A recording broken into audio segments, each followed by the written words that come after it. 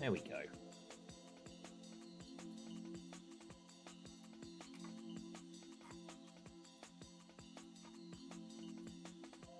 Aeon, what and welcome. That was bloody fast. Shaunrus. Flashing the burgers.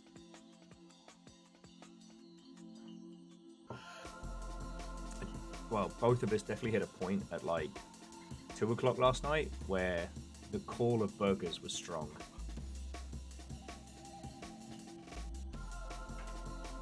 Like, how are rich people ever sad? They can have hamburgers at any point they want.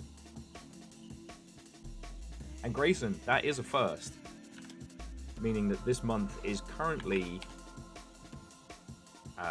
wide open. My little form would do its bloody job.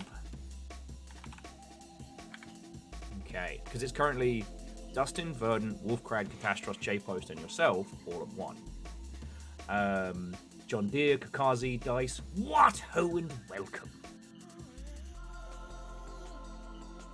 Yeah. Although Aeon, I think this household is fish leaning this evening. It's probably because of Little Fire's fish game yesterday. I will admit, I looked at you fishing up that salmon, and I was like, I could fuck that salmon up. I literally spent the rest of my night also playing demos. I did not see they were all fish. Yeah. If you didn't see it yesterday, what's the name of it? Strange Fishing? Little Fire was playing About Fishing, which is the next game by the Arctic Eggs team, and it looks like some real Lynchian good stuff.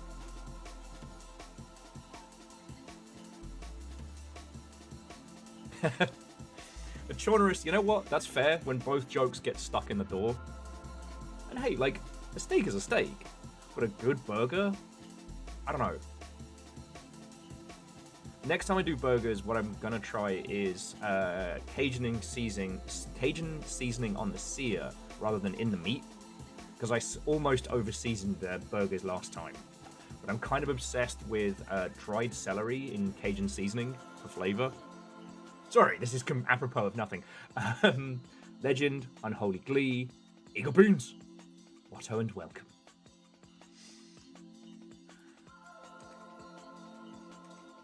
How are you doing? Tell me your tales, friends.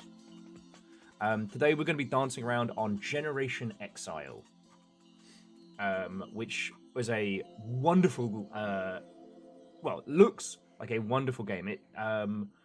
It was a big feature on Summer Games Fest and things last year's, but has unfortunately been one of the titles kind of lost in the churn.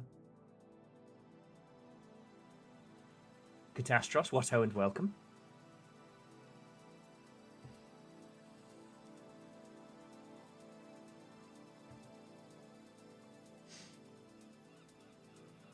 Come on in, friends.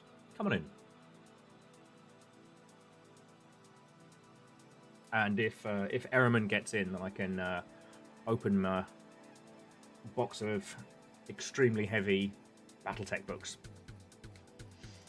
I'll let everybody know that we're going. But today is a slow news day, which is a wild thing. You know, obviously, yesterday was like a national holiday in a bunch of places. But I don't know. I was expecting today to be more of a deluge. There's little bubblings of drama.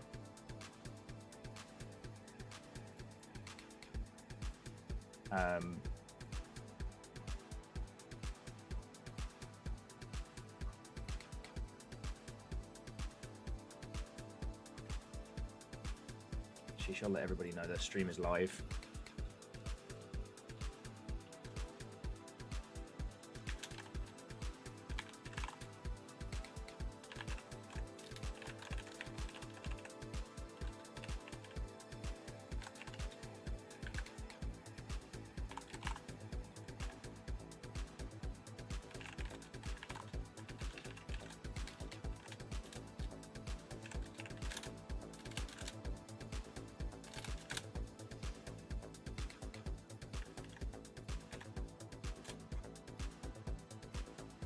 Okay.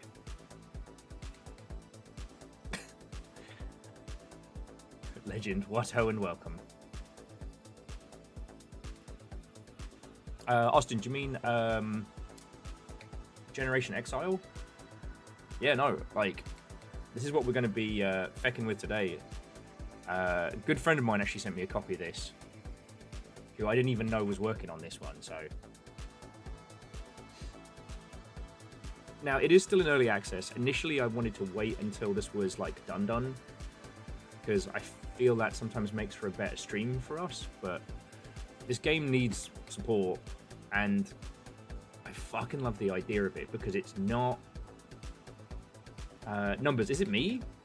Am I replaying Subnautica and I forgot? How are you doing, Watto, and welcome. And Chroma Capybara, Watto, and welcome. Hello, hello.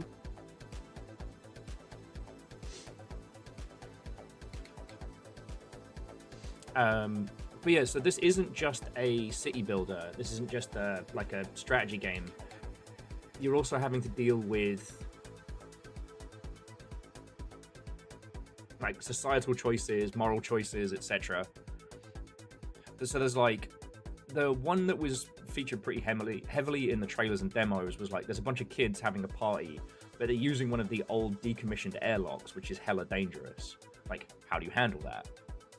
DJ Coil, Watto, and welcome. Coming in. But yeah.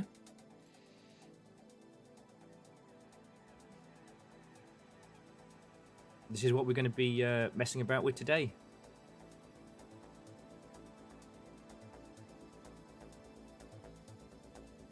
I mean, like a lot of you, I've been really enjoying kind of the eco-hope call. As you're a Brit, I feel the need to wish you happy Margaret Thatcher Death Day. Indeed. You know, Ehrman, if I'd been more prepared, today should have been the day we did another run at Thatcher's Hell Base. I can't remember why we didn't stream it. I know Fearless and I tested it to see if we could play it co-op using the Steam Deck. There was a reason why. Yeah.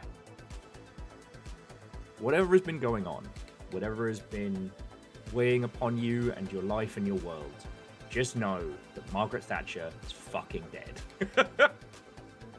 So is Ronald Reagan. God. I'm not into the whole biblical hell, but sometimes on those cold winter nights, I imagine that it's somebody's job to get up in the morning, have a cup of hell coffee, and just torture Reagan. Just torture the shit out of Reagan. And I like to imagine that, on hell weekends, they meet up with their friend, and their friend's like, oh, I've been on the Thatcher project now for like a good few years, and I've never felt more fulfilled. And they share tips and smile. Maybe they have a podcast.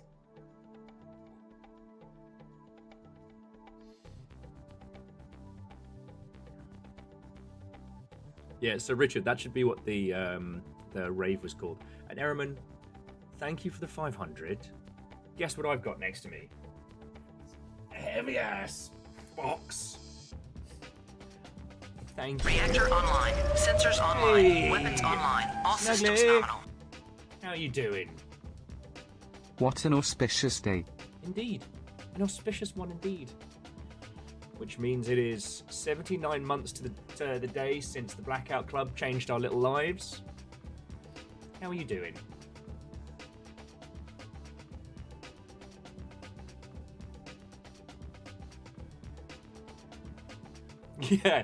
Yeah, DJ Coil, if any kind of whatever theologically waits us in the great beyond, whatever beliefs were correct, Reagan and Thatcher are utterly fucked. And that warms me. Ketrel, Watto, and welcome. How you doing?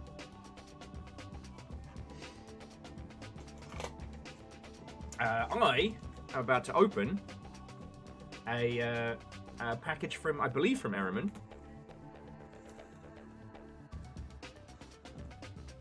At the moment, the thing is, okay, Seattle does not have normal seasons.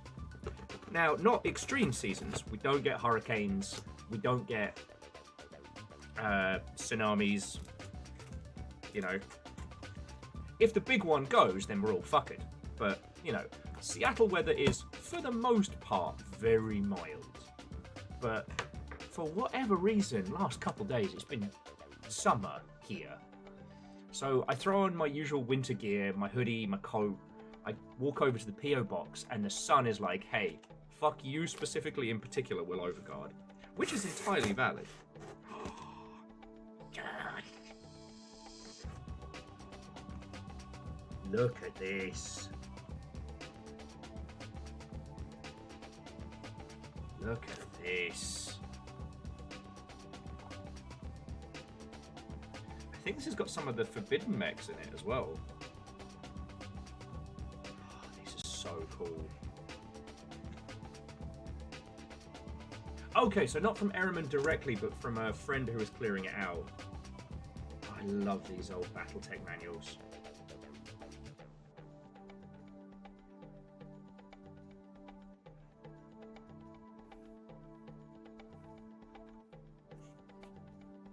Some of these are so weird. I'm trying to find you a good one. See? Wraith has his own mech. Unholy Glee, it's a shimmery purple. It's weirdly my favourite. Oh, look at this.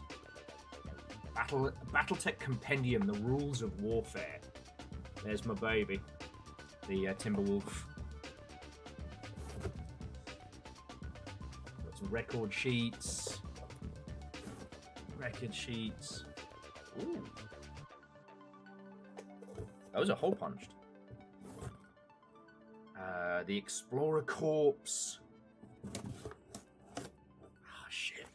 Okay, I drooled over this one specifically on eBay, the Maximum Tech. I don't know why, but this like variant of the Awesome with the additional fins and stuff. So fucking cool. And in here, the OG box. Now, I did have the OG box. I didn't bring it with me when I got chucked out, because obviously, it, you know, it's too big. And I hadn't gotten the chance to play much in the way of Battletech, really. But yeah, this is the OG classic Battletech, complete with the cardboard cutouts and everything.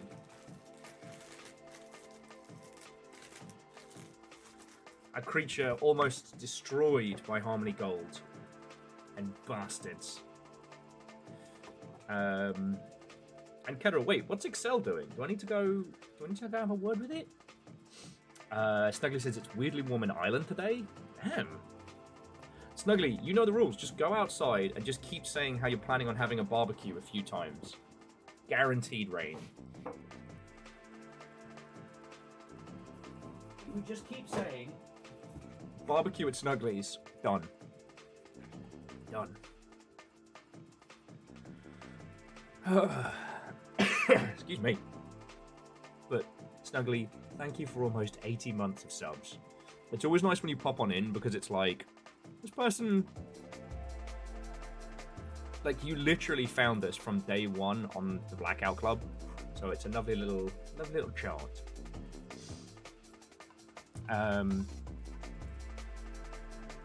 There isn't... This is the thing, friends. There isn't much in the way of game news to talk about today.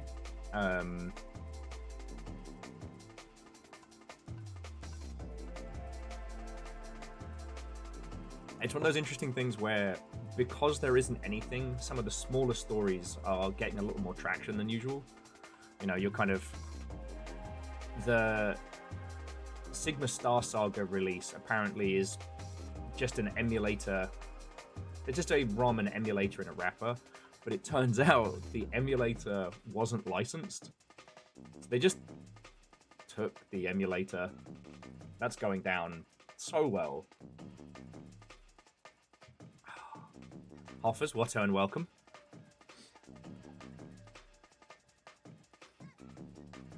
I say this well-meaning. No game news? Thank God. Yes. Absolutely. Absolutely.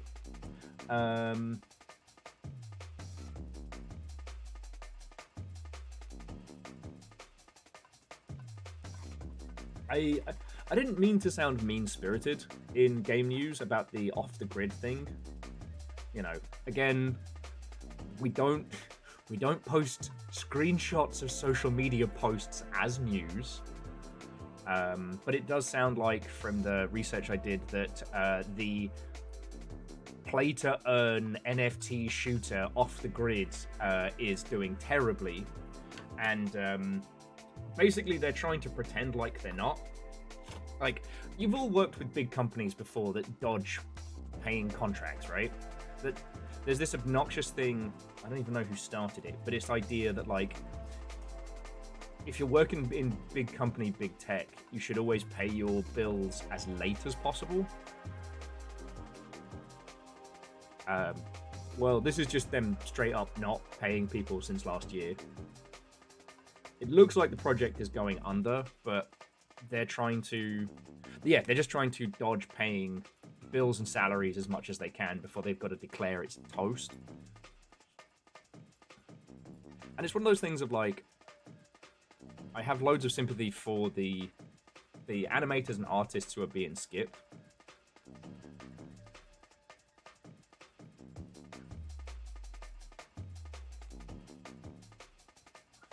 But there is a certain amount of, like, you had to know, right? You had to know this was a sinking ship.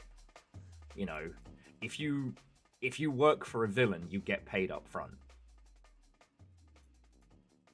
Because, like, a million years ago, Crytek famously overextended itself, and for a while, they did not have money to pay people.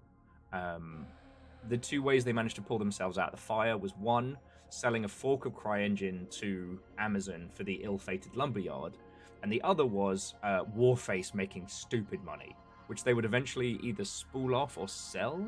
God, I haven't even talked about Warface in so long. But, like, they couldn't pay people. But up until that point, Crytek had been stable. They'd been they had their own engine, they made their own games. Hell is Warface. No. War is war. Fuck. Hell is hell and war is Warface. Damn it. Killed the quote. But if you take a role at an NFT-backed company, like, you have to know, right? There are a lot of folks over the last, like, year and change who have been basically bullshitting AI companies and being like, yeah, we'll totally use your thing. Give us $50 million. No, totally. And they're just waiting for the bubble to collapse, you know? I know a lot of folks who took Stadia money knowing that Stadia had no chance, but they built their games in such a way that it could work off Stadia, and that's really cool. But, I don't know. At what point do you have to take responsibility for the company you work for? You know, if you work at a place that is not stable and using unstable tech, as in, like, financially unstable tech, like, at what point do you have to take a responsibility on that one, you know?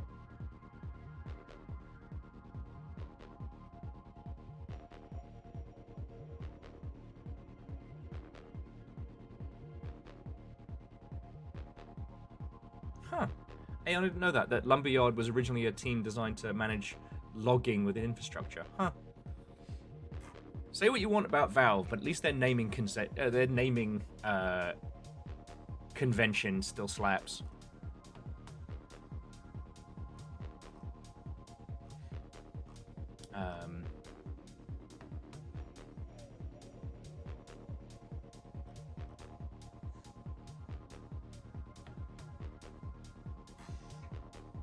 So yeah, that was one thing that was doing the rounds.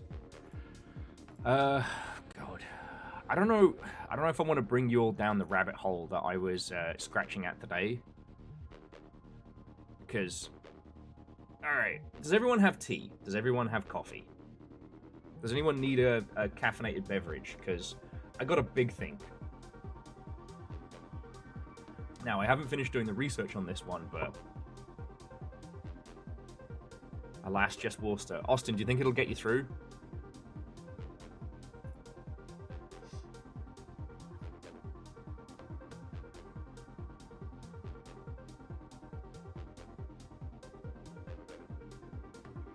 Okay. So I'm going to bring up an age-old discussion, which is, at what point does supporting the art support bad shit? Rodser, Watto, and welcome.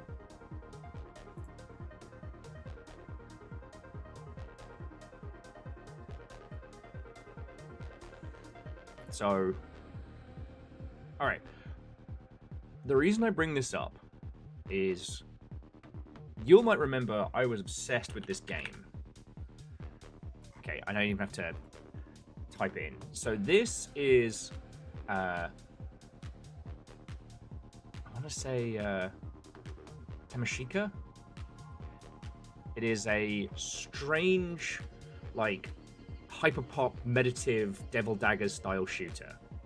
With this weird kind of, like, aggressive rainbow manga style.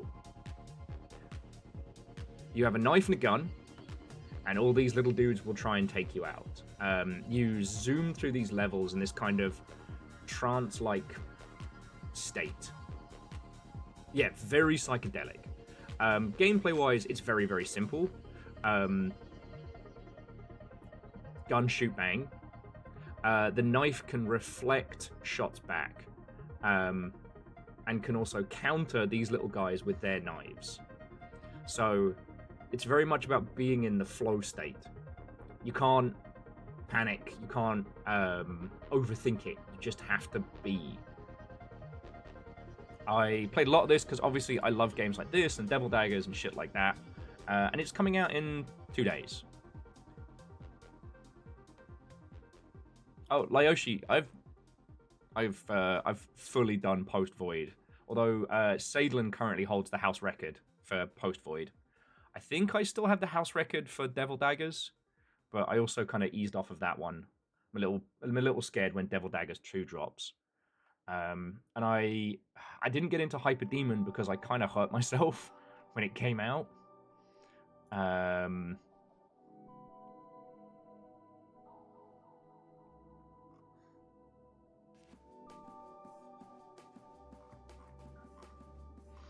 But Hyper Demon was really cool. Hyper Demon's kind of like the Street Fighter Third Strike of shooty gun bang. So, the developer behind this is Quick Tequila. Quick Tequila is known for Lovely Planet, which you may have heard of. It's kind of an indie darling back in the 2010s. Tiny Build put it out.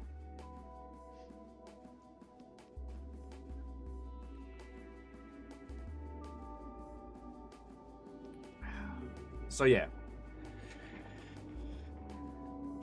God, this trailer is... There we go. So yeah, this is Lovely Planet. Now, this dropped at a time when we didn't have as many what would now be called kind of cozy games, or cozy aesthetic, and it's very much this light on challenge, high on vibes type shootery game. It's kind of cool. There was a Lovely Planet 2, April Skies. It didn't sell as well as the first one, but, you know, neither did Super Lovely Planet or anything like that. So, you know, this dev had a very, very big success with Lovely Planet and hasn't really done anything now until Tamashika. The thing is, I got really into this. I played the demo obsessively, right? The rhythm of it really pops. Hey, Amsternator, Watto, and welcome. Come on in, come on in.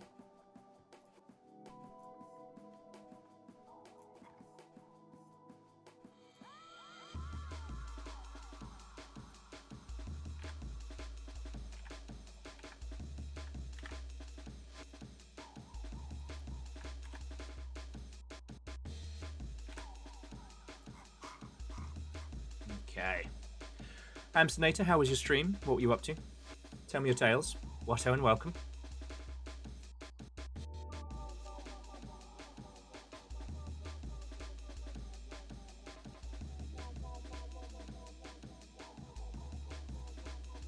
Okay.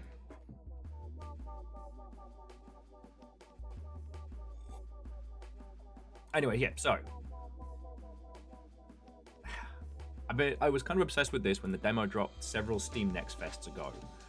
But the thing that struck me was this publisher here, EDG LRD. They've never played anything. They haven't published anything else. This is their first thing. And I was like, isn't that a shitey spelling of edgelord? Edgelord. Oh, and Hamsnator was on 1,000 Times Resist. Lots of questions, far less answers. Yeah. Like, and to my knowledge, you're not going to be getting a lot of answers anytime soon. So I start looking into edgelord, right? Because like, if there's a new publisher on the scene, I want to know about it. And I am still in this rabbit hole.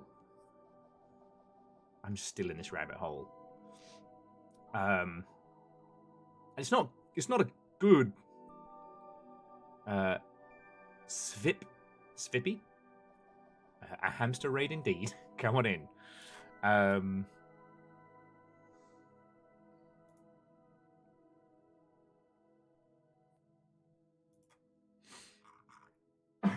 Excuse me. I'll get some more water in a sec. So, I started doing a deep dive on this, and I haven't come up from the rabbit hole. Honestly, if it was just me by myself today, I probably would have started stream like 3 hours late, just deep diving this.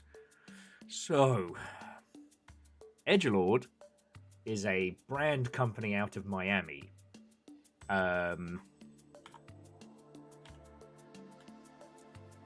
Edgelord. And it's very brand. So obviously they're getting ready for release, so they've got merch stuff here. But there's like, they do commercials, music videos, all this kind of nonsense, right? They did the deal we've just begun featuring Poppy and Sunlux for Marathon. The Marathon part of that is the only part that my brain could translate, and they're very merch. So you can already see where I'm starting to be like, what? Oh, and if this looks like AI generated nonsense, don't worry, we'll get to that.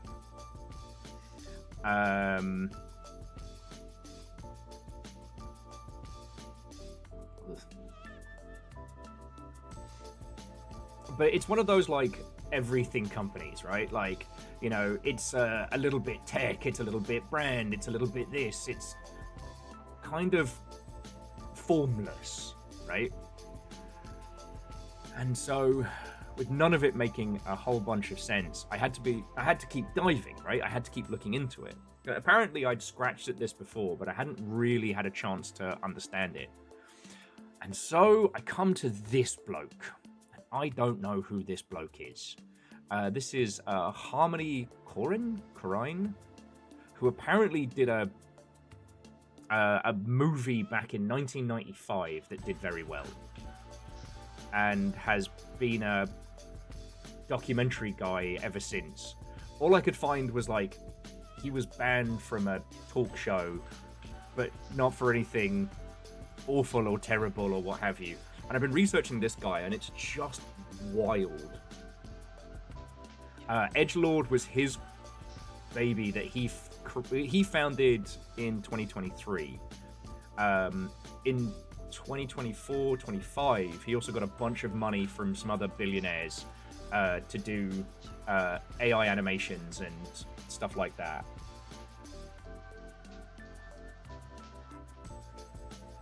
And yeah, I cannot say definitively anything about that guy. This is the first time I've heard of him. I don't know cinema, right? Fred, Watto and welcome briefly. Oh, and Fred.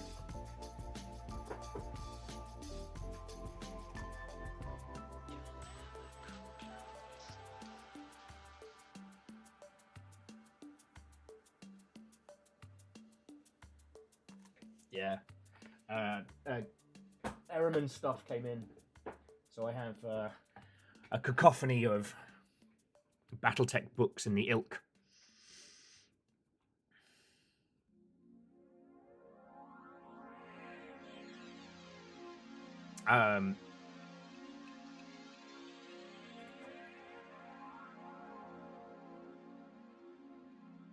Oh yeah, Fred, hard agree. The early Battletech books had so much life in them, but I'm always a fan of, especially like tabletop games that have in-universe stuff in them.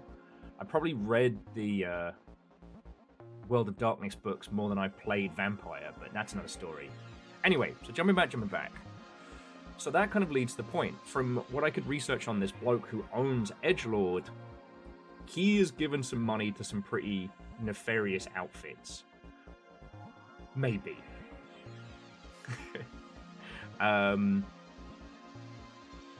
Dude's either like uncrowned king of wrong place, wrong time, or gives a lot of money to the Israeli military, personally. And that was where I had to kind of like stop doing the deep dive research, because I was looking at pictures of like fundraiser galas and stuff like this. And so that brings to the crux, right? What is the, like,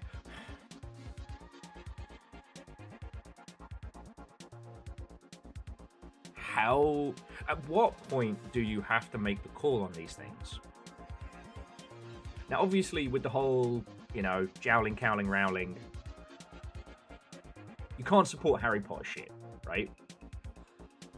And it's not just because of, like, the, oh, well, giving her money. She uses the brand of her works to keep funding her operations, right? So long as Harry Potter remains, you know, the brand force that it is, she can weaponize her fortune to do awful and terrible things. So it's not even a case of like, oh, well, I didn't pay for it. If you're showing support of it, you're helping her, right? But then I think about like, well, there are a lot of games that use realistic firearms that those weapon companies get like licensing deals from. You know, I think the good hyperbole example is again Call of Duty, which never started out as military propaganda, but definitely morphed into it. Propaganda might be the wrong term, but, you know, you could not separate Call of Duty and the US military. But again, it's the amount of funds that you put into it or don't do not move the needle. Joiner is yes, she is also using support of her brand as support for her awful beliefs. So then you come to something like this, right? Which is we have a weird, I'm going to call it indie coded, because Edgelord is not short on money. We know they've been given fuckloads. This is a published game. Might not be AAA, but this is a published video game. Sorry, I'm going to move it over here because it's getting dizzying. You know, but it does come from an indie developer. But the publisher may or may not be directly funded. So this is where this question comes in. Now, there's no one answer, right? There's no blanket thing that you can apply.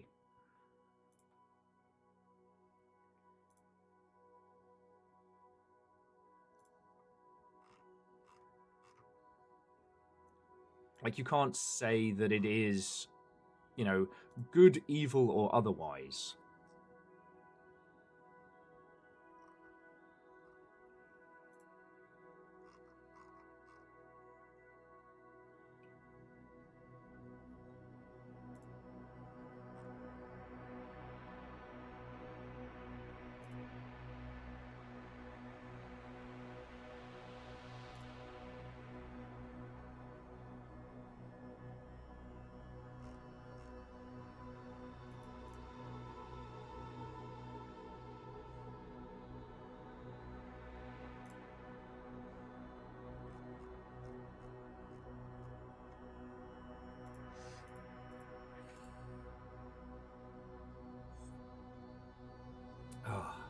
Oh yeah, no, and Scotty, there've been many times in video games where people have gotten around gun licensing by, you know, coming up with their own funny knockoff ones. You know, I do like the fact that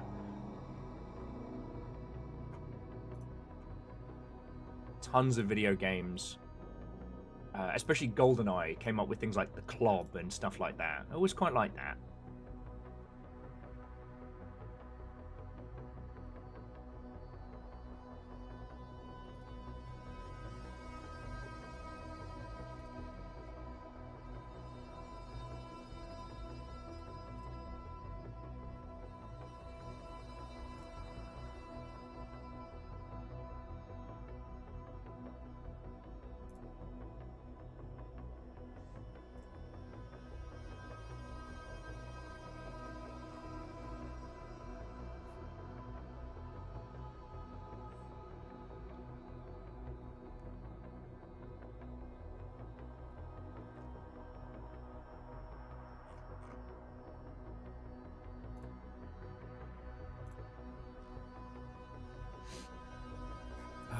And PVS, what and welcome.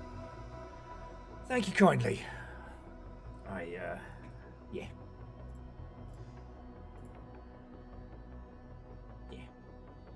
Anyway, sorry.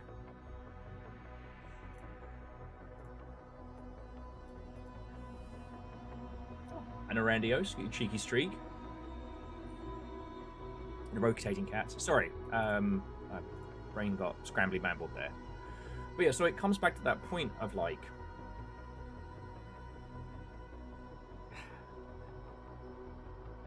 and Fred, have a lovely rest of your day.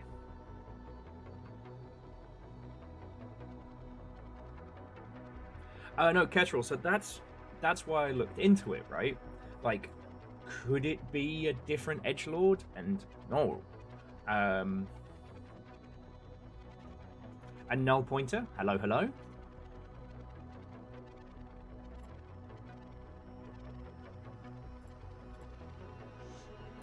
And the site in question is also like selling merch based on the game. So yeah.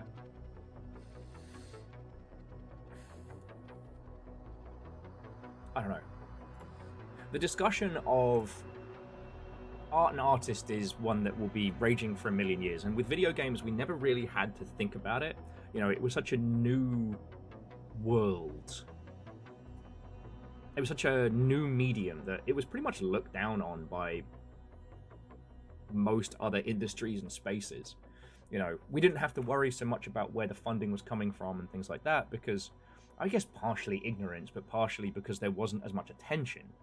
You know, games have now surpassed pretty much everybody else. And of course, chat is broken.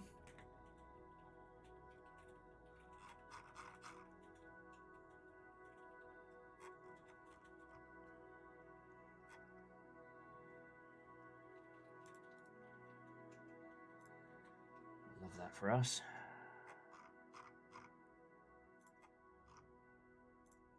Okay. Might need you all to give me an 07 if you have a second, just to see if it's back. Just my chat box died. There we go. All right, we're back.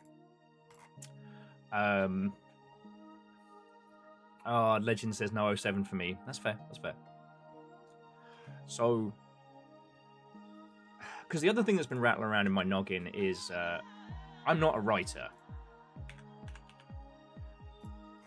Like, I wish I could write great and incredible articles. I can't.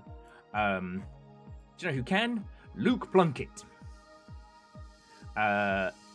Luke Plunkett's been about in the games media space for a squillion years and is an exceptional writer. He does a lot of work, I shouldn't say he works over, he does a lot of work over at Aftermath, which if you know, that's something that we support. If you want to support some good games journalism, this is a good place to put some coinage. And he wrote the thing that we've been talking about so much, which is that there is no games industry anymore. That being that there are lots of different spaces that produce video games, right? But there is no unified games industry. You know, we can come together and share knowledge at GDC, but GDC isn't the reflection of the whole industry. You know, we now have people who have been playing games for a decade that have never engaged with another game site, another console, anything. You know, we may not regard them all as high art, but Mobage are video games, and they are video games that people play. And the Mobage space doesn't even acknowledge that we exist. I guess partially because we haven't acknowledged that they exist.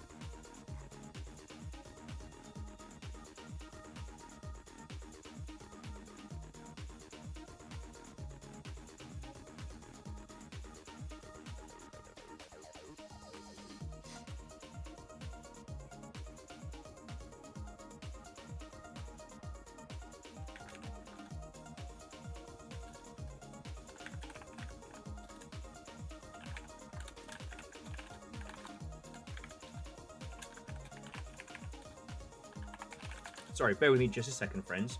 Our good friend Dan Olson just gave me a whole bunch of info on the bloke that I'm trying to research.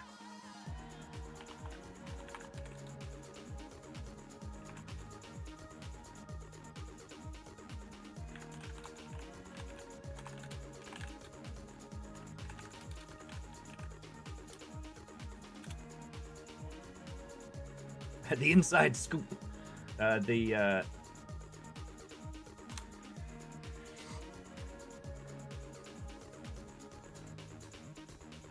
Anyway, sorry. But coming back to this bit over on Aftermath, we're not surprised Dan has something insight, something niche and esoteric. Well, so Legend, it's because whenever I was researching this guy, jumping back to the previous conversation, like, he has his own subreddit, and, you know, there are lots of people that talk about him with a level of reverence and whatnot, but there are also a lot of people in and around the film industry who are great at self-aggrandizing, and sometimes that loops back on itself, you know what I mean? The Tommy Tallarico effect is real. If you spend enough time telling everybody how influential and famous you are, eventually you start meeting people that don't know. You can kind of create a falsity. You know what I mean? You can kind of create the situation where, like, you can almost be famous for being famous because you told everybody you were famous. And The Athioli shopping district is receiving reports of people being mugged. We like to remind them that there is no mug store, so cannot be any muggers.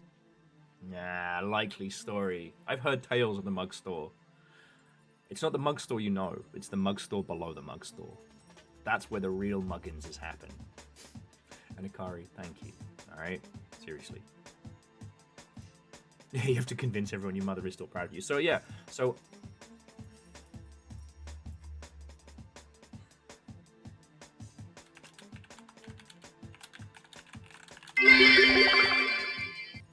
Hey, I heard about this cool little indie game the other day you should check into. Hear me out, you're a lizard in the post-apocalyptic PNW, where the Feywild is influencing our world. Gunplay and everything. I don't know, PVS, that doesn't sound like my jam. You mean you play as lizards rather than people? Ugh, well, so long as there's no, like, Feywilds, as long as it doesn't play like Stalker, then I could get into it.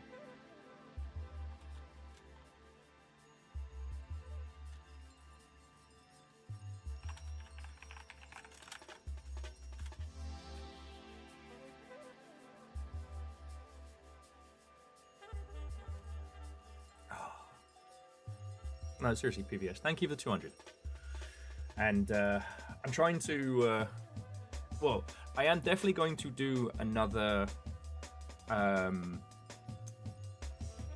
Project Silverfish video. The next one's going to be a...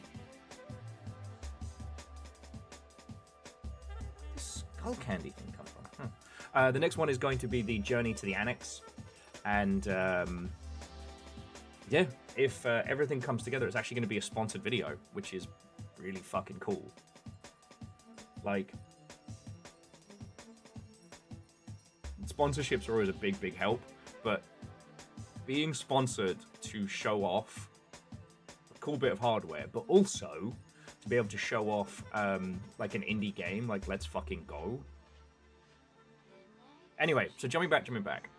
Yeah, Dan Olsen was just giving me a bunch of info on the individual we're talking about who owns Exile. That apparently he was part of a movement called Dogme95 that was the precursor to Mumblecore. If you understand what that means, I would love a deconstruction.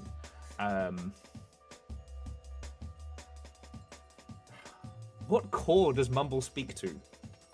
Anyway, his post-Dogme movies are very improvisational and lo-fi, but he's particularly known for making stuff that's kind of messed up. Spring Breakers is my favorite.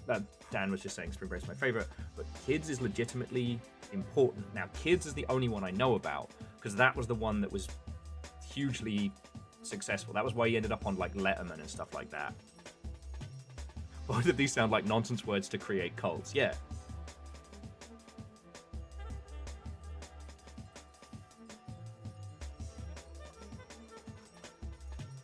Well, so numbers, I guess, yes. Kids was messed up. Okay. We don't need to go into content details, but the only thing that Dan added was that he's not a commercial director, but he was financially successful because his movies were dirt cheap. Fascinating. Anyway, like, the reason I bring this up is that, like, once we stop looking at video games as one space, one industry, it does mean that, like, learning who is making these games and what's happening, like, it's no longer the Nintendo versus Sega era. We're not just throwing money at one of two outfits and all the varying different moving cogs and pieces, you know?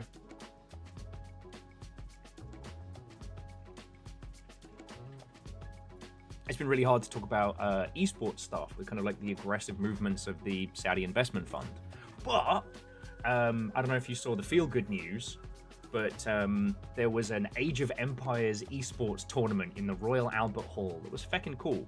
And that one, not influenced by the Saudi investment fund, which was really cool. You know, that was just a bunch of nerds playing Age of Empires in a very prestigious historical building, paid for by Red Bull. Okay, what is going on today? Chat just keeps disappearing.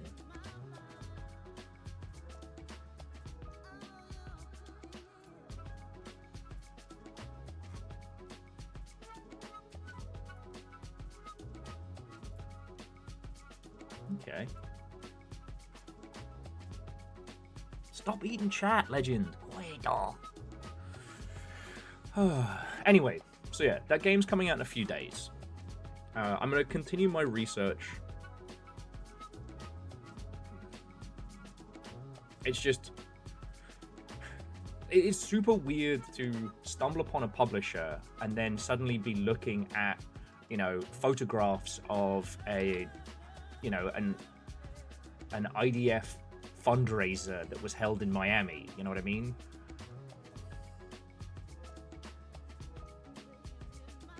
The guest of honor to that particular event was Mike Tyson.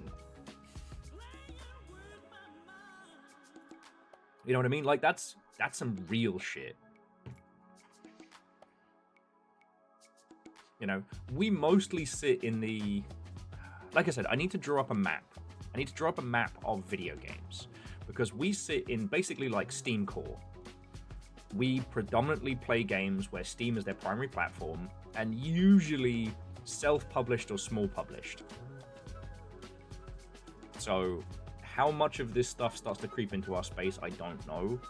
See, the kind of games and indie games that we spend our time with have the potential to be huge earners, but they're not guaranteed, right? The big budget multiplayer die-offs are kind of the big one. You know, what was it? Don't Fear the Cube has already been taken offline today.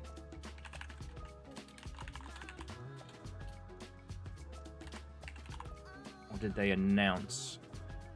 Not to be confused with The Cube, which is the one being made by the Atomic Heart Squad. Which, oh god.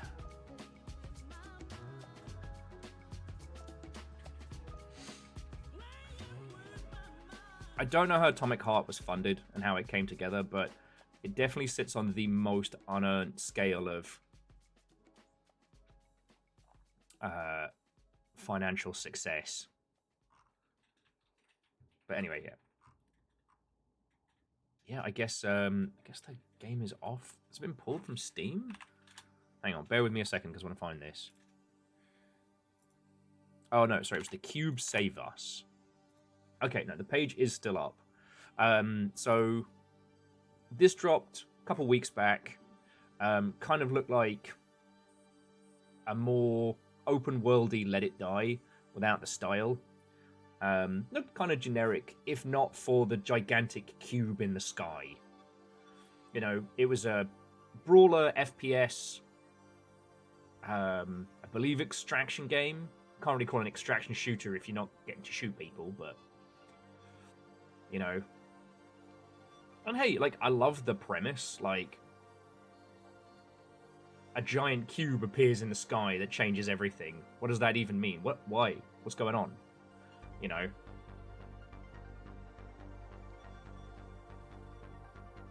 It's done very, very poorly, predominantly due to stability and it's just not being a lot of fun. Though it is worth noting that the Steam Next Fest demo for this did incredibly well. But as you can see, like, I haven't researched the team behind it. It's either a Chinese or South Korean company, or at very least that is the market they're going for, which is very saturated, which means you have to have a perfect launch. Now, the fact that it's being killed off after only a couple of weeks, yes, not to be confused with 1997 sci-fi horror Cube. Ugh, I don't want to. No, the one I was talking about. Sorry, Cube. Ugh. Like, I'll show. The Cube is unrelated Cube games. What's this?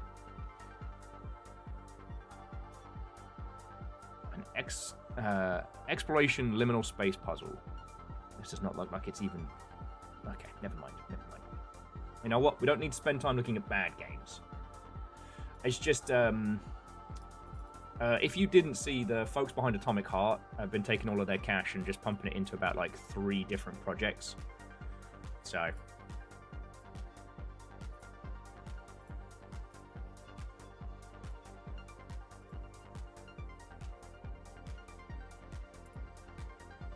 alongside Atomic Heart 2, they're also doing their extraction shooter. But their extraction shooter... Okay, look. I'll show you just again. I am not recommending you get this game by any way, means, shape, or form. Because, like, the trailer alone makes me want to throw bricks. So this is the evil scientist from the first game who split the character's wife's brain in half and put her into 2 uncomfortably sexualized, weirdly stereotyped robots. And those facial animations are hitting the uncanny valley something fierce. But the concept of it is kind of cool, that there is a Rubik's Cube world that has just appeared, and all the pieces of it can shift and change and what have you.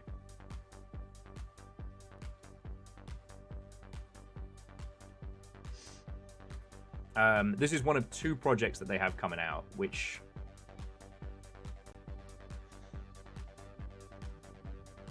yeah. Where they're getting the money for this, I do not fucking know. Because, like, Atomic Heart was in development for a squillion years. You know what? That's enough of that. But they're still aiming to be releasing...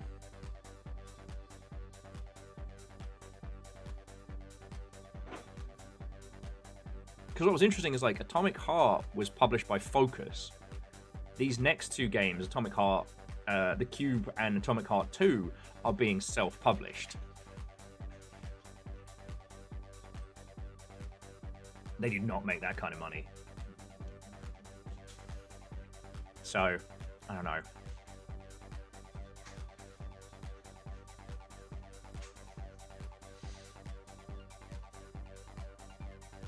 Yeah, Unholy Glee, right?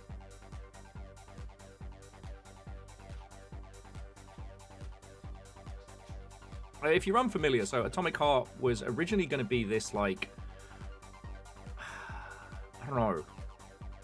It was originally looking to be like a survival shooter in like a long defunct communist Russia theme park. And it kind of devolved into this BioShock, but lacking any kind of nuance game. Like, imagine BioShock, but at the end of BioShock, the point of it was that actually Andrew Ryan was right, and that everything was great, right? Actually, you know, actually Rapture was great and fine.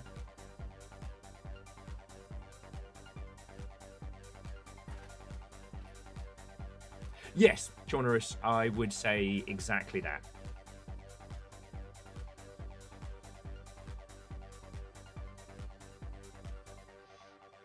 Like, as a shooter, it was mid. As a game, it was exceedingly mid. It had a couple of little interesting moments, but so much of it was just because that was the thing. So much of it was naff, and it seemed to drop right time, right place. You know, it wasn't quite open world, a little bit. It wasn't quite, you know, freedom of movement, freedom of story, but it was a little bit. I found it deeply uncomfortable because your character goes through all these awful things, but at the end of it, you know, the message is like, actually the party was right all along.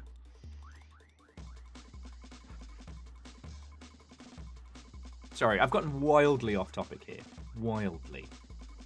So, let's switch to some positives. So, do any of you like video games? Because there are a whole bunch of them. Oh, and this is what I was talking about earlier, the Sigma Star Saga DX. Oh yeah, no, Jeffrey, they're really starting to take off. No, I hate video games. Can't stand them. I'm not sure I've heard of these video games you speak of. Rod, so the very same. The ones you play on your Playtendo Xbox. This feels like a really leading question. No.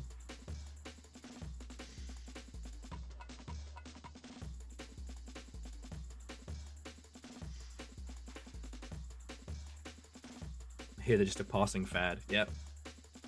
With your new Atari console, these video games. I think it's wild we still call them video games. Anyway, there are a lot of new releases, and we are still very much in the paint. Though it is interesting that when you stop thinking of Steam as just a store and start thinking of it as an ecosystem proper, there are definitely games that work on Steam. Genres, yeah. Sigma Star Saga has also dropped on the Switch. There's some drama around. It is just an emulated version of the original game. It is not an upscale, or it's not a remaster or anything along those lines. It's the old ROM, and apparently the creator of the emulator that was used was like, yeah, they just took it. Well, okay. The last that I saw on the subject was that the blink. The emulator may have been sold to the company publishing it through a third party who stole it. But we're going for that one. I do think $20... That's the problem, right? $20 for Sigma Star Saga is a fair wedge of an ask, but it's not a short game. If you never played it, it's your typical kind of like Pokemon Battle Network type Game Boy Advance game, but the fights are little like short bullet hell segments. It's interesting. Your guy has a strange parasite in his noggin that links you to a ship in orbit. But yeah. Excuse me. So yeah. Yeah, it's good that it's available without piracy. And I would never tell you to just pick it up on a ROM and emulate it and to see for yourself. But because Little Fire and I were talking this morning about like folks just openly talking about emulating, about, you know, downloading ROMs and playing games pirated on social media. Like, homie, don't fuck with Nintendo. You don't know what they did to the R4 card makers. They will wreck your shit. Pikachu is not your friend. But... And yes, it was a Game Boy Advance game. I think it was Treasure? Who made it?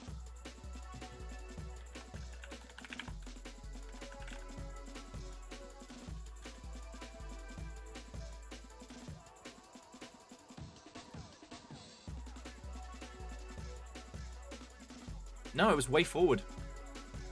Wait, hang on, was it?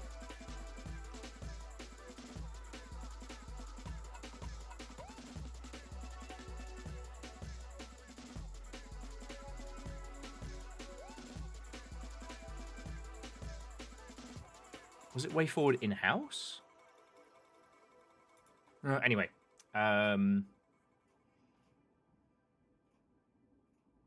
You're right, Phyllis. You should never download a ROM of something you don't have a physical copy of.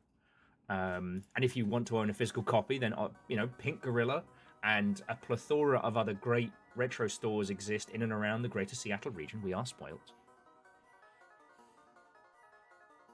But, you know, I would never say download ROMs to experience rare and violently expensive video games. And if you ever did, don't post about it. Don't post about it on social media. Okay, but as for the things on my little radar, so I'd completely forgotten about Morbid Metal, shape-shifting robot kung fu. You all told me the term for this. The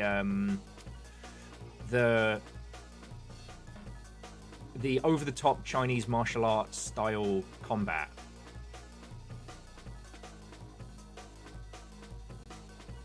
Yes, no Fed posting also includes Nintendo. Wuzai? Yes, that's the term. So this is taking that and combining it with, I mean, take your choice, either like Dungeons and Dragons, Demon Stone, or Sword of Etheria, or fucking Sonic Heroes. You have three characters you flip between that have three different combat styles. I think what I really appreciate is that there are a lot of games using the Wuzai? I'll get it eventually. Of using that style for their titles, which unfortunately then do a real bad job in terms of character designs. Oh, it is actually pronounced Wusa? Thank you. Okay. Like, I swear to fuck, if I have to see another Stellar Blade soulless art style, like as we saw with the fucking Cube, if I have to see another one of those, like, I'm not saying don't make hot characters. I'm not saying don't make, you know, cool, interesting characters that have, you know, an open representation of their sexuality. Just don't be shit. You know? Marvel Rivals has made everybody hot without being creepy. Including Deadpool, who... You said Deadpool gets a maid costume now?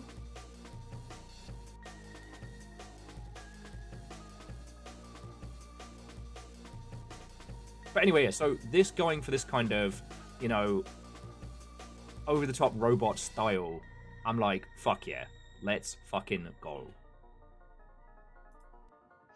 As for what else is on my release list, so The Occultist has dropped. Now, this is, I forget who Daylor have... Okay, Daylor haven't done anything prior that I know of, but it's Dalek Entertainment, and they're always a bit of a mixed bag. But it's a first-person narrative thriller. Well, Alan, I mean, yes, Caked Up Venom. I need to work out how to unfuck my Marvel Rivals install on the regular. I've got a weird issue on PC where if we install Marvel Rivals under Littlefire's account, it's playable. But if I install it, I can't get it to run. So same rig, just 2 different accounts. And it's fucking weird. It's not like an account ban or anything like that. Because if I download it, well, if Littlefire downloads it and then I run just the XE and then log into my account, it's fine. Yeah, and Dalek has made some excellent classic style games. They're not perfect by any means, so I can't say that this is a guaranteed, you must go and pick this up.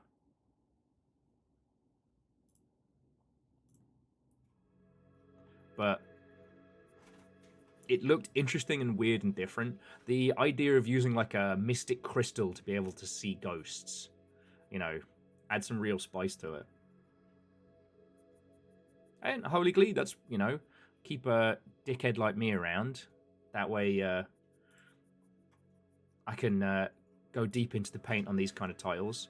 Now, I forget which one Subversive Memories was. A story-driven survival horror set in Brazil during the last military dictatorship. Oh, this had kind of like Crow Country, but more so kind of vibe. And Legend, you might be lagging behind. Well, yeah, was that Dalek in-house that made the Gollum game?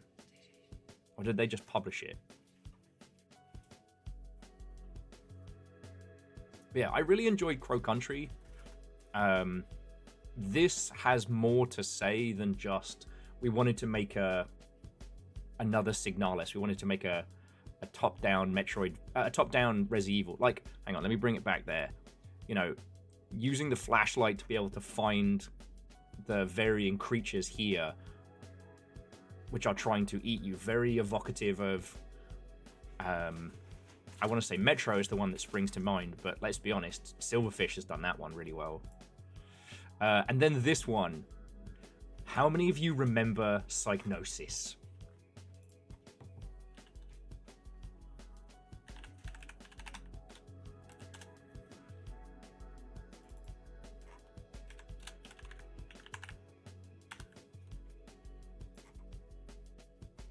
Okay, I'm just gonna, for those of you who don't, and if you haven't, don't worry. Psygnosis, back in the day, were famous for making box art that looked like this. Now, Terrapods did not look like that as a game. Let's see if I can find it.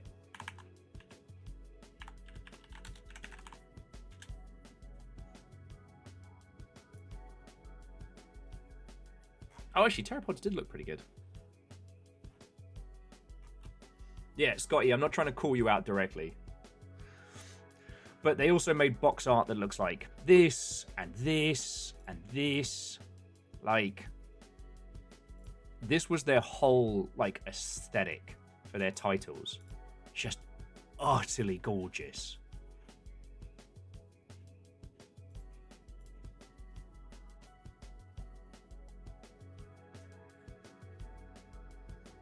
Yes, I do believe that game is called Ball Sticks.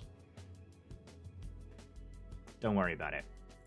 But like Chrono Quest here and...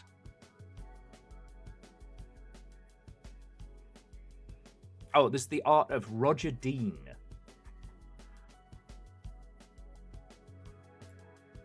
Just gorgeous. So, on my usual jaunts through the video gamersphere, I come across this, and this is Chain Staff.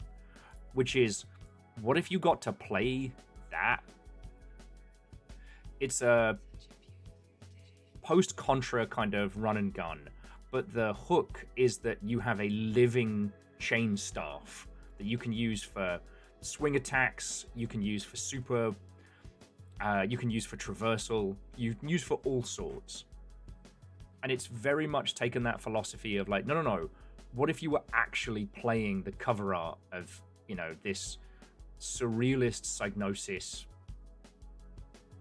you know, box art. Yeah, very 70s prog. Now, it's been a while personally since I've... sorry, let me bring it back for a sec. It's been a while since a Metroidvania-style game has really gripped me. I kind of wanted that, was it Rusty Moss or whatever, to be it, but every time I tried to put that on the schedule, something life happened. However, look at the moral choice. Rescue them. Eat their heart. Suck their brains. Silly humans, you're two kinds of delicious.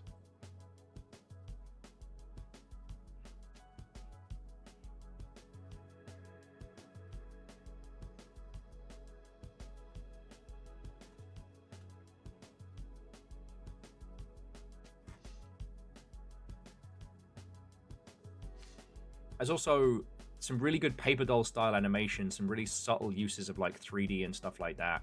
Like, it looks really interesting.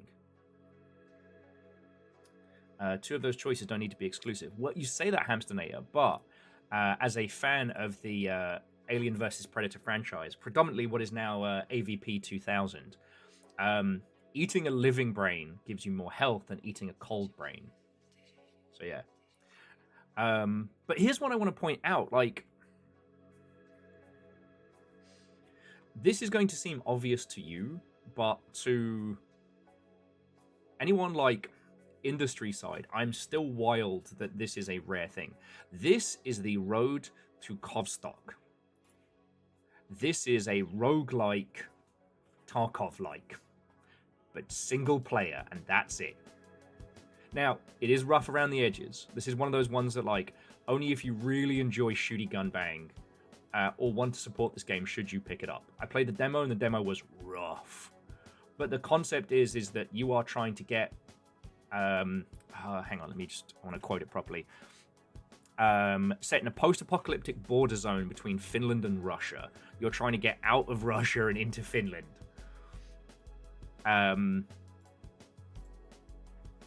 You choose, like, your route and where you go, which gives it that roguelikean feel, and the goal is to get from one end to the other. And that's it. You know, realistic shooty gun bang, kind of a little bit more of a simplified healing system than, say, like Tarkov and things like that. Now, why is this one important? Because if you... I mean... Alright, for us, this is something obvious, right? Because every time we have a conversation about one of these games that I've gotten into, a lot of you will be like, okay, but I really don't enjoy PvP stuff. Which is fine, you know? Anyone that tells you you're wrong on that one is themselves wronger. Though I will say, I did play a couple of rounds of the spooky arena breakout last night, and it's not perfect, but... Anyway, anytime you look at, even like with Marathon, with Arena, with all of this, the first thing that you'll see in any of like the forums and threads and whatnot is someone saying like, hey, when is this going to have like a single player mode? Because the concept isn't exclusive to multiplayer. Now, multiplayer does add a level of predictability, but I don't think it's a level that couldn't be achieved with, you know, good game design and good AI. I say game design because, like, how you put this stuff together is what, like, produces that experience. But this is being made by, you know, one solo dev. Sorry. Obviously, he's using assets from asset stores, and I believe he's using, you know, contractors. Like, I don't think he painted that key art, but, you know, also, this came out yesterday and already has over 1,000 positive reviews on Steam. I'm just saying, like, that is a true indie project. Look at how much it's sold already. Fearless had a few fantastic rounds of Marathon last night. Ended up matchmaking with a couple. They asked me to join them. Went on several runs as a trio. Sometimes succeed, sometimes died. But either way, we had a good time. Yeah, I had to stop being an arse about the Scar yesterday because while going through the spooky zones of Arena Breakout, I scrounged a Scar off of a dead NPC. And then I was doing that thing of like, I'll keep playing until I die a horrible death and lose all my stuff. And I just didn't. The Scar saw me through. So I got to stop being an arse about it. Ooh, on the subject of that, I did try the PvE mode for Arena, and it's fine. That game is clearly built with players in mind, and unless there's a boss roaming the area, you know what? It was very relaxing. You know, I got to check out all the high danger areas with no danger. Got to trundle around, find some goodies. I don't want to brag, but I do now have a small cuddly plush owl in my Arena Breakout stash. Yeah, had to find 25 little bastards. Anyway, the reason I bring this up is that the Road to Kovstock is an example of users asking for something very specific. You know, I don't think Marathon as a PvE game would have the same pop. It might, but I don't think it would have the same pop. Arena Breakout is spiceless without, you know, people running around. You need some threats. You need some reasons to be scared to walk the zone. Now, I think that reset the clock. I think Project Silverfish definitely evokes that spice, that fear, that like anything could happen. So yeah, because the thing is, People of Note looks really interesting. It is a music-based, turn-based musical RPG. And like, look how fucking cool this is. Apparently since Annapurna kind of unfucked their whole house, you know, they've been doing good. Interesting cast, bright and colourful, music-based. Now, this isn't the first music-based RPG we've had. I do think that, what was it? Oh, not Beyond Roads. There's something Roads.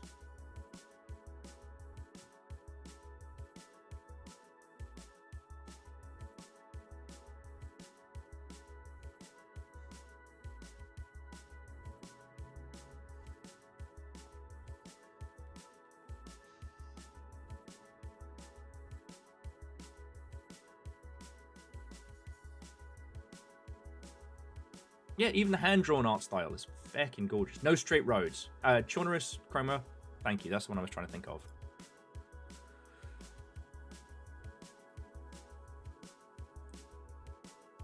I do think No Straight Roads has a slightly more interesting art style, but like, and I'm not here to critique it. It's just that People of Note has been out the same amount of time, currently sitting at 66 positive reviews. This is a title that I would say is kind of like a niche within a niche, right? I'm not an audiophile by any means. I don't understand, you know, music theory and composition. You know, like every child at one point, I think I liked the idea of being in a band. But thankfully, none of those tapes have survived. I cannot.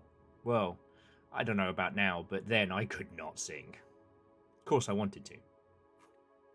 And it's just that thing of, obviously video games take a long time to make, so you can't be reacting to the market at the same speed. Lucas Pope recently said that he doesn't like posting about his projects because he doesn't want them to get stolen by AI. No, yeah, Chornerus, that's the thing, is I'm not saying, there's nothing bad about this.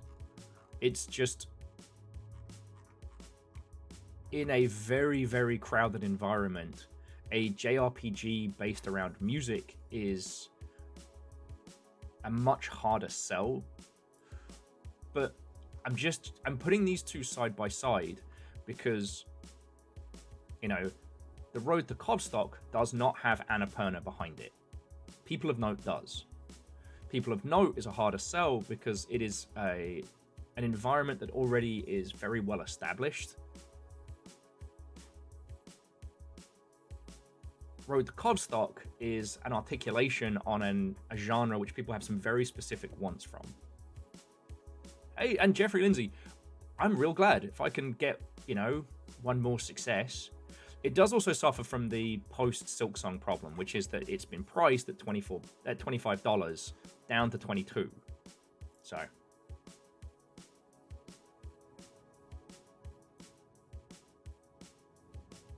Are we getting no alerts as well? What is going on today?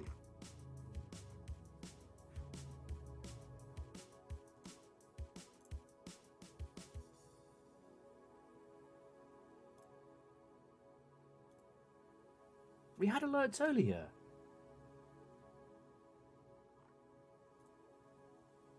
Well, Zeke, there should have been dancing little Nico from one shot there. Thank you. I hope you're doing splendid, mate.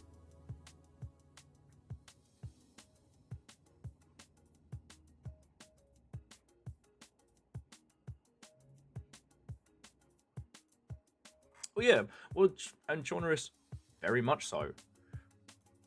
It's also actually looking at an environment and seeing what users are hungry for, which is a very, very hard thing to know without like masses of research.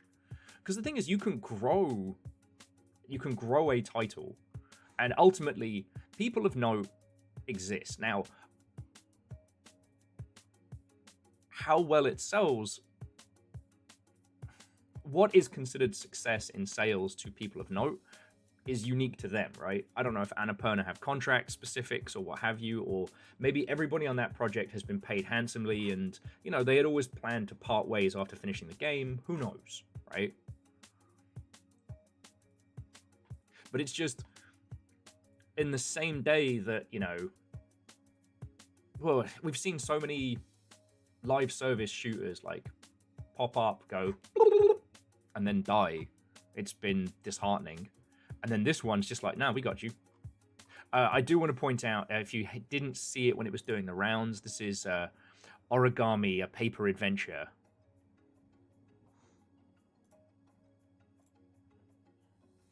It's about an origami cat.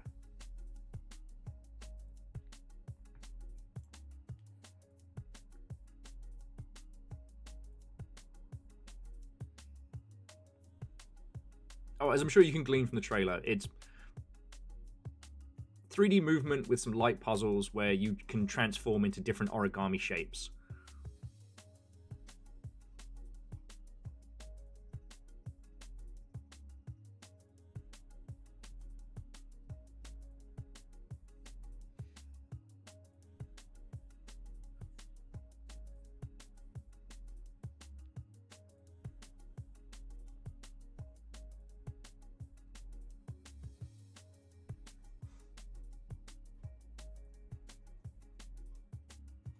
Like, that's just cool.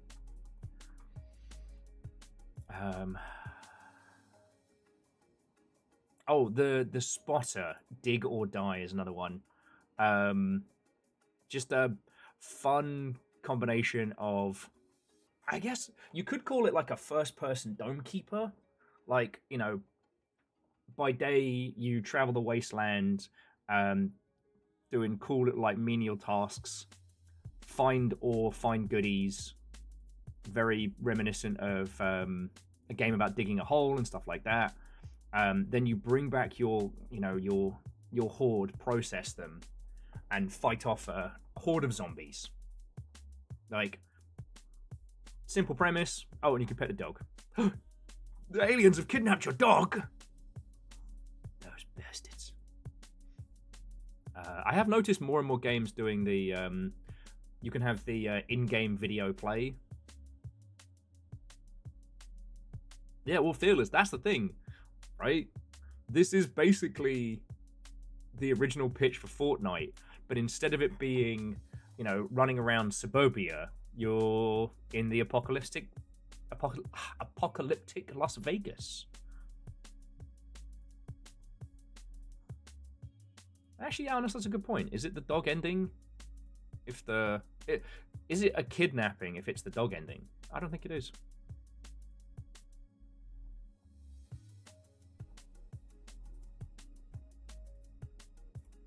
All right, let me speed up the good shit. Wasteland Bites. You'll know if you saw Little Fire play the demo of it. A high speed. You make food for zombie creatures of the wasteland while varying SCP type monsters fuck up your shit. Very funny. Ether Eye is one Jess sent. Oh, that one's free? Yeah, all the ones I sent you yesterday are free. Oh, hell yeah. All right, bet. You're trapped in a world that appears peaceful. Dark reality festers beneath the surface. You must. To master it. To survive, you must master the art of fractured vision, like looking with one eye or the other. I think that's going to be feckin' cool. Because we've had blinking mechanics, but what about winking mechanics?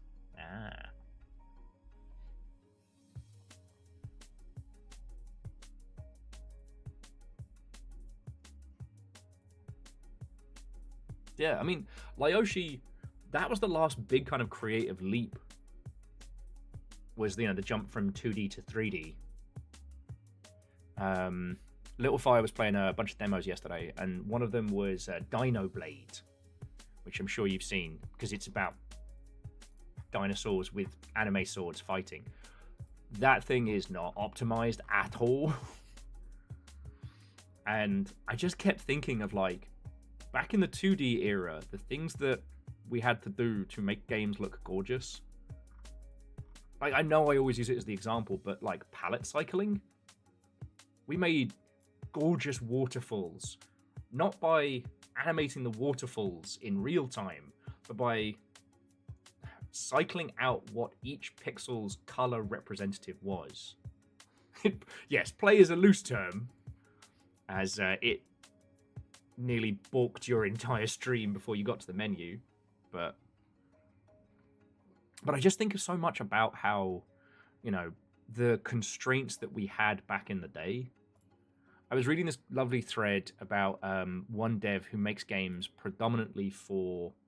Oh, and Vanderbeest, what and welcome. For browser games. And that browser games, like, you still have to, take file sizes massively into occurrence.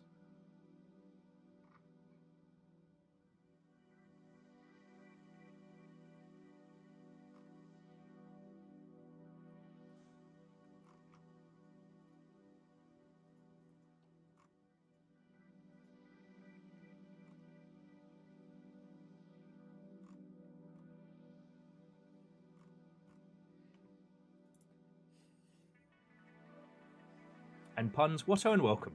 Vanderbeest, thank you for filling the pint glass.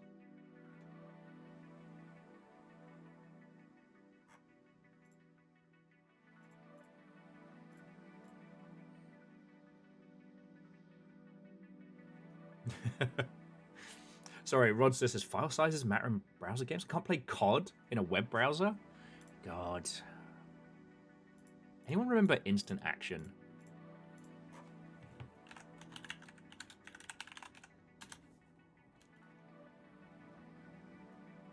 Just me. And PVS, thank you. If your web fishing gets turned on, you can catch all the COD that you want. Yeah.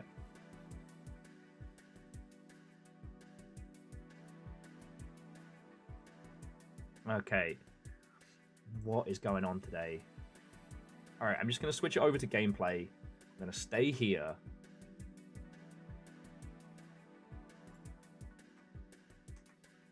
PVS and Vanderbeest, like, thank you. I don't know what's going on with alerts.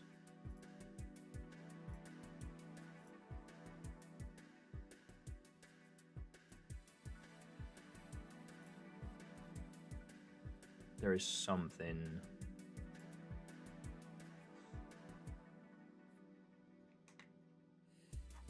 something broken.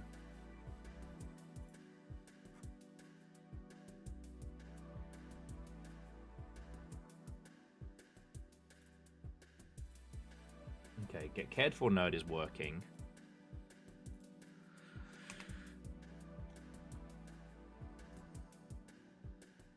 I'm just going to send a quick little test bit through.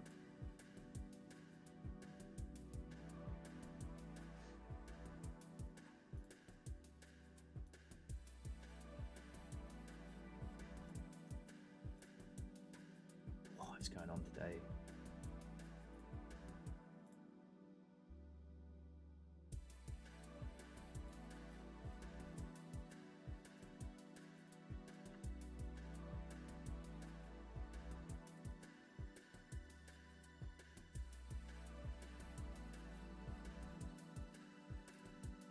Yeah, I guess.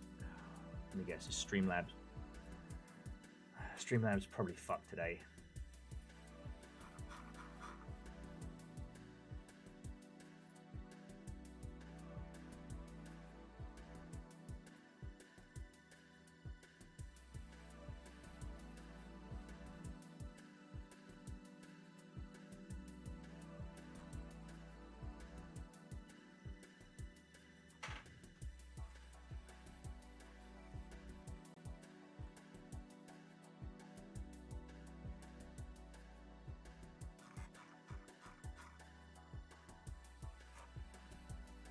Cool. Okay, yeah, no.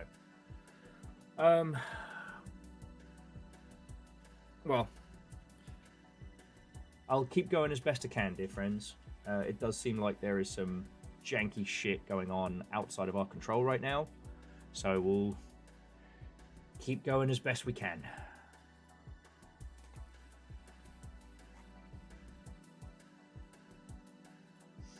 But we'll pop on over to Generation Exile in a little bit.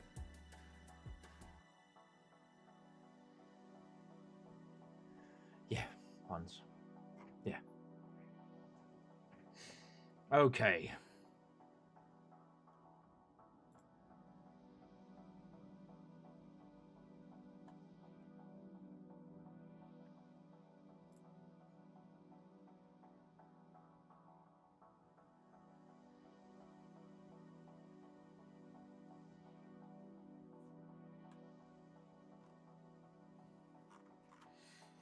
Okay.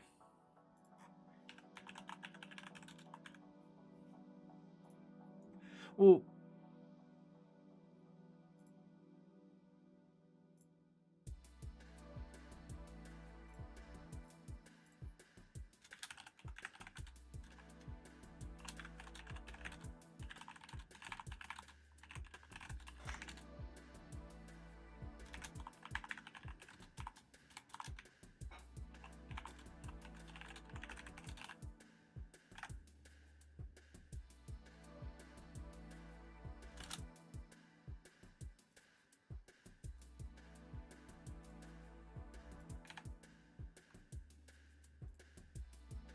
hey, Catastros, go get some sleep.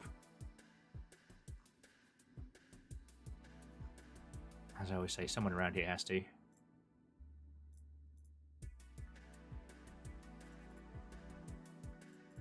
Let's get Generation Exile on the go. And again, friends, if any of you are trying to do stuff or throw stuff in, I don't know what's going on in the back end today. We'll do the best we can with what we have because we must.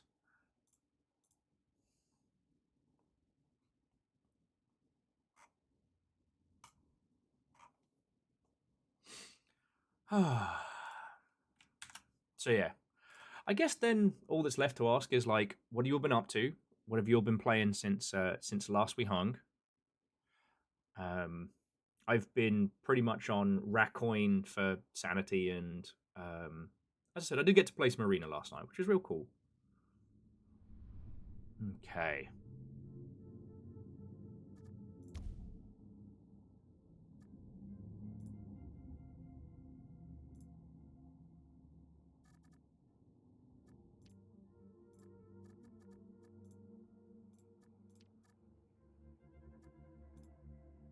go.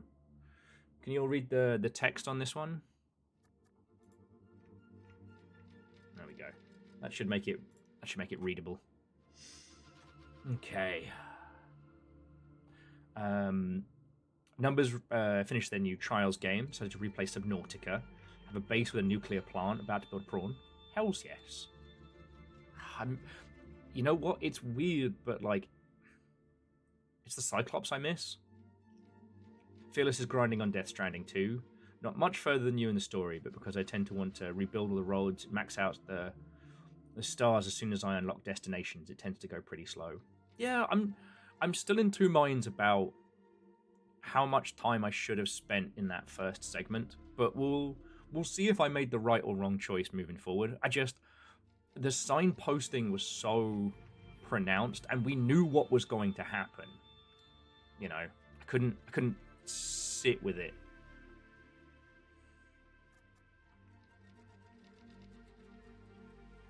I should say, hang on. We ended up watching Weapons, because it was now free on streaming stuff. And I tell you, I've been thinking more and more about just like, it's like narrative pacing.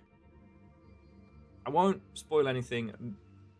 Weapons it's distinctly mid. And it's over a 2-hour movie, but there's so much of it that doesn't matter or mean anything.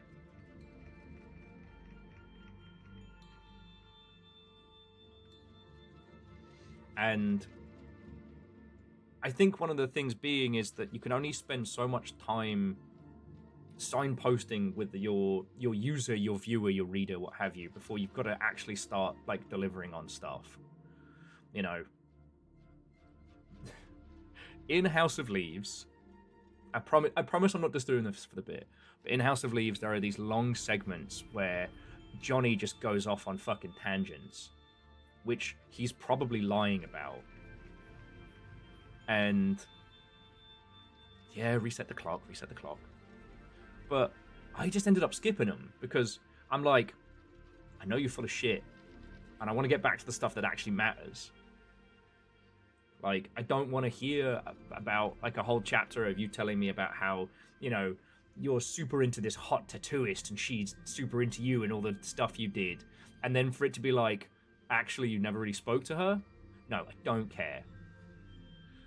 And yes, it is the creator's prerogative to set up that pacing and those ideas, but you know, there's also nothing stopping us as users from going, no. And it was weird to watch that as a concept. You know, with games, it tends to be up to us to choose how much we engage with stuff, you know, unless it's a David Cage game. But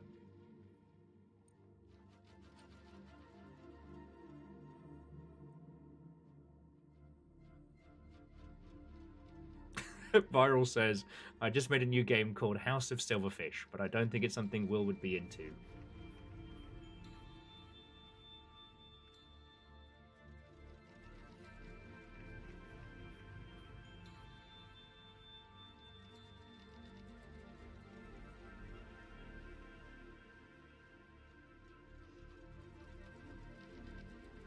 And yeah, Lyoshi, that experience can be intended as part, but I don't know. I'm not confident for that new Resident Evil movie we're getting by the Weapons director, because there's a few things he does in that movie that are so cheap from like a business standpoint that I'm like, oh, fuck off. Like, creating a trailer for anything is a huge undertaking, right? And how and what you choose to put in is always fascinating. One thing I always have, whether you love him or loathe him, the titles that come out of Kojima Productions, the trailers always tend to be fascinating because they discombobulate you in a way that makes you go, huh? And it presents things with such little context that you don't have to worry about like spoilers. And eventually over the course of the game you're like, oh, Legend, thank you for doing that. Legend threw the link to Either I in free games, because it's a free game you can just play. And virals, we are up to, if you count the TV show, 4. If you don't count the TV show, this new one will be the 3rd, because you have the original series, then the TV show, then Welcome to Raccoon City, which dropped last year, which I'm saving for a bad day, or a worse day.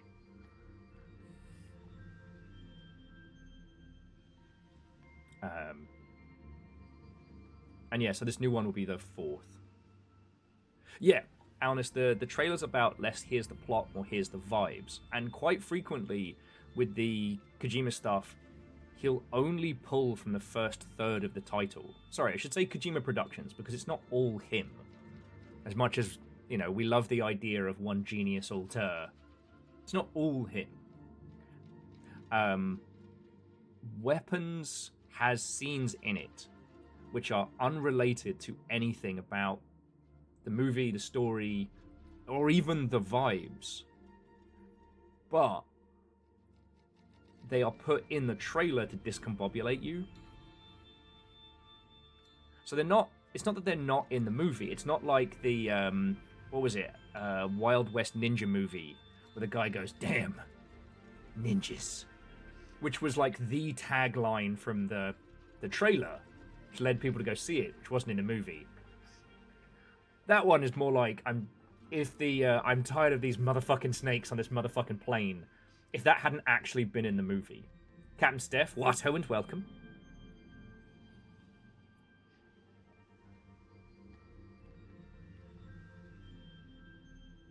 Don't get the 2-game continues. Yeah. I also, sometimes in a movie or game or franchise, whatever, whenever they say the name of the thing, I always go, ah! But it doesn't actually annoy me. In Weapons, it absolutely fucking did. And it made me genuinely want to... Like, I can usually enjoy a bad movie, but it's very frustrating. Yeah, DJ Coyle, Samuel L. Jackson was extremely adamant that it continue. Yeah. It's my 2 movie watching bad habits are anytime someone says the name of the thing, I go, ah! And also, occasionally, when the movie is being so ham-fisted that I can't hold it in my chest any longer, I have to go, metaphor!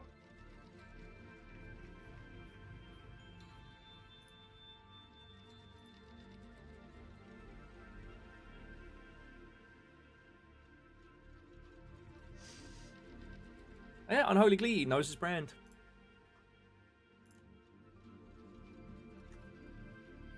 Sorry, yeah, I'm completely off base here. Just watch Weapons if you fancy it. I don't want to... I can tell you what it is, and then if you want to know, but just don't spend money on it. If you're already streaming a streaming service that streams, give it a watch, because it is fascinating. Like, sometimes watching somebody fail at something is very inspiring. So, like, can you make a horror franchise or a horror media in bright daylight that is as frightening and as unsettling as it would be in, like, the dark shadows? Can you do it? I think so, but that's just...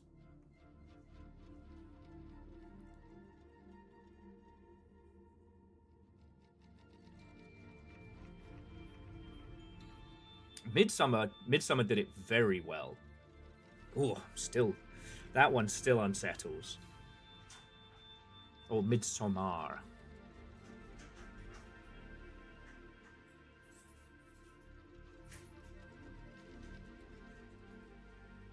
Yeah.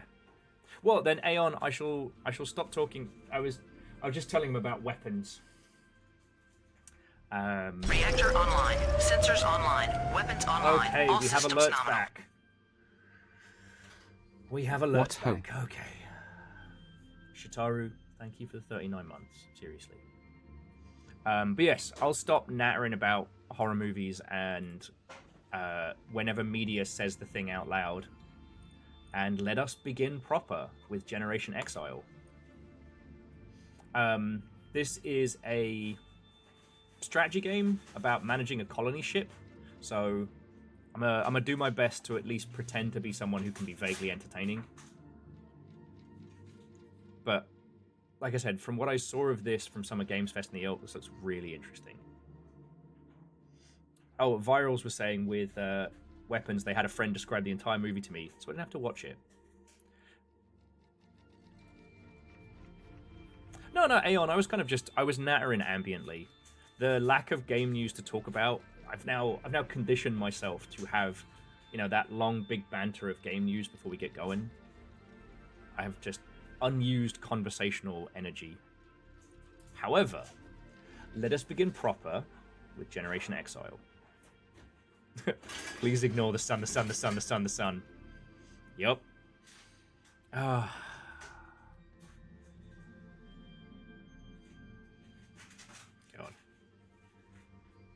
I don't know if there's any interest in going back to Sunless Seas. Anyway, we didn't get very far from Earth before strange things started happening. It's 2 years after launch. Last year, you would have said things were going well.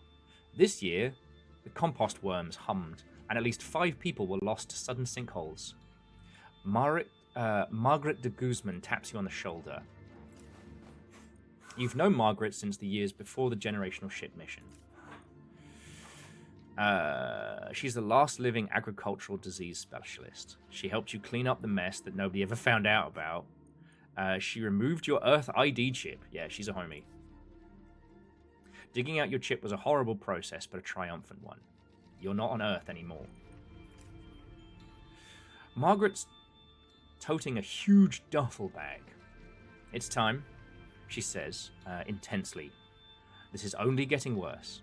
Back on Earth, the scales had periods of inactivity.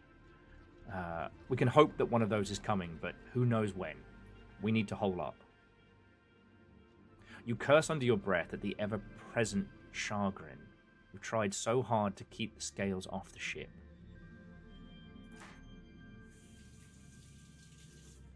Yes, you trust Margaret. She pulled a chip out of my head. Of course I trust. You grab what you can and you follow her. The surface, made up of artificial cave passages and cabled access tunnels. A few hundred people form your group. You occasionally radio with other parties scattered in underground spaces. You live on the rations intended as planetfall supplies. At first, people make brief returns to the biome surface. Not all come back. You stay below. You've been down here for months. You calculate. You and Margaret are once again bemoaning the hubris of Earth's ruling class, consuming Earth in their greed, and then paying for a quick environmental fix, which turned out, of course, to be the scales. They had no idea what they were doing. Margaret is half yelling for the umpteenth time when there's a commotion around one of the tents. You join a crowd clustered at the entrance of Harishad Navarro's tent. Oh, these are... Okay. So this is Margaret, who is a planner. And this is Hashida Navarro.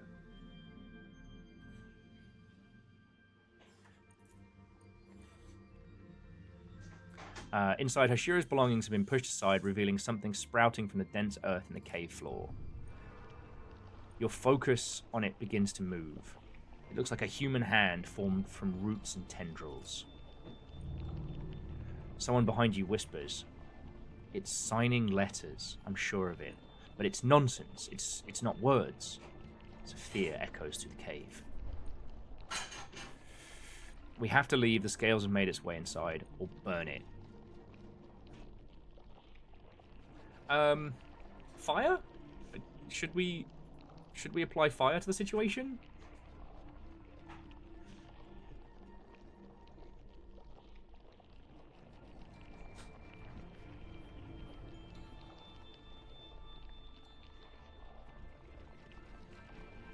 Yeah, fire. Fire on a spaceship has never gone wrong. Let's burn it. You start a small fire and burn the thing. The ashes drift. The people look at another, close to panic. Supplies have dwindled over the months, years. You know we need to restart food production on the surface, or humanity is doomed to starvation long before it has a chance to find a new home. That is an ooh-woo little fire. There's no other choice. In the last supply cache, preparing your group to make its way upward, you stumble across a pterodactyl support robot, which according to its packaging was intended to help with settlement after planetfall. You switch it on, a few hundred years early. Operation Bounce House, is that you? As the indicator light blinks on, a synthetic voice beeps. Ship data connection established. Oxygen use shows smaller living population than most conservative projection models. The robot rotates to face you. My crew roster indicates that you are the most experienced and qualified individual to serve as the settlement's caretaker. Congratulations! You are more disheveled than your profile indicates. Please allow me a moment to update it. Savage, but fair. Okay.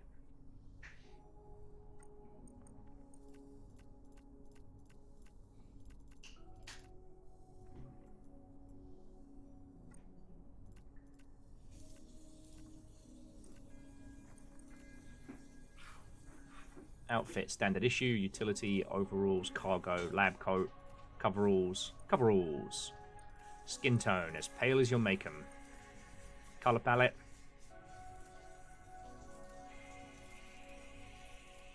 It's not quite house colors, but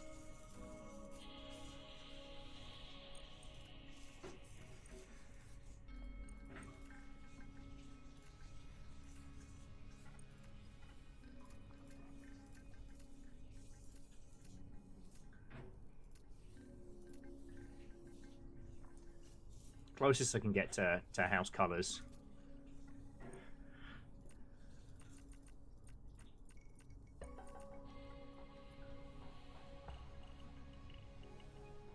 See if there's a longer undercut.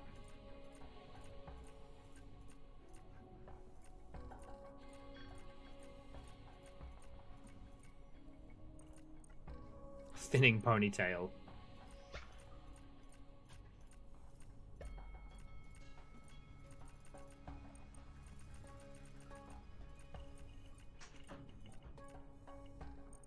And hair color, ginger.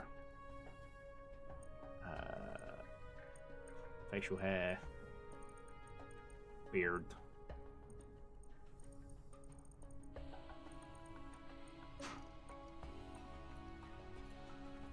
Okay. And the rest is fine.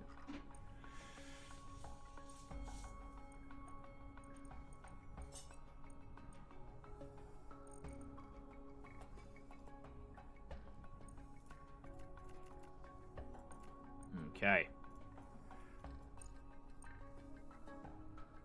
Go with Ducat.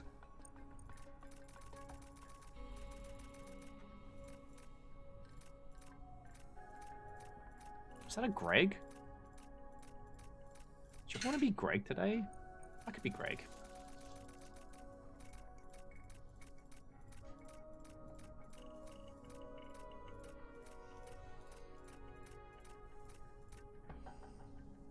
Yeah, Greg's.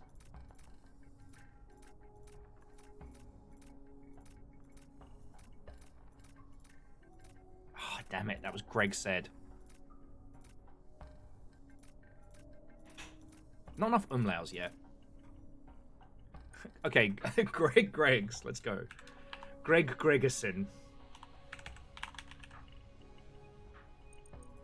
Nickname Greg. Nickname Greg's. There we go. Sausage roll master.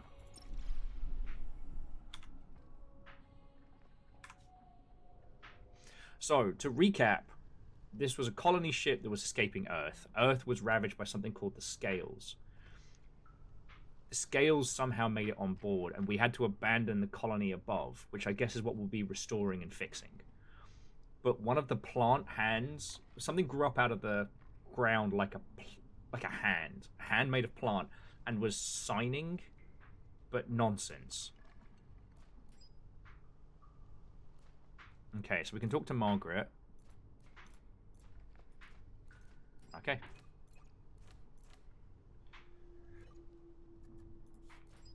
Okay. Moment of truth is the freight elevator abandoned. Let's hit the surface.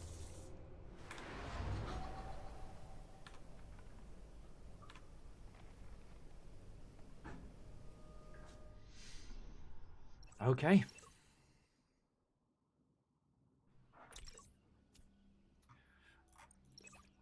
Okay, first we need to construct basic habitats for ourselves and anyone else joining us.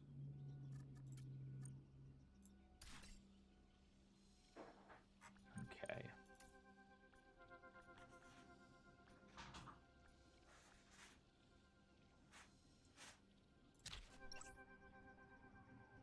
Construction and other actions take place over turns. Click the turn button to progress. Oh, it's a one more turn. Okay, human crew needs build a water tank within range of the basic habitat. Okay.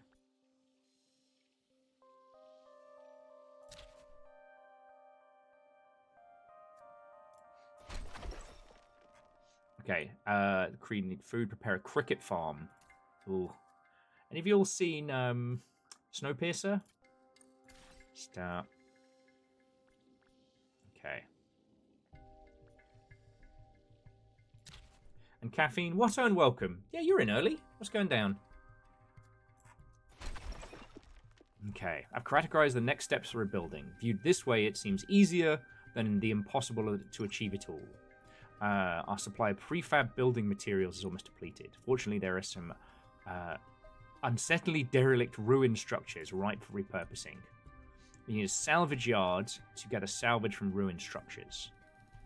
Okay.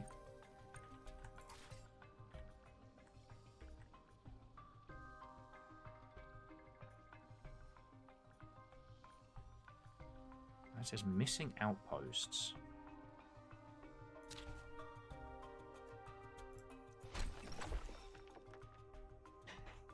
Uh-oh, looks like the salvage yard isn't able to function. Many structures require specialists to operate.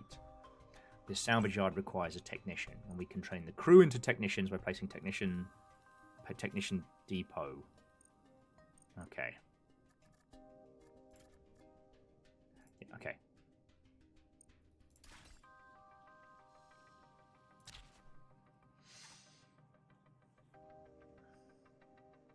Hi, it's Caffeine. How's Spell doing? Tell me your tales.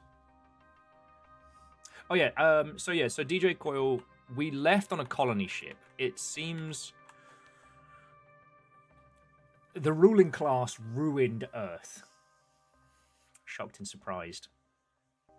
And so we've all hopped on a colony ship to fuckety boo away. The introduction was interesting because it's kind of evocative of Firewatch in that I think the setup is the same, but the interpersonal relationships and who your character is kind of established based on what you choose to do in that like opening text reveal. However, the ruling class tried a shitey Hail Mary to fix the planet, which is something called scales. The scales apparently ruined Earth and left us up this aforementioned creek. And somehow the scales have made it onto the ship.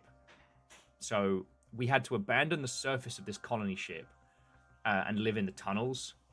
But now the food situation has gotten so dire that after years of eating what should have been the planetful rations, we have to fix and rework this whole area. So yeah. Okay. Workforce structures like technical depots will supply you with enough workers to immediately run things smoothly, but if they remain unsatisfied for too long, they'll shut down. Okay. Okay, consumption, population. Okay. So this produces one little guy.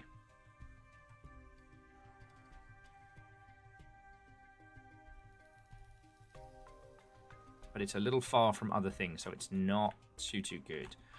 We got water and food coming in via crickets and heading over to the Technician Depot. Technician Depot is now supplying an operator. So that means this thing. Our salvage yard decided to extract scrap from nearby ruins, but we need to process the scrap in a prefab plant. Oh, it must be within signal range. Okay.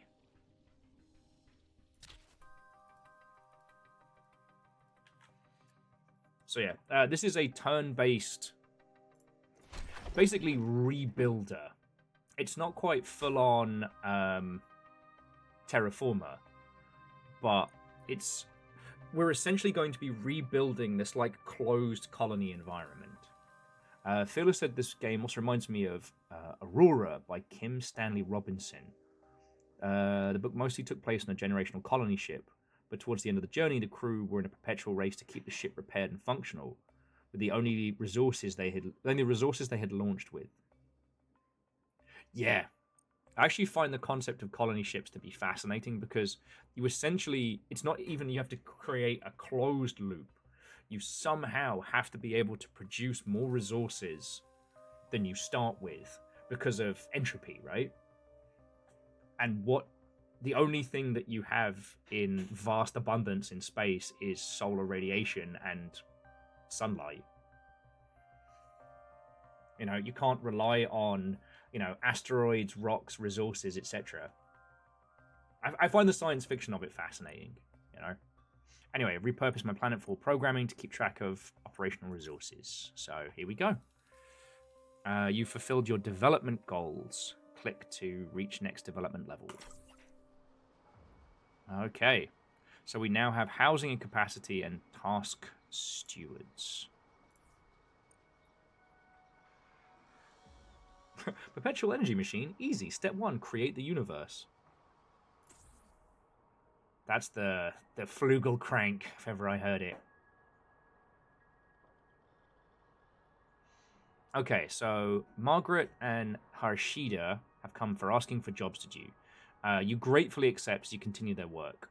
Okay, so they'll be part of our initial team. Volunteers, how wonderful. Stewards can now work on a task to perform as many tasks as available. Okay, steward roster.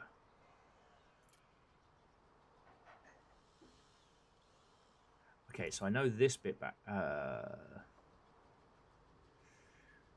Most actions on the ship require a steward to oversee them. The assigned steward will be unavailable until the task is completed. Okay.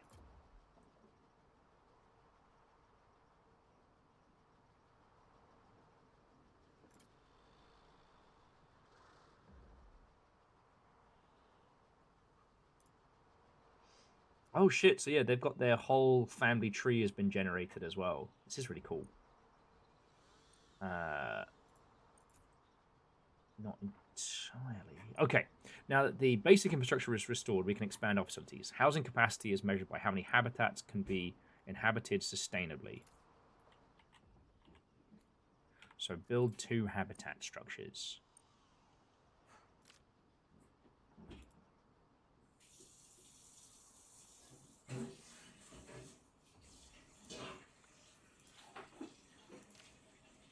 Crew not available to work.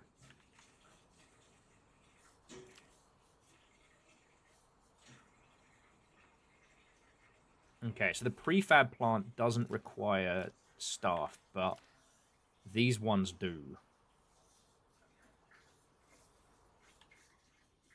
Okay. Sorry, I'm just kind of learning the basics of this one so I can actually start, like, planning it.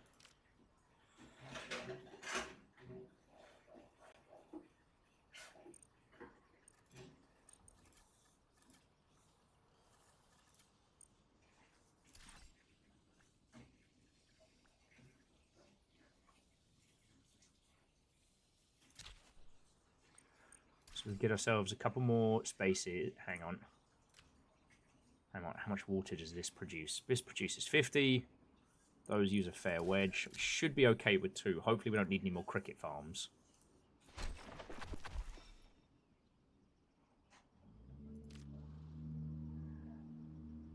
Okay, it keeps saying crew requirements not met, but for the habitats, like, you're supposed to be producing them.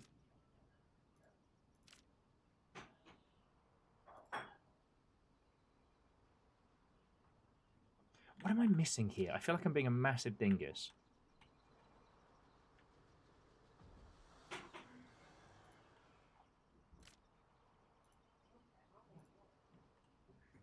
Yuri?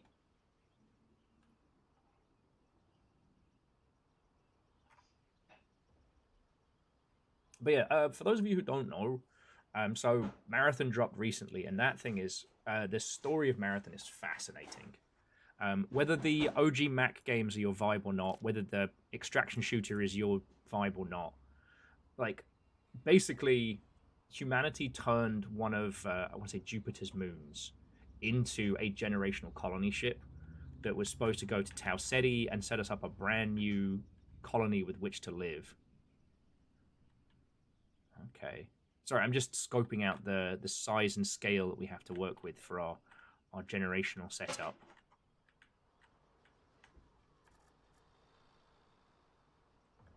Build 2 technician depots supplied with crew.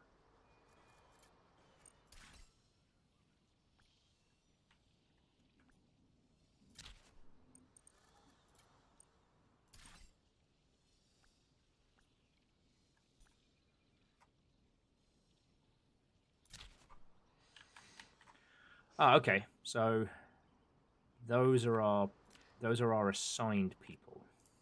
Okay.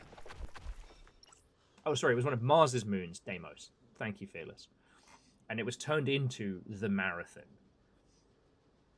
And I don't know. There's somebody at Bungie who's wanted to do stuff with huge, like, superstructures in space for ages. You know, the Traveler, the Marathon, all of it. The fucking Halo rings themselves. Oh, okay. Providing an entire human population is complicated. Measure their well-being. Okay. So unstable is... Okay, waste not stored. Here we go. So now we can get rid of organic waste over to here.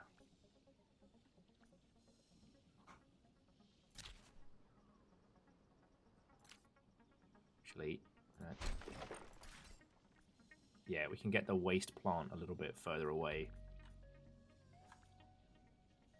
These poor buggers already have enough nonsense to deal with.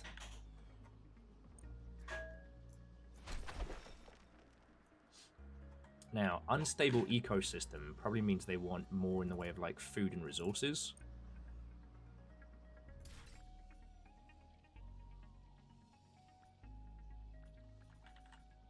So we could build another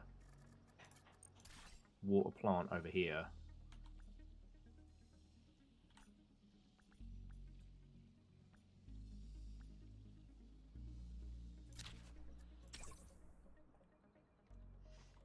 Okay, development level increased. We now have a power recycler, a water condenser, and a signal distributor. Extends the connection to the biome hub, enabling structures constructed and operational. Cool.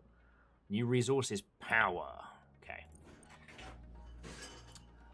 But no, I've been fascinated with those kind of, like, generational ships, because whatever... every person who signs up for a generational colony ship is... you are not only signing up for that to be the rest of your life, but your children and perhaps even your children's children's life. Like, that's kind of wild. Okay, yeah. There are massive scrubbers that prevent us from ecological collapse, but siphon all available power. Need to reclaim some of it for more advanced structures. So we can construct a power recycler in one remaining hub socket, will allow us to optimize power throughout the ship, channeled to its biome. Okay. But the thing that I remember loads of people talking about was there was a plan to do a basically a colony TV show to Mars.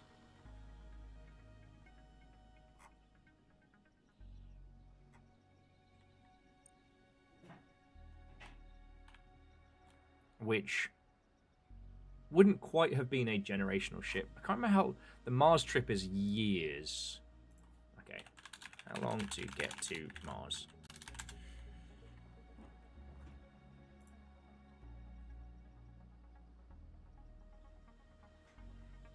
Okay, Mars is only 9 months away. Simple, right? But one of the things that was one of the things that people pointed out of the idea of like basically funding a reality show as a way to put quote unquote colonists on Mars is that they're not coming back. they're not coming back. So anyone who does that would essentially be signing up for a TV show to be, I guess, the end of everything. Okay. Oh, I have to end turn before I can...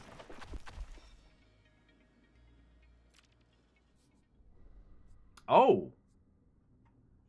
Alright, I didn't mean to jump right into this, but this is the other thing that made this game kind of pop, is alongside it being a, hex grid, rebuild colony game, there are also these weird little story beats that shape how your game will go. Because, like, I've played a lot of 4X games over my life. I've enjoyed them. Alpha Centauri fucking slaps. But ever since Stellaris kind of changed my thinking of it, I'm like, I want a little bit more, right? Like Stellaris isn't a 4X game. It's a story game. You just happen to play it at a galactic level. That's why Stellaris co-op is so fun. And I don't know if you've ever tried to finish a co-op game of Civ or Total War, but it reaches a point where it's not fun. It's a slog. It's actually weird how a lot of grand strategy stuff is more fun on the front end than the back end. But anyway, these little story beats are where I find it kind of fascinating. Your eyes open. The ship is as quiet as it has ever been. The myriad of little functions of the ship's systems contribute to a low thrumming, which never leaves you. You will live out your life feeling this thrum at every moment. It is constant, natural. But out of nowhere, there is something else. A feeling of expectation, of something waiting for you. Why not go for a walk? While in the grasp of insomnia, you think. You become curious and you find yourself arising and donning your clothes and shoes. You walk through the biome, knowing somehow where you're going. You look up and see Earth's view of the stars in the ceiling. That sky, actually the inner surface of the habitat ring. You've never visited them. They're so out of reach. The access tunnels are blocked, crushed or missing. But here you find yourself at the mouth of a man-made cave. You can feel something inside, a presence. A person? You can't tell. You pause for only a moment before you enter. Inside, the air is cool and damp. The biome engineers did their jobs well, forming a livable environment out of functional space. When this biome is in better state, there'll be bats and cave fish in here. You look around you in the dimness. Then a light, soft and yellow and white, fills the air as your eyes adjust. Something hangs from the cave ceiling. You can't seem to help yourself. You lift a hand to touch it. It seems to reach down to you in return. This moment fills your consciousness. What can it mean? This connection. It feels warm, familiar. And then, as you wonder, the light is gone. The warmth is fading. Your reaching hand slowly returns to your side. You are left in the darkness, but you feel yourself carrying a glow within you. The flood are many. You're in trouble. Anyway, jumping back, Phyllis was saying that Mars is 9 months away, assuming the Honman transfer and favorable transfer window. Takes longer with a bad transfer window. Okay. So friends, there isn't anything going on internet-wise at our end. Do a quick little speed test. There is something fucky going on with the stream. It's not just you. And I can, from what I'm seeing, it appears to be something that has gone awry over on Streamlabs side.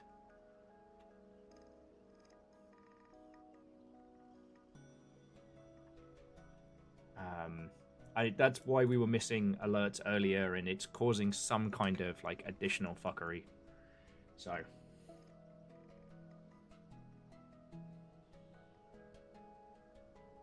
like, there's no huge downloads going. There's nothing weird. So, I am so sorry, friends. It does mean that the delay is going to be quite pronounced. It's still happening. What the fuck?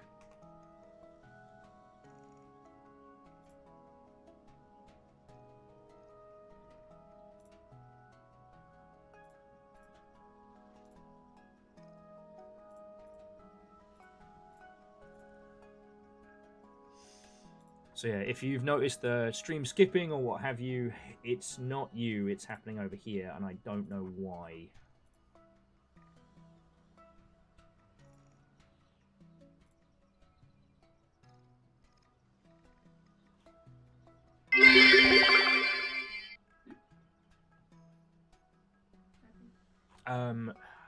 It seems that Streamlabs is fucked.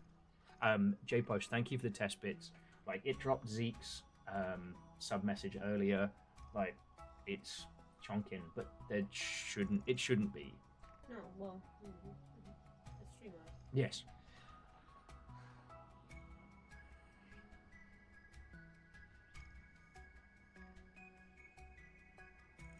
What are you making? It smells great. Oh. This game's really cool, though.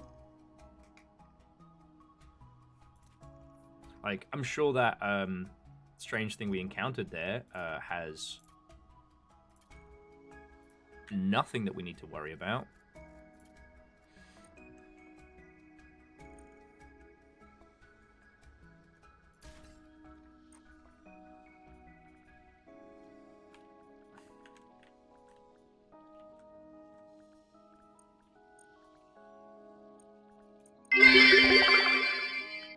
Pop pop popsicle. Ice ice icicle. Test test. Testing 1 2 3. Simple Chaos, those are some sick beats. Thank you for the 200. It looks like we're working. It just keeps dropping huge chunks of frames, which is very frustrating, obviously.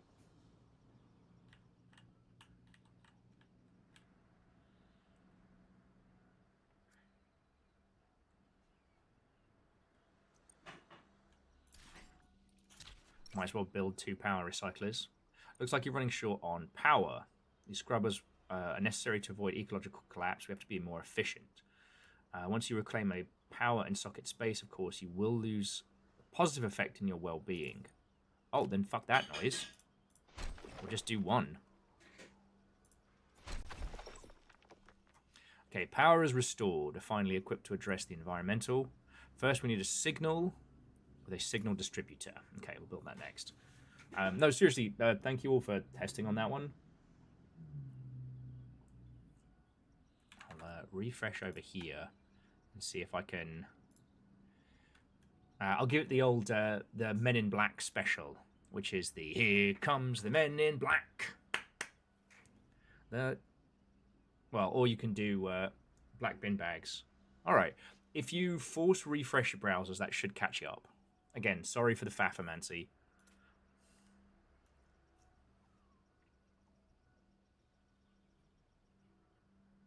No, I mean, Simple Chaos, strong P sounds are what you need to know, lol. You got to make sure them poppets and lockets. The P's, the S's, and the D's. Now, someone with a better command of audio knowledge would be able to tell you how that stuff works. So yes, now we need to build a power distributor on the edge of our current signal. Because, like, if we can turn this into a viable construction area, that will be very good for us.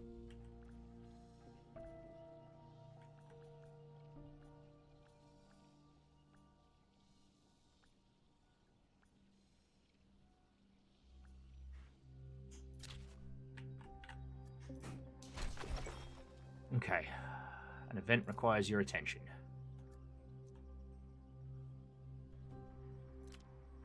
Yeah, at the edge of current range, I did that.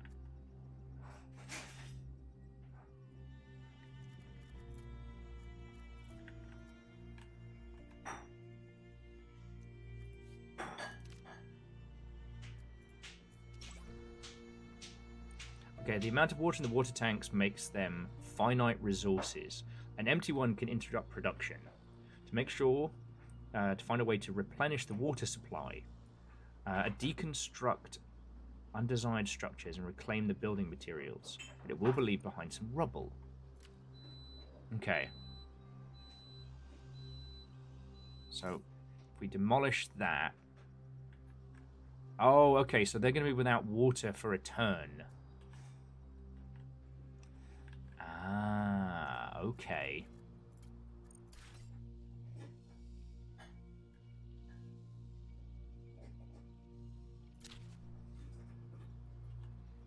So we've got to keep an eye on these and kind of rotate them through. All right.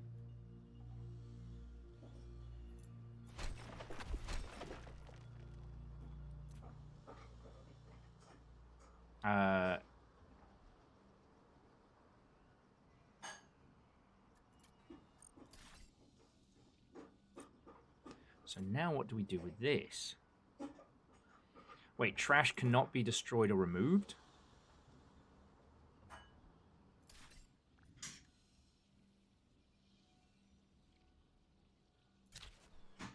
Okay, so we can build water condensers.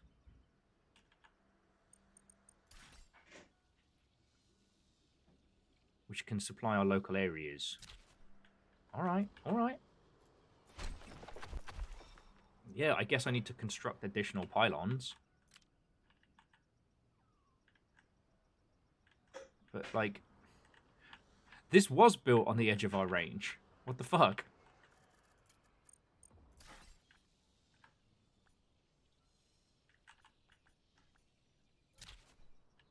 Hopefully that doesn't destroy all our power supplies. Alright, now, build a soil... Oh my god. Okay. Must be built on a plains tile. And requires 2 specialists. Okay.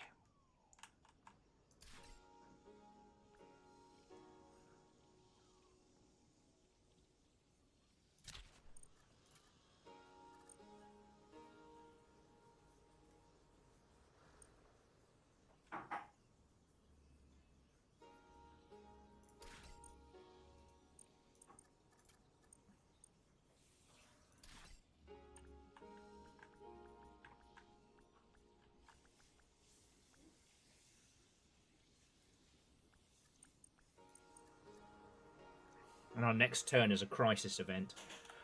Okay, well... Friends, I'm gonna keep plowing through. I don't know why we're dropping frames. This is... rather tricky. And not tricky to rock a rhyme type way.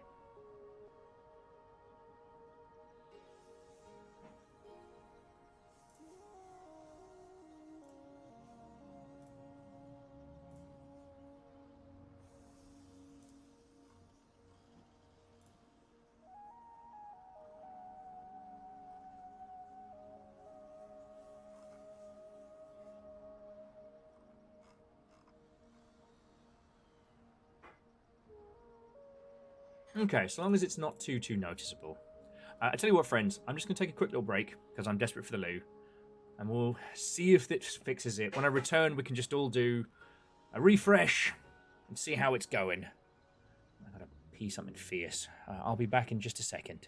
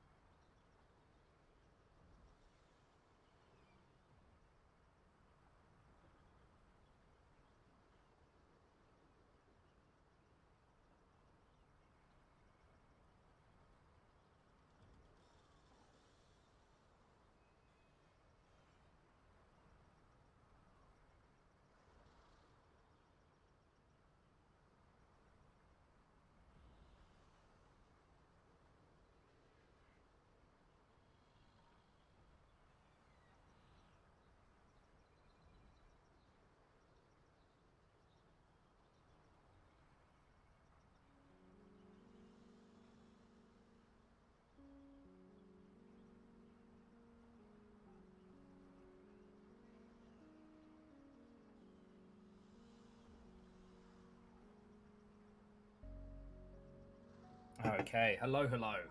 Right. If you haven't already, give your browser or what have you a little force refresh. If you notice that I'm kind of replying to things very, very slowly, that could be why. I also might just be absorbed with this game. However, I do need to make you a little bit jealous for a second. So, hopefully it doesn't fag things. Gazy Mighty. Gazy Mighty. It's a little salmon bowl, and it smells amazing. Right. So, we need to build a soil, excuse me, barometer. And it is fizzy water, so I can cheers you all with it. Remember, it's only bad luck to cheers with plain water. Everything else is fine.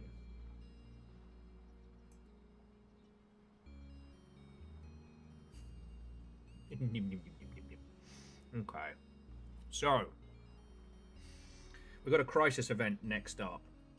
So I'm kind of hesitant to put a lot of cash into the soil bioremediator because I'm not sure we can do anything with it yet.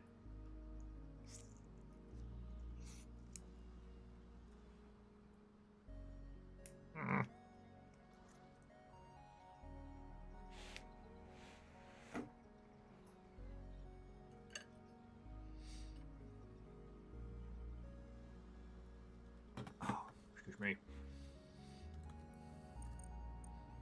So I'm just thinking of like the algae biometer because we need to provide people to get it working. We have the technicians depot. Should hopefully get that going. Yeah, alright. Okay, so you get a call from Margaret and Hashida. They tell you that accessing many parts of the ship is proving to be difficult. We found a path that might lead to another biome, we think. Without the schematics, it's a lot of guesswork, but Margaret sounds agitated. There's so much overgrowth, Hashida puts it. They're just everywhere. Vines, shrubs, plant matter that we can't identify. We can't even get the rover through, and we aren't doing much better on foot. You hear a strangled shriek from someone in the background. Margaret, are you... in that tangle there? How do you direct your crew?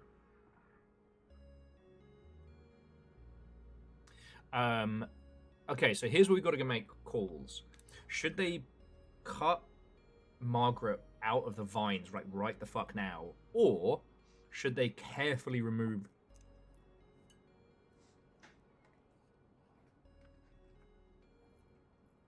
This is where we kind of have to make our, like, you know, captain's calls, essentially. And bearing in mind, we're only in charge because the robot was like, yeah, you're the only person here. You're the most qualified person here in a very limited number of things. Like, we're not Picard. We're not even Cisco at this point. We're like, I don't know what the comparative captain style is here.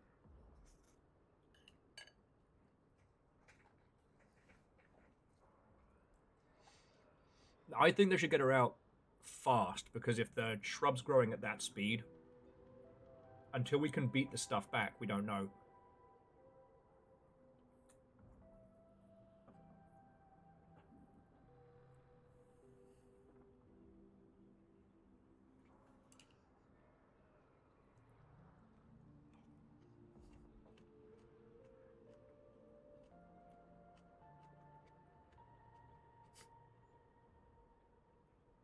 Did Wesley ever get command? Did Wesley ever come back?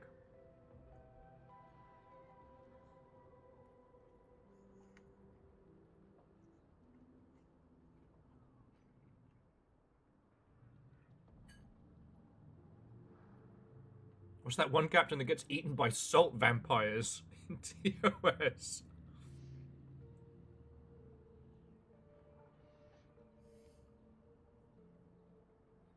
More, God, someone was telling me to watch a show where like the least person qualified ends up having to run the government.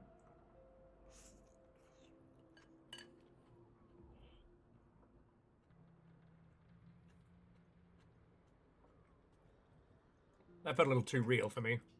Yeah, isn't that just CNN? Okay, I think we should get her out just like immediately. Okay. Ashida uses the cutting tool to slice the vines, freeing Margaret quickly, but you hear her scream in pain. The sap, it burns. Margaret has been taken to the infirmary. Okay, so for right now, this is the only biome that we have access to.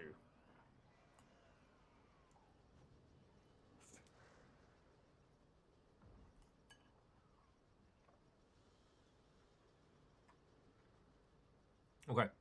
Oh, and the gauge here shows we're leaving a crisis event and we're going to be heading into a fortune event. Nothing ventured, nothing gained. When the signal extends, we can start removing excess fertilized nitrates caused by the biome's period of unattendance.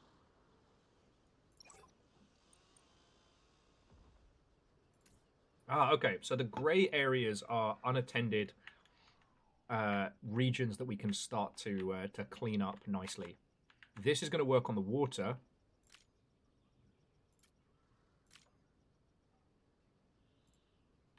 But we'll use 2 power. Up this way we can get more building materials, maybe start like working through it. And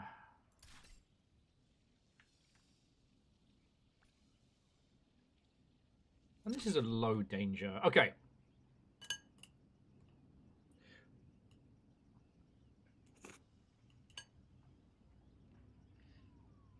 Many tiles have hazards making them dangerous to perform a task on. Any tile that is not safe will call a task check.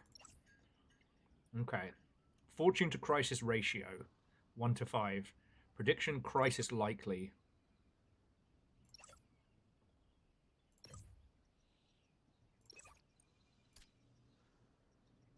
Okay, but we can't put Margaret in. We can't put Margaret in because Margaret's in the infirmary, so... Okay. Low hazard title. Build an ecosystem and let's see what happens.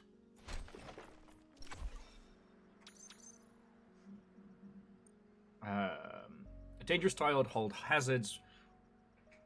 My calculator indicates significantly more opportunity for personal growth. Ah, so the more we almost get our people killed, the more they grow. XO, Watto and welcome. Looks like a Catan. You're just saying that because it's on a hex grid. By that definition, Battletech is as a Catan-like.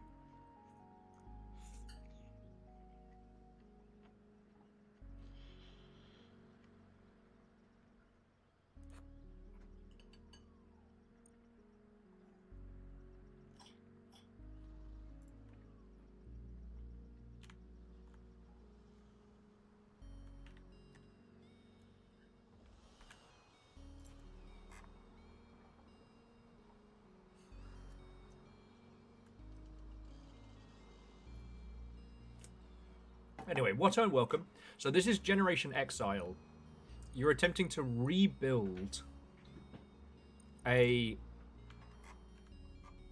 almost defunct colony ship using this kind of like closed sandbox of sorts.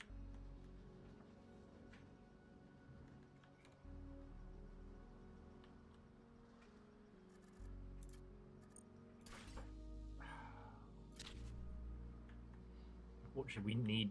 We need more power to be able to run these.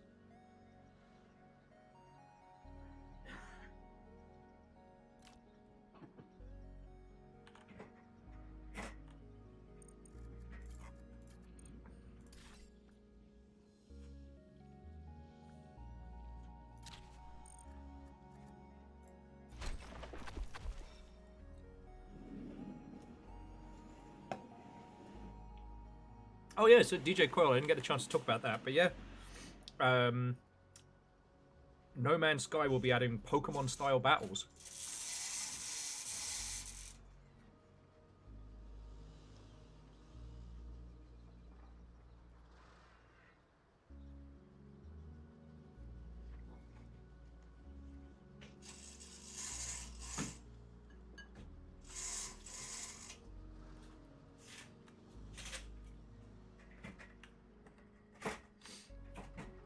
And they won't be getting a cease and desist because Nintendo did not. Nintendo had their patented capturing animals and having them fight pretty much removed.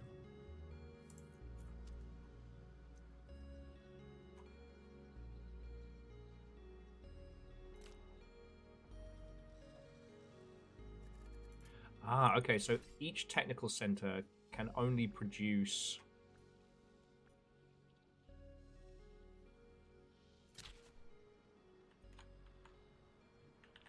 Ah, okay.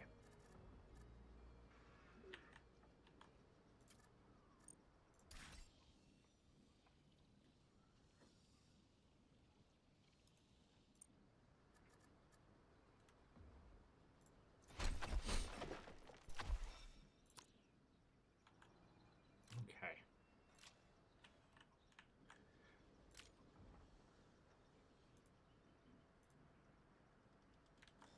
Each technical center can only produce so many trained people.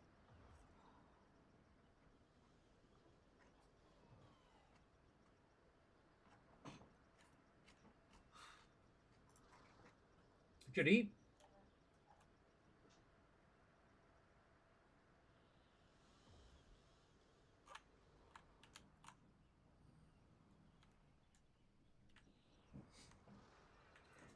Okay.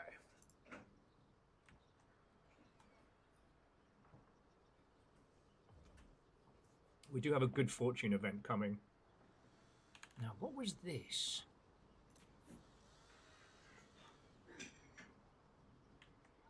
Ah, okay, so the rubble here is what was scrap that we were working through. Okay.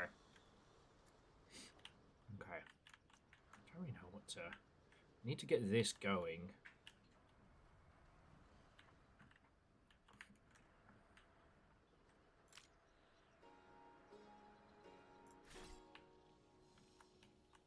Ah, can't quite get it where we need it.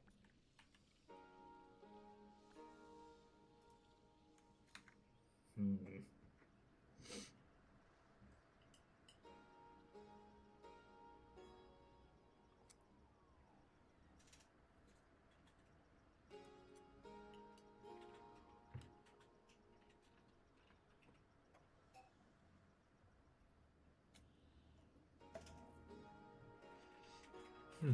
Well, Exo, I still haven't done Delta Rune yet. Much like with a few of the others, it's one of those ones I wanted to wait till it was done. I definitely feel that jumping into good old Undertale when it was fully finished was the right move.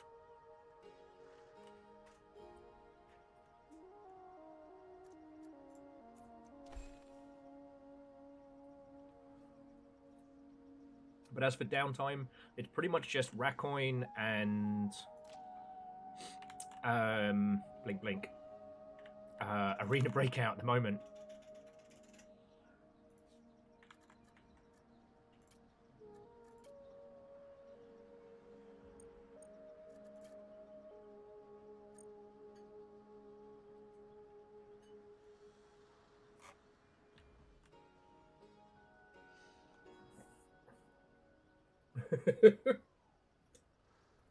I don't know. I've created some beastly creations in it.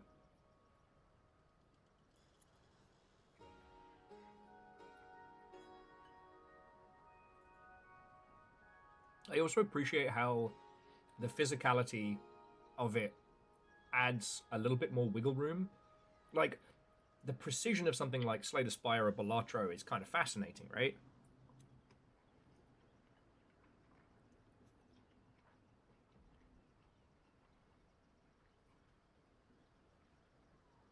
Build the machine, release the machine, does it kick ass? With Racoin, the machine might be failing, but you can get lucky with a couple of coins dropping in just the right place or just the right item at just the right time that just gets you over the hump. That allows your machine to fly to flourish.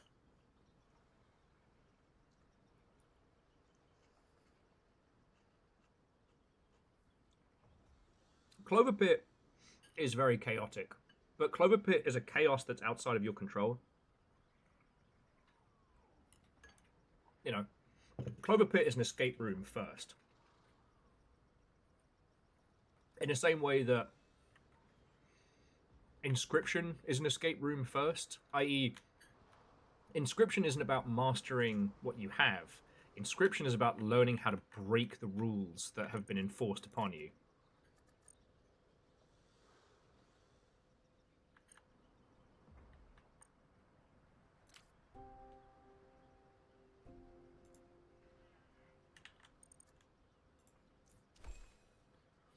Okay.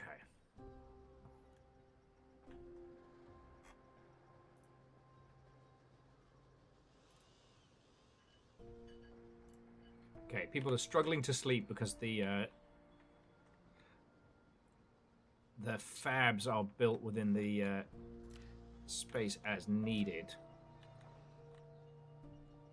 But we've got a good workforce and the scrubbers working, so there we go.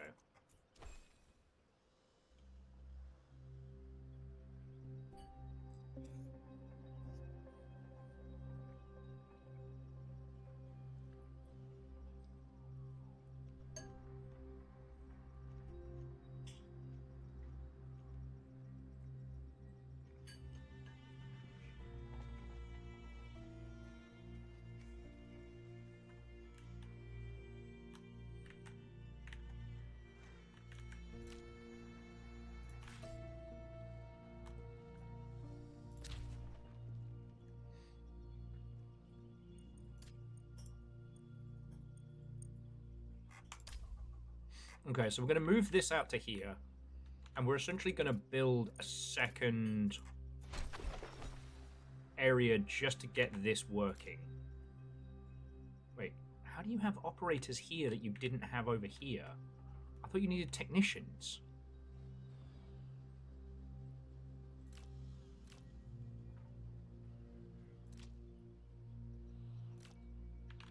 Oh, my life.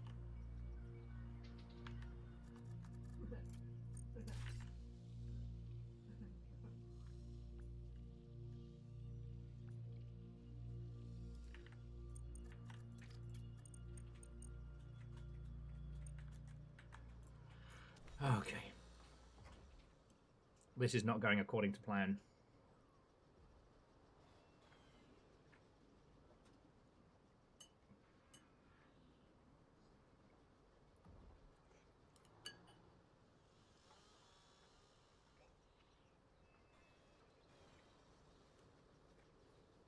And CXO, I do get it with the hex.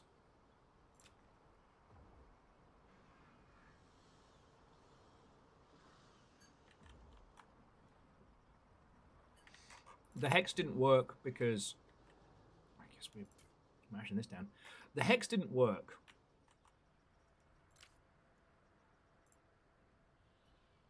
Oh, my life. Okay, so we need to build more trash. All right.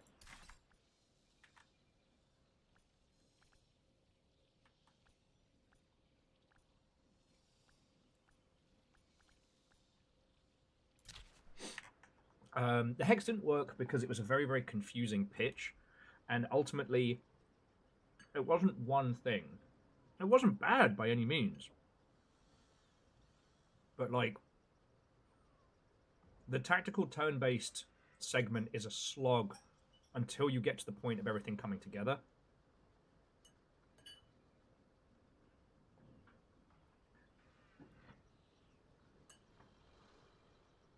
And most people stopped playing the hex before they got to the reveal, the crux, you know?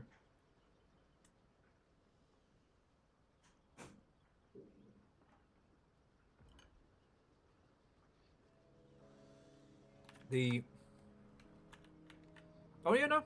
Hey, I mean, we were one of the few groups who were raving about the hex and how, you know, Inscription is a continuation of the hex. But also, we're one of the few groups I know who actually finished it.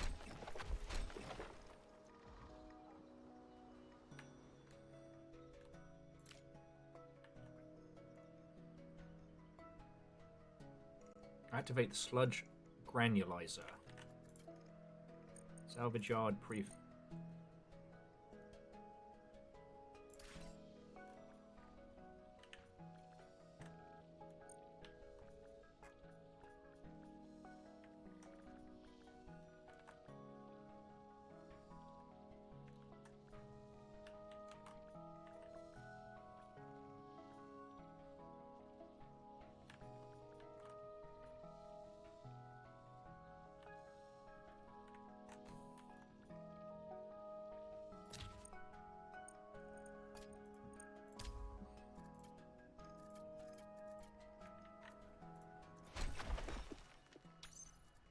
You know, sludge granulates. Love me some sludge granulates. Okay.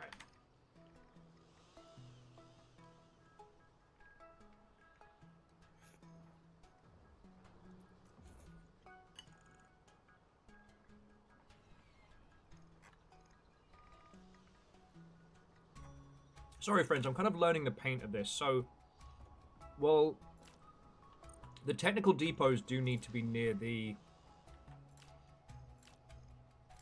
The technical depots do need to be near the living quarters. The living quarters don't need to be connected. The technical depots don't need to be connected to these areas. We just have to be able to produce enough. So we didn't have to bunch everything up quite like this. You know. The water condensers are keeping a lot of this area going, which I'm very grateful for.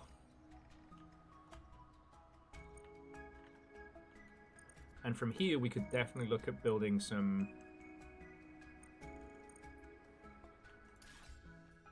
basic habitat type stuff.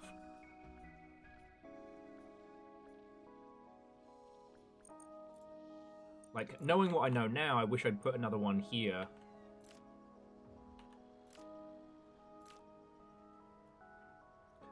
Because, like, each technical setup can only take one person. So, hopefully this will be enough to change everything. Okay.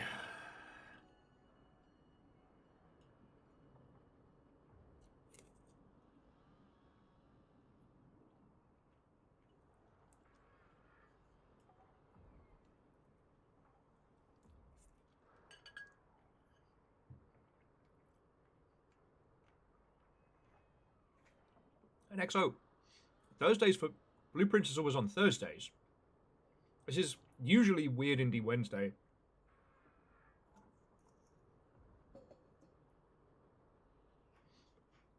Okay.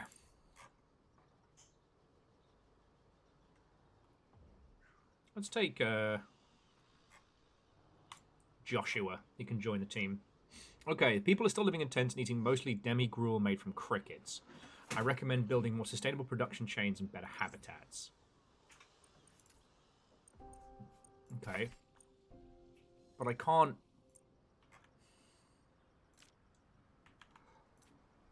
do anything with the mound, so I can't upgrade what we've already had.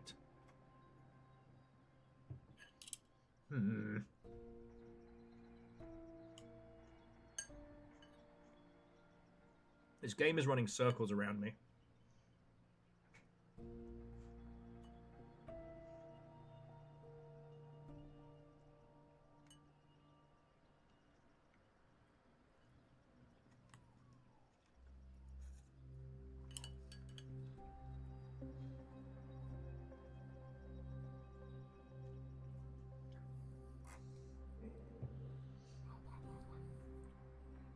And the alerts are fucking again.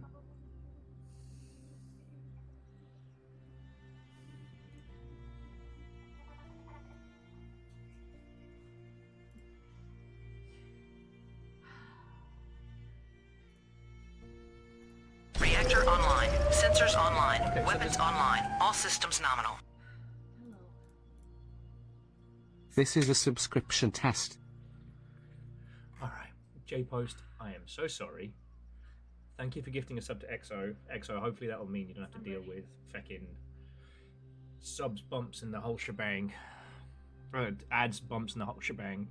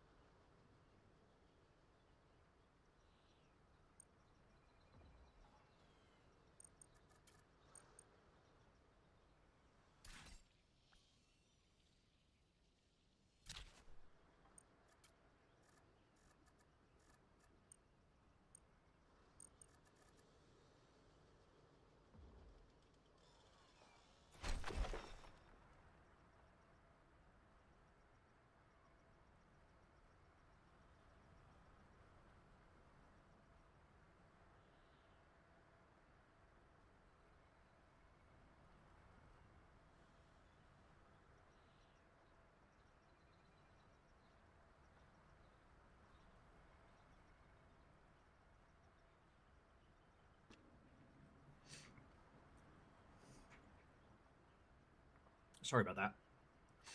Okay. How about now? The game's coming through insanely quiet now. Seriously.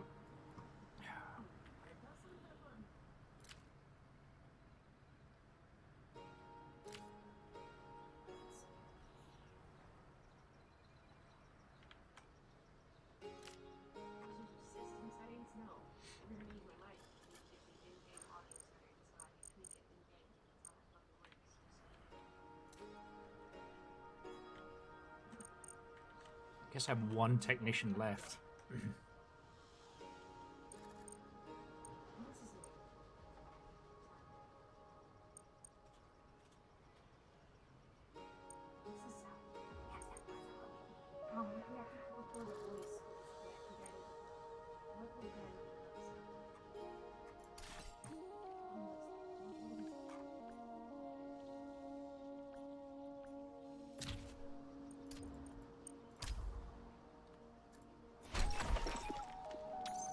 Okay.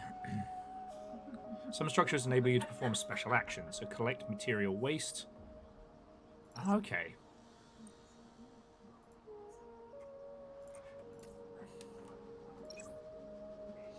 I swear to robot fuck.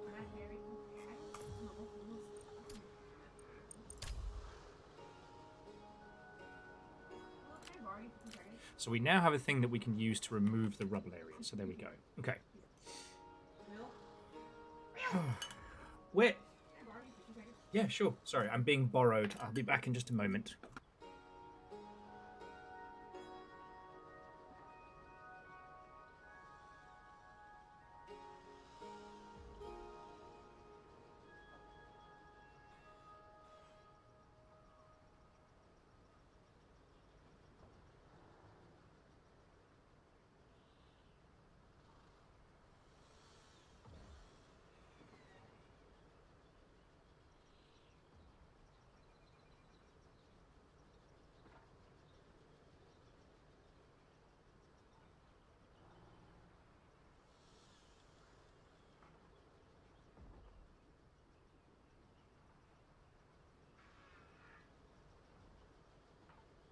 Sorry, it was a little call for voice acting there.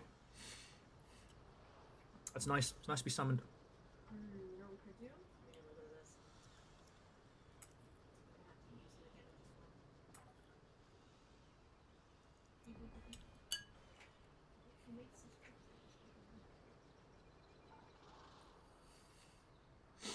this. Okay.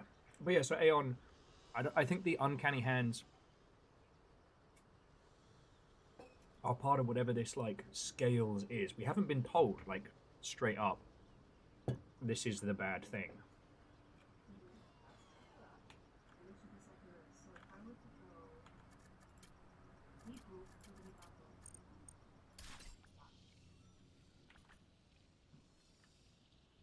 Nothing?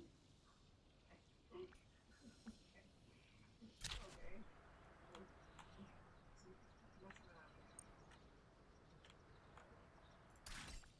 This is why you put Ah, yes, and Margaret has leveled up.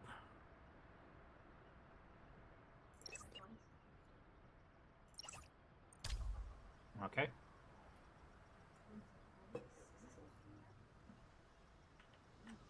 Aeon, that could be interesting. We'll see how it unfurls.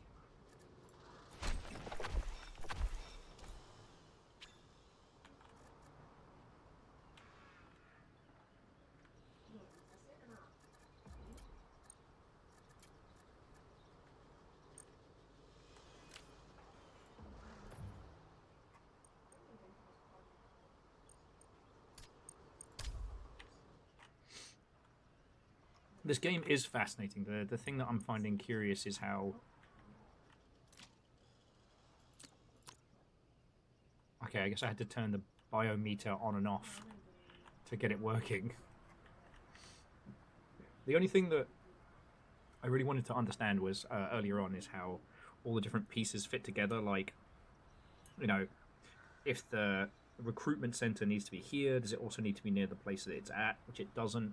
I'm kind of playing this a little bit too much like Civ. I'm already at the point now where it's like, if I restarted, I know what I'd do.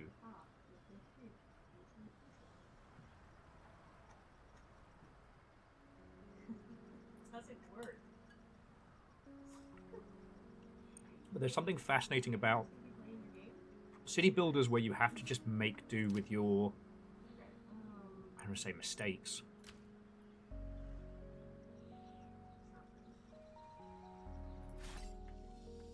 Because what we can do now is, now we have a deconstruction, we can move this thing over to here.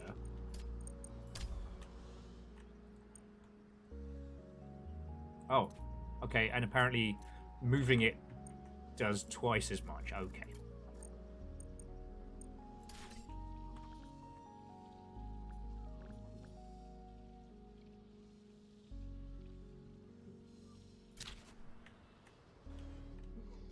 So, I think I can cancel that move, right? Okay, Sorry?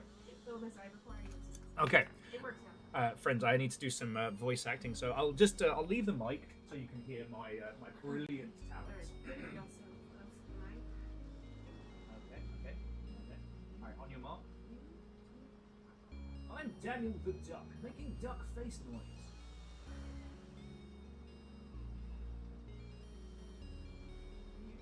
Yep.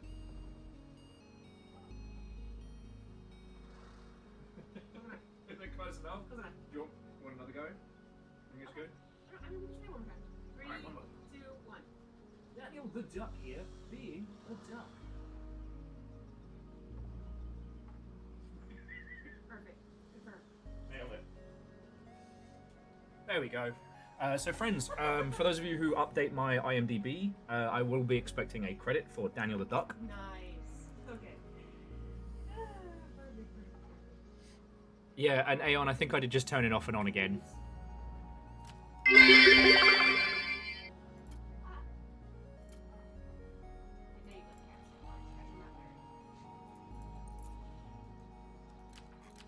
Okay, I don't seem to be able to undo moves.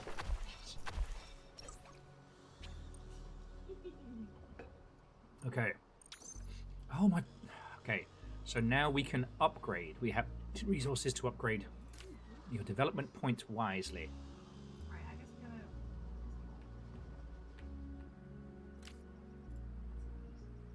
Aw, take a second.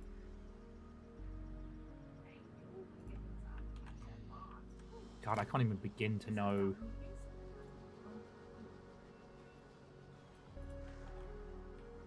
I can't even begin to know where we should spend our upgrade points. What is a sheep?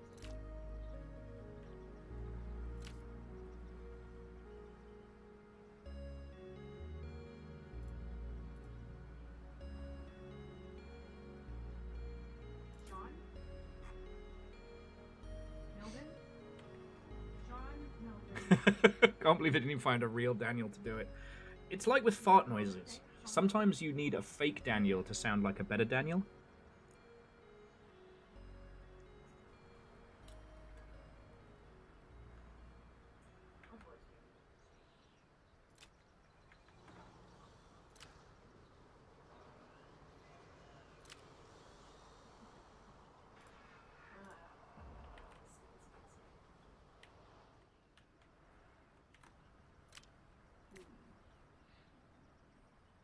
Side note, Shaun the Sheep is amazing to watch. I know. It's not from Wallace and Gromit.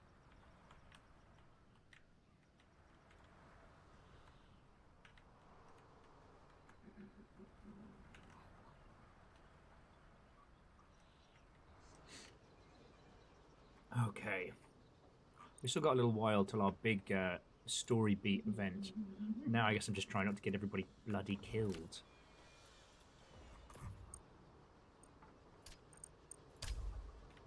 Okay.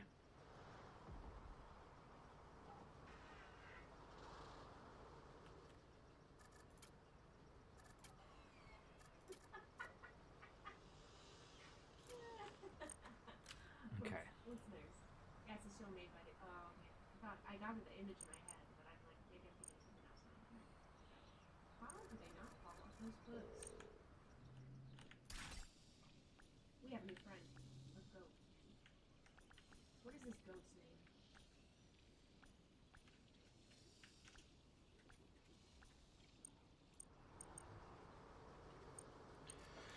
Okay, I'm slowly learning how all this comes together. We need some kind of filter production. Michael Jordan.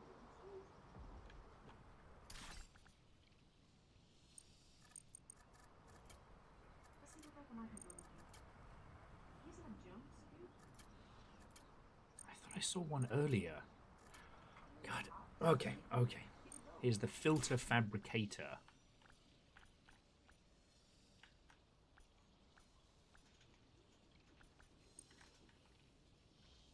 Fine. Alright, Renegade. What does that code sound like to you? Michael S.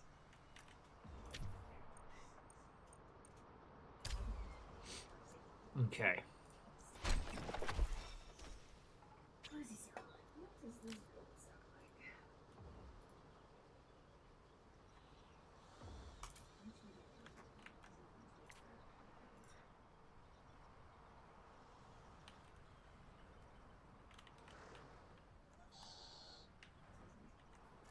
Oh my life.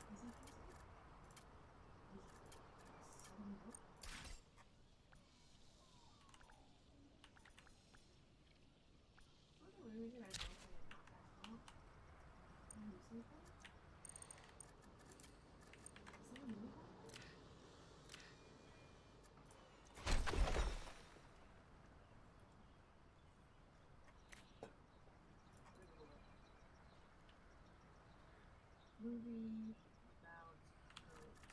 So consume salvage, turn salvage into plastic, plastic into filters. So we build Oh, another. Animated sports comic. Fun features animation. Featured an underdog goat named Will. I'm sorry, I'm taking goats like shots from the other side. Apparently there's a 2026 animation called Goat. And it's about a goat named Will who joins a professional floorball team. There is no rule that says goats can't play that. Voiced by Steve Burton. Ah, jeez.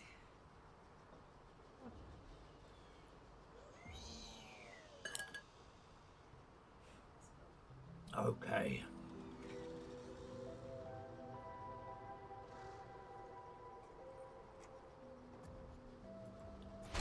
We did upgrade the structures. Why is it mad at me? So I guess now we're just processing some nitrates, which is what this thing is up to. Look at its eyes on the skin. Why should goats have R2B2? Because maybe it is R2B2. Oh, we have pots. Okay, what are we naming the pots?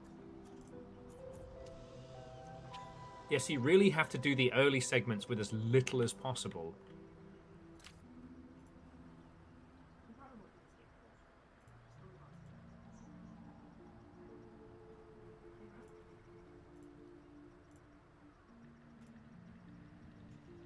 bro.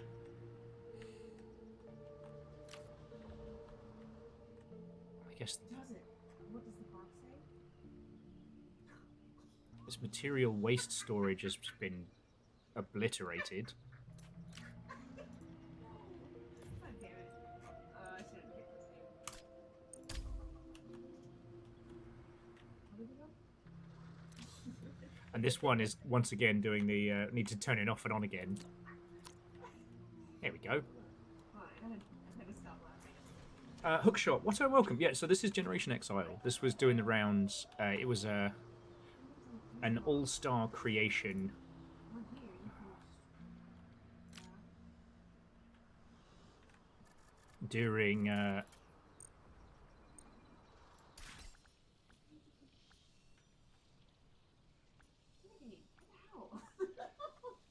it was an all-star from God, I want to say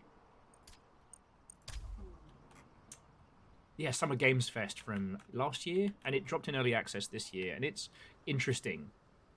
This is to Civ what Firewatch is to an FPS.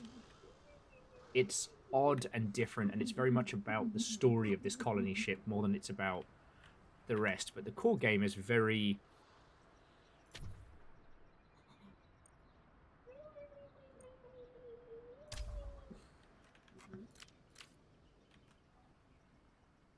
Hey.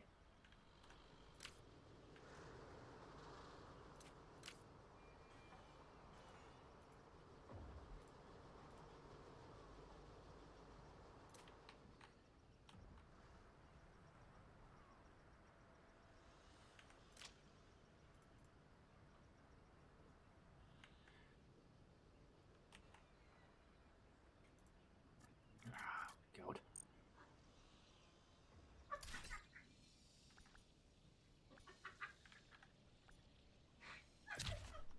Oh, what's this? Freezing cold out there, huh? What? But certainly tricky. Alright. And now we're out of water, so... What was the penguin in that Will killed? What was their name?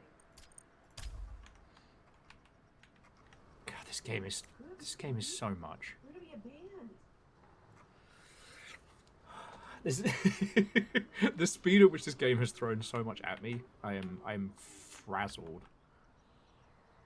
Now I get this game. It enables Lumfire to pick up Will and shake him. Oh, you guys didn't even have enough time to wait before Will killed it? What would you have me do? Oh, excuse me,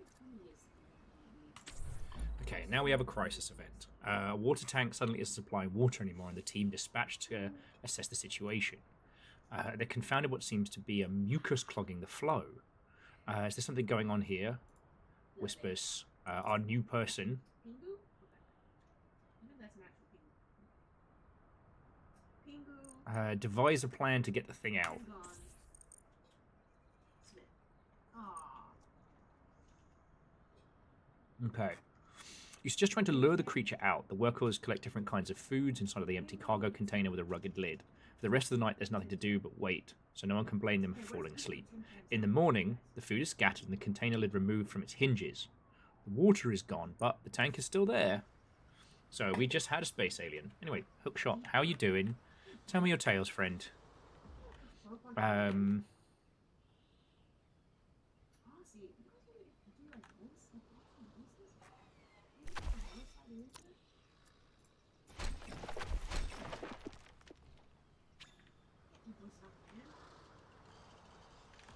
And it seems that, like...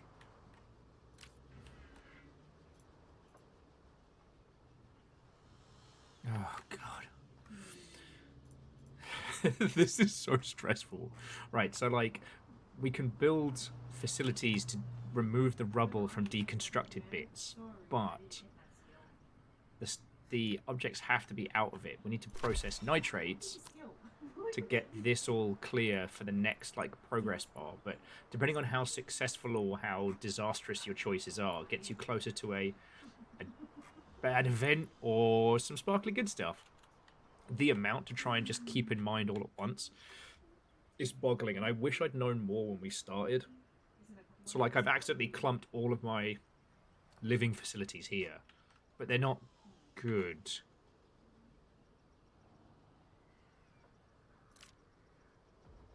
So, like, I'm tempted to demolish this and then attempt to build an advanced habitat here, just slowly work through them. Then hopefully this will be able to deconstruct what it can. Oh, okay, well, these just deconstruct, alright.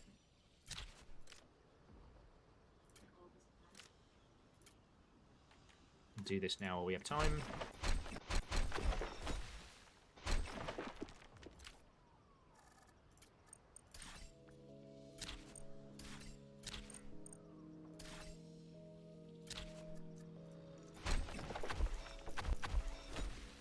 Okay, so we're almost done processing the nitrates out of the water, so it's usable. Oh, yeah, well, Hookshot, like, if you're announcing it with a Steam page, please, please, please let us know. We'll have that all over on Discord and everything. Bacon's not dead. Thank you. Terrors. Here's the sound clip. Did you do a Bacon's dead sound clip? Do I need to do a Bacon's dead sound clip? Imagine getting heckled from all the way across the internet.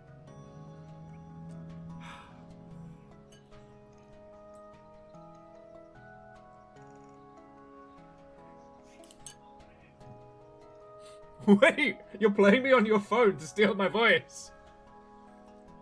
Stop telling everybody you're dead!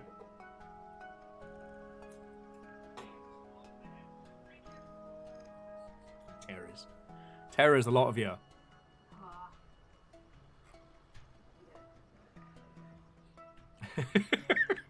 The lengths you're going to get this. Do you want me to just come say Bacon's not dead? Alright, alright. So if Generation Exile isn't your vibe today, Little Fire's playing Voice Zoo, or whatever it's called. A game where every animal is a voice clip. Of course it's the penguin. 3, 2, 1. Bacon's not dead! Good?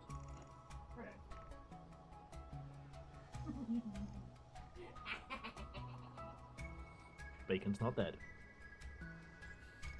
You know, I hesitate now when I'm like, oh man, I fancy making a BLT. I hesitate. You all have made me paranoid of my own food.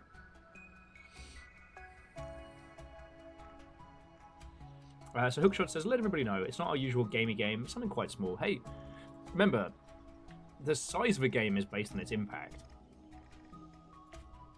Oh, and this needs water.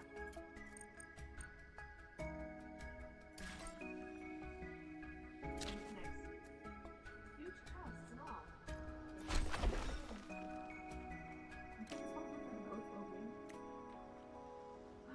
Alright.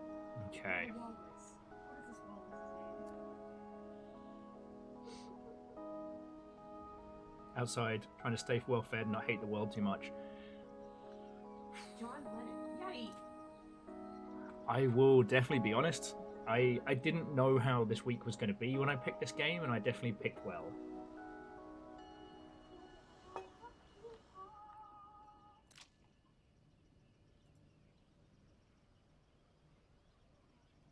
Hey, get your butt over here, walrus. Okay. Okay. We've got new actions, improved reach, housing capacity, and 2 task stewards, plus development points. Yay! So let's get Yasmin and Nina. And there we go. The stewards are how many actions we can take a turn. Puns with rib bacon, lettuce to consume our burgers, and the red of our tomatoes. Okay. Get a little audio soup. Alright, apex predator of the Arctic. Sipping a cola instead. I mean, if you want a maximum impact on the walrus, But yeah. So Hookshot, when can we know about it? Like, when can you talk about it?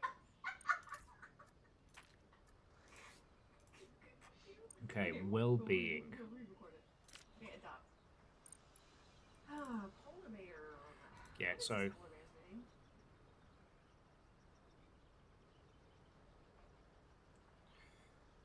people don't like the rubble and they don't like to sleep, but they like having real food and nicer homes. So congratulations, you live in New York. Patricia.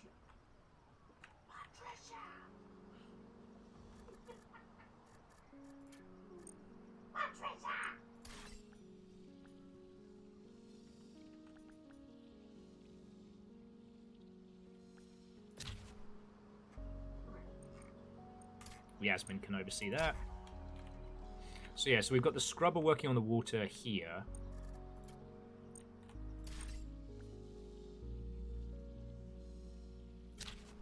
Water facility going there. Doing pretty good. I thought I'd kind of cock this up something fierce. And now I know we can demolish these in a turn and build the nicer homes. Yeah? Yeah, it's pretty good.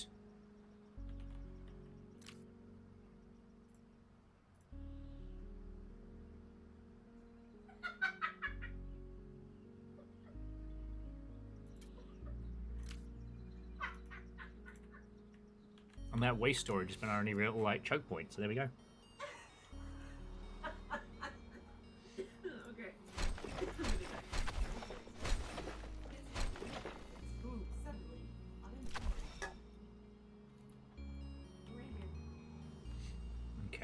definitely out of power. Oh, it's because this is based on a colony ship, we have a limited amount of energy. Oh, that's way cool. Hookshot's working on a jigsaw puzzle game. Oh, that sounds lovely. I don't know if I'd be any good at streaming that, because with those kind of games I tend to get like... If you think I'm bad now for not talking, you haven't seen me play puzzles. Like jigsaw puzzles. But...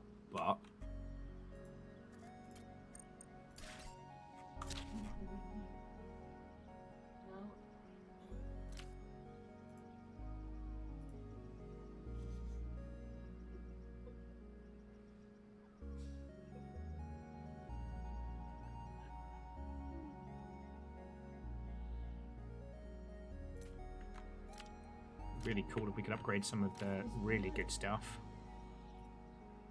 You know what would be cool? If this was like an overlay concept, kind of like stream avatar and stuff.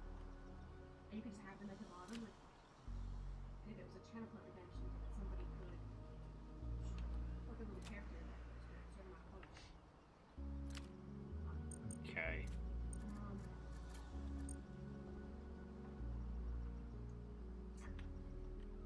Yeah, we just gotta... I've doubled up a little bit too much on water supply and whatnot.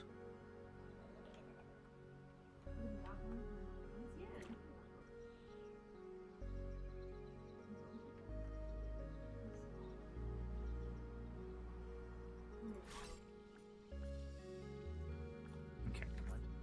Sorry, I keep getting lost in like the strategy and planning. I'm trying to find power somewhere so we can get this going and we can start like processing this whole area. Like we haven't begun on the vertical grow beds yet.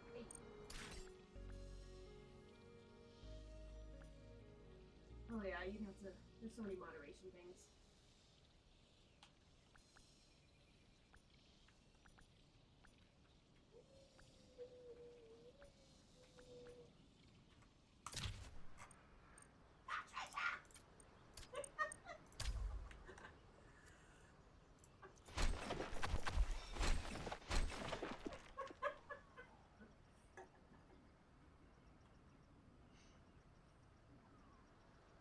And Hookshot, that sounds really cool because, like, you know, the Sunshine Shuffle maneuver of using the gameplay as the thing that players just kind of zen with, and having the...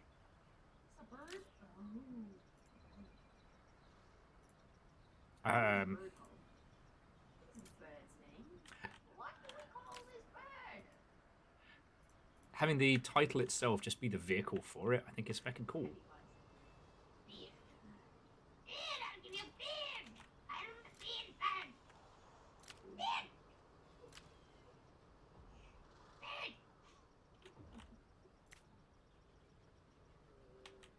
Okay, so people are actually eating good.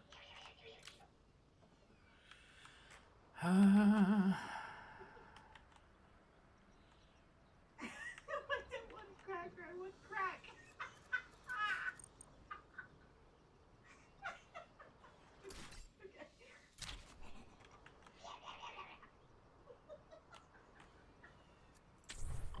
Alright. DIY soundproofing. A work team is doing basic maintenance and reports that residents of habitat in a noisy area taking matters into their own hands. They're using scrap metal from construction sites to line their walls. The soundproofing seems to be working well enough, but it's also bulky enough to reduce the overall living space. Seems like a good idea.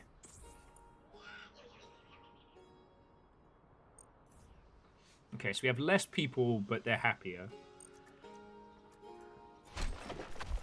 Sorry to everybody who's now, oh.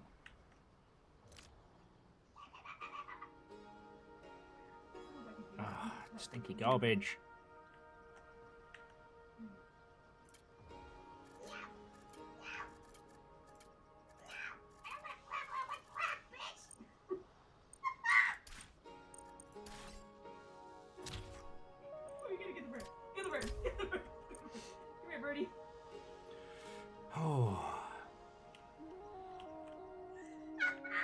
Video games, famously easy to make.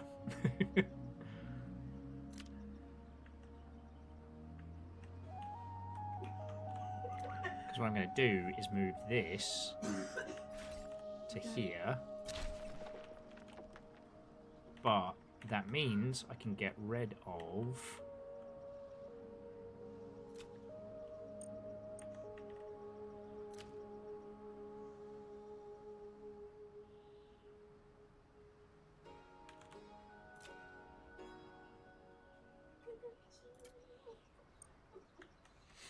get rid of that, which will free up some power to turn this on.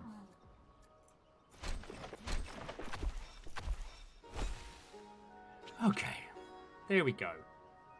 Apparently the crisis is not going on our way. Alright. We almost got rid of the nitrates. No rubble present? Fuck off. Fuck off.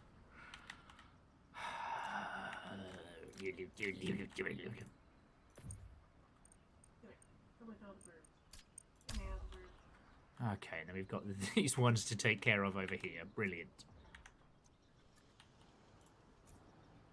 Yeah, famously simple productions to make. 50 turns in, and why do I feel like I've balked this already?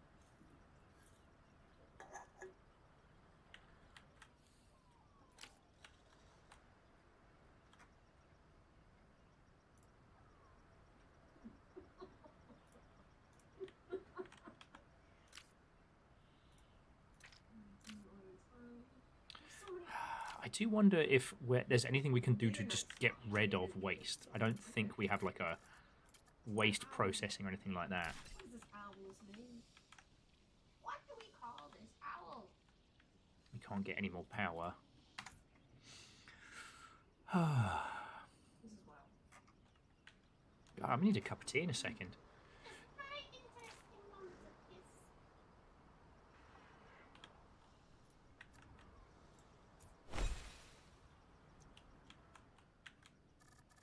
I guess we just got to build I just read this another from rubble remover Dr. here. Flick through. We'll have to look at that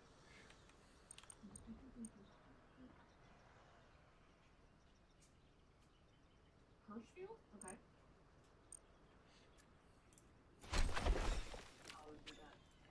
Just start getting rid of these. Congratulations, Joshua. You were on cleanup detail. Okay.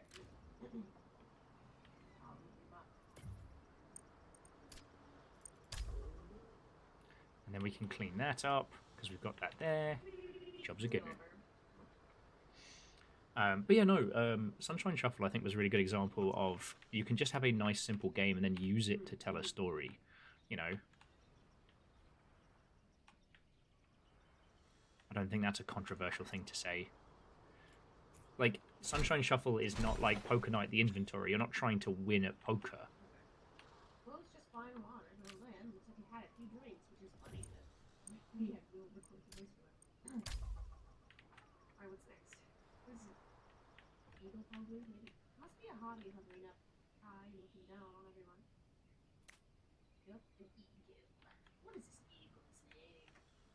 What does it sound like?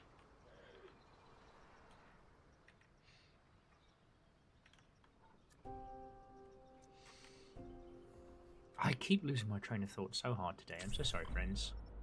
Alright, nitrate cleanup efforts are losing efficiency. Filters are clogging, reclamation systems are failing, and microbiological treatments are encountering resistance. Our reclamation engineers suggest increasing the throughput of the cleanup systems, allowing them to maintain efficiency, but at the cost of generating more industrial byproduct. Waste that will require additional storage solutions until we can deal with this waste at a larger scale. Our operations manager says increasing the supply of critical materials, ensuring less efficient facilities run at full capacity but consuming more valuable resources. Alright, resources we have, storage we don't. Increased consumption.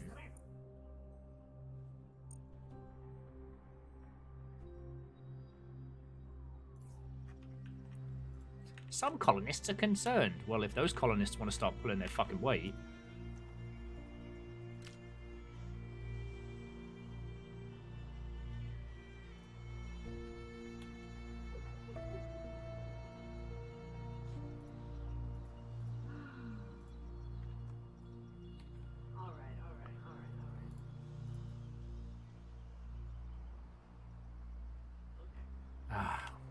Right, so that choice has got everything working, but it's drastically increased our throughput. So we'll have the scrubbers work the water, I don't think you have to do anything. and then we'll work on the land. We've got time. Okay. Okay, see? Piece of cake, cup of tea, fish and chips. Easy.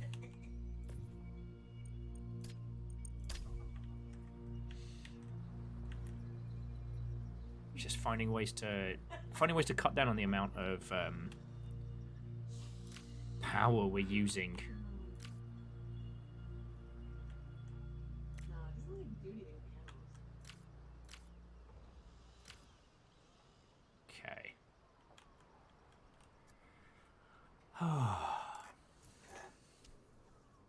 Okay. Okay. All right. I think I have a sustainable ecosystem. So yeah. Alright.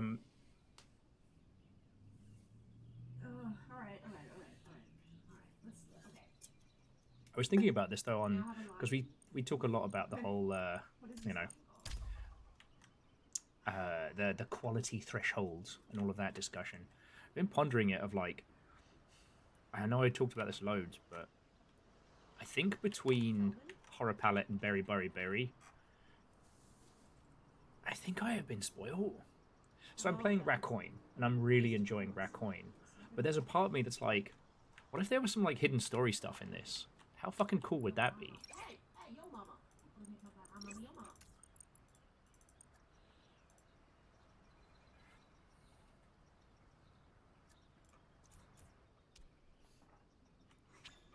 Okay. So the rubble is all gone. So now we just need to work on, you know, clearing up the ecosystem. And we're doing that pretty much over here. Great to have some upgrade tokens. But, you know, it is what it is.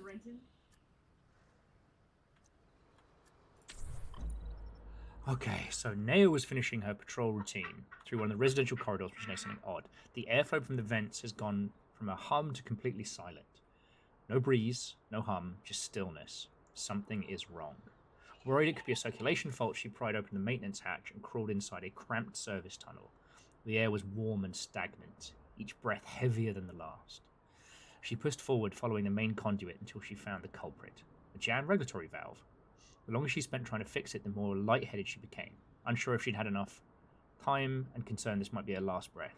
Finally, with a sharp metallic click, the valve snapped back into alignment and a rush of cool air swept back in. Oh, so she's stressful, but she fixed the problem. All right. Love, we're all fucking stressful. Don't make it a big fucking deal. Oh no, I'm a little stressed being in space. We're all in space, love. I think it needs more to it though. No? I mean, unless I missed something. Yeah, no, I think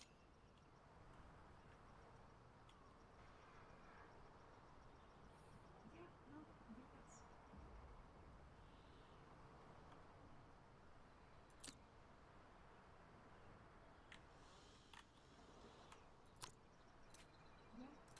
Okay, so this is cleaned as much as it can. So now we'll turn this off. Okay, well you guys got it fine. We'll do it. But you Turn this on. Y'all gotta be on it. Okay, you guys gotta give me recommendations and names and sounds. Okay, not fast. Tap, tap, tap, tap, tap. Okay.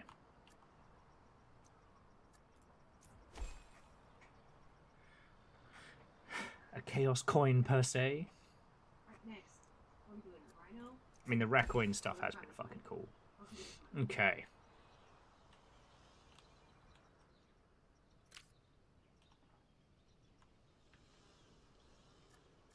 Honestly, once we've got the power, like, we could also put up a restoration facility up this way as well.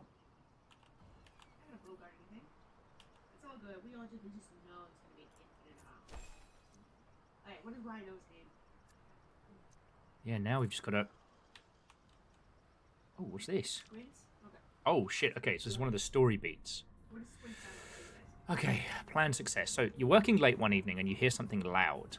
You jump thinking it might be an emergency alarm, but Buddy is quick to correct you. What you are hearing through the is booming dance music through the habitat's PA system. The robot attempts to turn the music off, but the playback seems to be bypassing standard comms. Buddy has yet to find a workaround. Several hours later, when Nana Rita bursts into her room furious. What the hell is going on? This is outrageous! I can't sleep like this! She insists that you do something about this disruption immediately. So, we have Investigate, so we can look to see who's behind this. You decide to get serious. You need to ferret out the DJ's identity, and you usher Nero to get out to work. Seek fail. Okay. You discover what you believe to be the DJ's alias, Star Pumper. Strumper for short. A desperate attempt to hard reset the broadcast causes it to reset.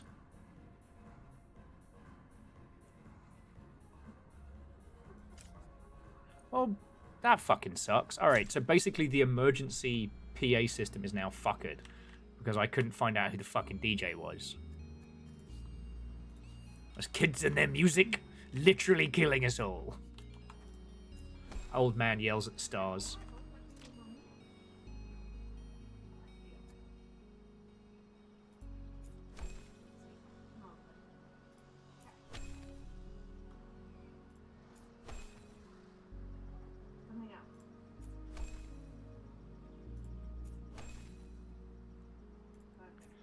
Alright, almost there. Oh, you're shitting me sideways.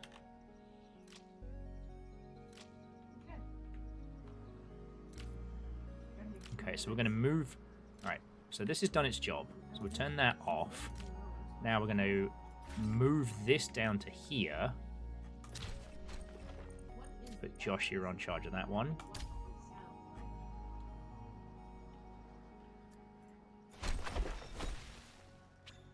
Okay.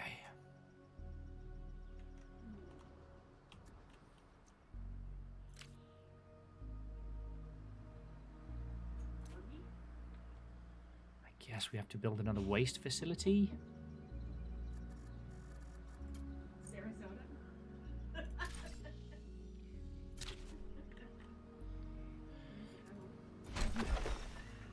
I'm not fucking saying that.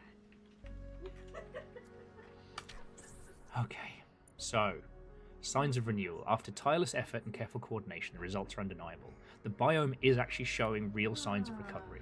For the first time in a long time, the possibility of a thriving future feels within reach. But, before you and the crew find time to celebrate, a message comes from your team. They insist that you come right away. No one has been... they've sent you a complex path to follow the ship's passage and tunnels. No one has been through them since the ship was built. Alright.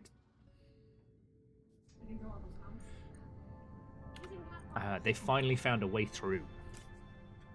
Your team members are there already, as close as anyone alive has ever been to an inaccessible biome. You hurry through the unfamiliar luxury access tunnel. Auxiliary access tunnel. Recently cleared. There are so many of these. So many that the schematics are gone. You feel a small open space ahead of you, echoing with small noise of anticipation. The room is enormous. With many people gathered around, it looks like a blank wall.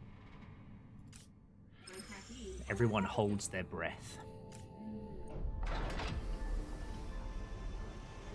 Oh, what the fuck?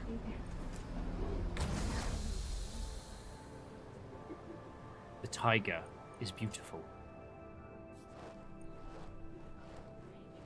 People are already stepping through and laughing and stomping in the snow. A new biome. After months of grasslands, the cold air feels bracing and novel. Sparkle glowing. You watch people begin a snowball fight. Fucking behind you! And the tunnel collapses. The space tunnel. The tunnel in space. Oh, good. Oh, good.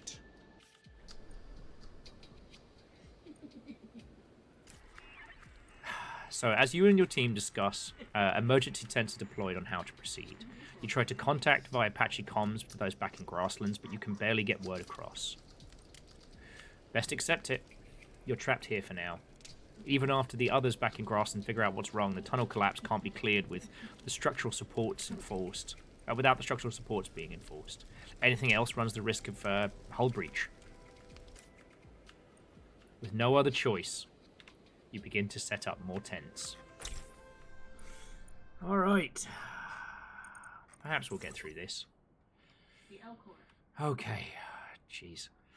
So now we have to work out how to do this. Cute in cartoons, but It's bloody freezing, isn't it? Okay. A bear. Looks pretty cuddly to me. What is this bear's name? Get a logging sky arm and a mass timber factory running and kickstart our subalpine borneal in production chain.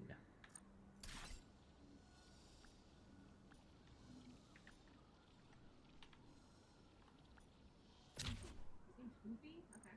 What does he sound like? And then we've got mass timber.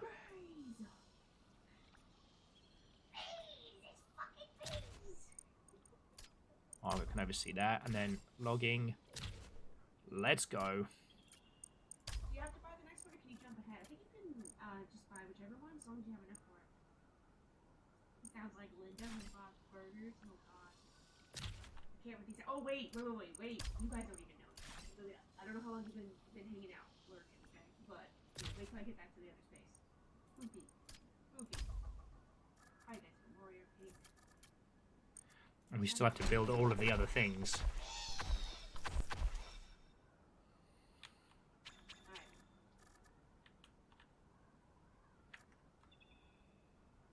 Come on, Goofy. Oh, shit, the bed.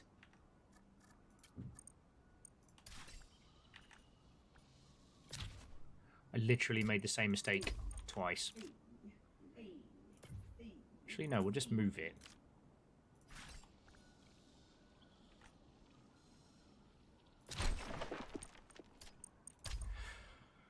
Oh, of course, its tents are still there,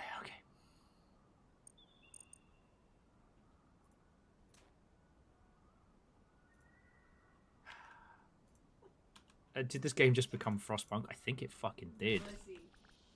Oh yeah, as long as you have enough. It looks like you can just And we can clear out the rubble from here later. Just right now, I was just going down the list. community heat pump. Right, seems to think stripes alone make it invisible in the forest. This is a tiger. What is this tiger's name? Why does it sound Timber like you billet. guys? We'll look at the elk one. Okay.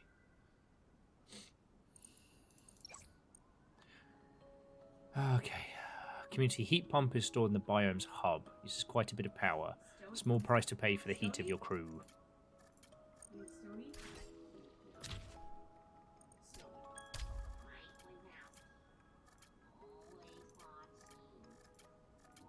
But we've got to keep these poor buggers alive.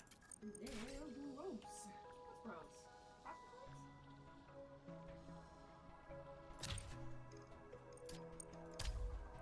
In theory, this should be enough to keep everybody warm. Okay. Fix the electrical or the plumbing. Congratulations, it's electrical.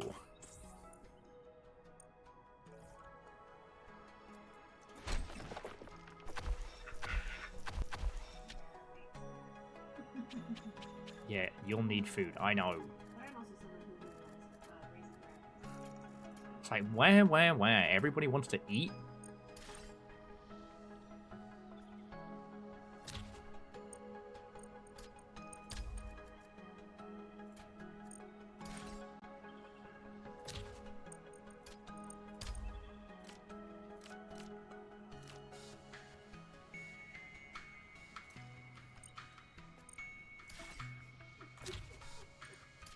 Next.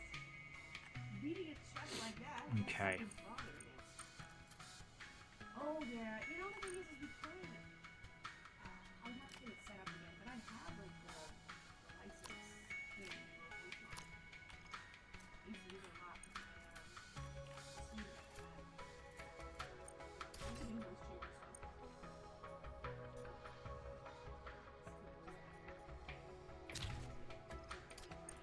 Okay, so we've got waste there, and then... yeah, hopefully we can get some of this all up and going. Send you a message. A small group of others are moving to the edge of the forest, starting a tiny temporary community. We're just going stir crazy here in these habitats. We can't go outside because of the cold, and we need some space to our own. Okay. Enjoy freezing to death, I guess.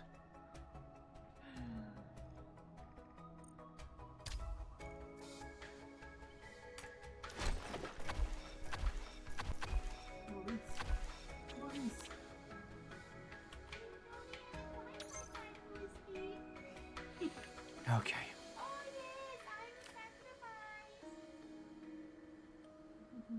So now we can produce prefabs from the logging. Jobs are good. Okay, hang on. Bear with me a second, all.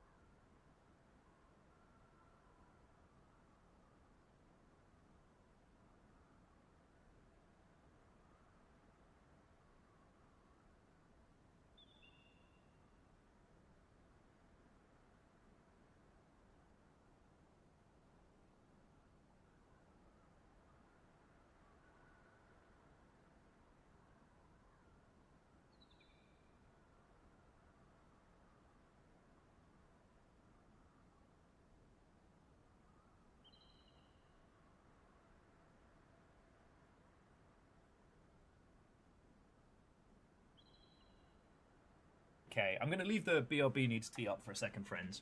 I was just saying to Little Fire that, like, this game is good, and it's like a less stressful Frostpunk, but, like, I realised I wasn't talking to you lot at all. So, yeah, let's... I've got these tents warmed, they've got food.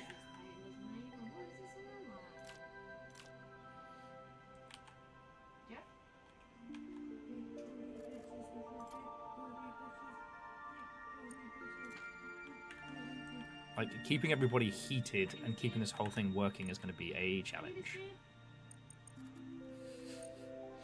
Boy, it's got that good focus. And have you ever noticed how it's games that remove time constraints that actually make you focus more? You know, I don't think anyone's actually done a good write-up on how just one more turn in Civ and Total War and things like that is so compelling. But, like, there's nothing, like, let's say you're on a roll, right? You've got 8 hours of sleep, which I've been told is mathematically possible.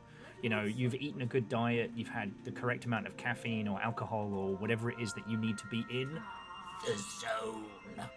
So you're in the gaming zone and you are beasting it. That might be your, you know, best session for a good week, right? But in strategy games, nothing's testing your reflexes. You just, you know, be patient, plan careful.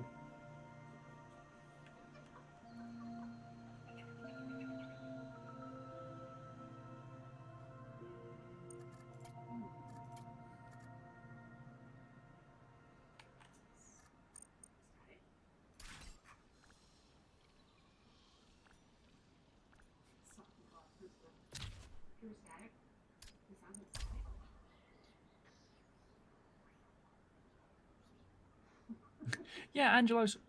oh, God, sorry. Age Elias. One of these days I'll get it right. But yeah, why do we have a snow biome? We could just not. We could just not. I mean, the idea of a... Obviously, there's going to be like a Sahara biome or something. Now, all of these different segments seem to be sealed off. It's not quite clear how long we were in space before we gained the ability to come back on the surface. And we still don't know what the fucking creatures are that are trying to kill us. Okay. Oh, fuck off. Everybody is housed, fed, warm, and watered. Okay. Got +3 to housing, got some upgrade points. Okay. So the upgrade points are the things we don't want to be building lots of. Come on, guys. You guys to make all the monies, please. Come on. Okay. Trains and equips crews as ecologists capable of making specialized structures. Okay. My fave so far? What we need, however, is some more fucking logging. Everyone is house fed and warmed. The trees seem to be a state of standing decay, but the cause is not immediately obvious. A research center built as an extension of the hub will serve as an area for our ecological studies. Do we have to make more in a cave or no? Not that I know of. They have different parts of the map make them sound different, but there's no like. Okay, like right now, no one's dying of starvation, which is good. The secret to that smooth skin, natural lightness. It is a frog. Now, research center allows us to expand the center. We need. Hops. Okay, it's made as hops. What is hops? I don't know. We need to increase production. Okay, sorry friends. I'm just gonna pour my tea and I'll be back in just a second. Hops.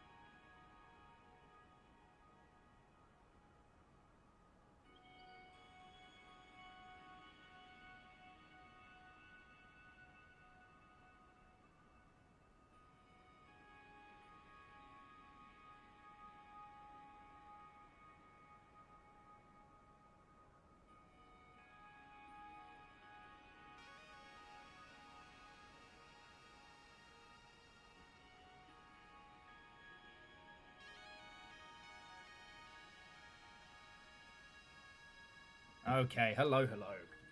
Aeon, you still chilling around the side? You still over here? Just because I know it's not what you intended them for, but I've been taking the fruit chips and mixing them in with green tea. So I put a slice in, and then it's fucking tasty. Okay.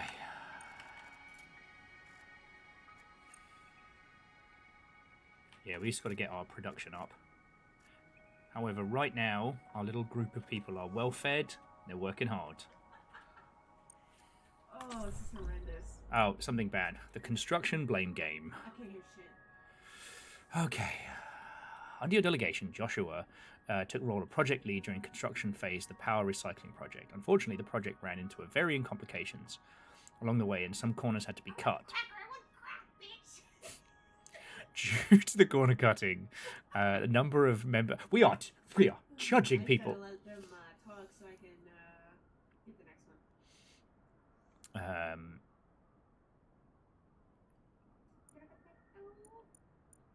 one. Due to this corner cutting, a number of members of the construction crew ended up injured, including Agnes Navarro, senior construction officer.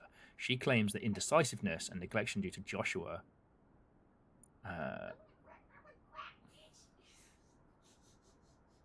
Joshua has been going hard. You should be asleep instead of here naming random animals. Whoa, go to sleep. What are you doing?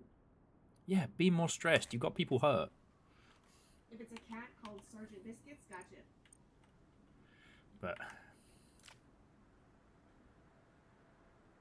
There it is. It is a cat. Alright, Sergeant Biscuits. What does Sergeant Biscuits sound like?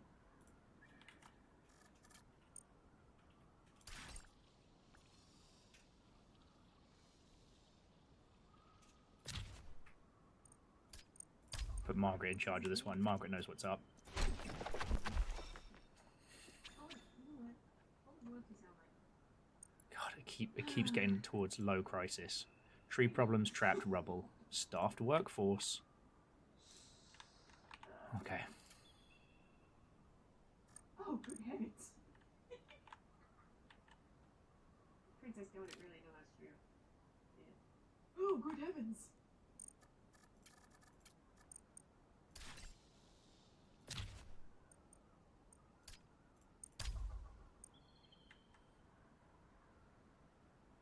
Yeah, now we have these water facilities here. You don't have to rely on the incredibly expensive water pumps.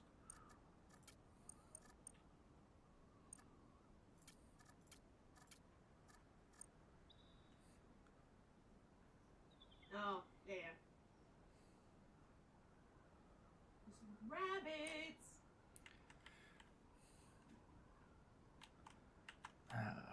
What's our range on this?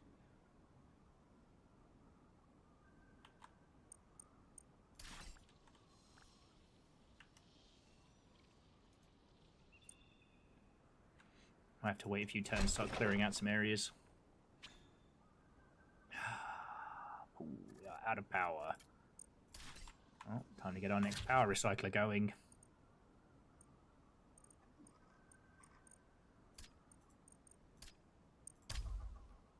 Nothing else to be building until we've got more resources. 14, 16, 18, 21. Woo.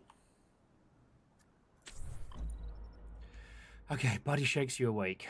Information is scattershot, sometimes contradictory, but as panicked hours unfold, the story emerges. Parents and guardians awoke to find children gone. Ah, for fuck's sake, we're playing weapons.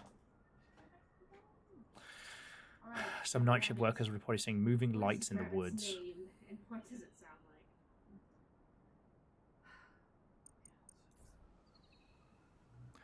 Children have been kidnapped by glowing lights in the woods, and we're just going to be like, cool, well, video games. Cactus.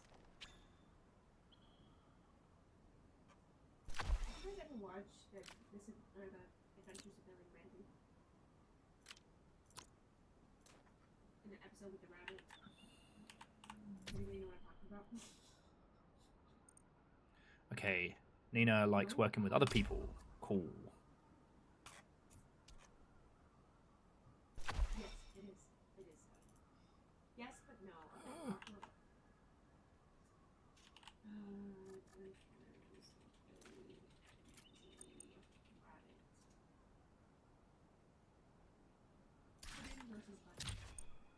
Okay. Okay. Have you ever heard of tough love pudding?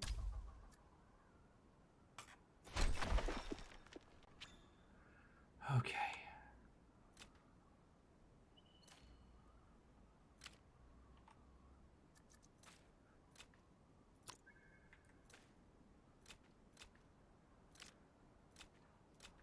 Okay, so that will start supplying the heater. The heater's got a real good distance, so we can start building another like little encampment down here.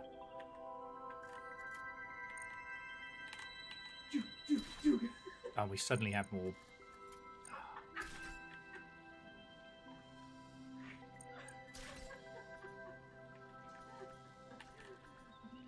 Tough love pudding.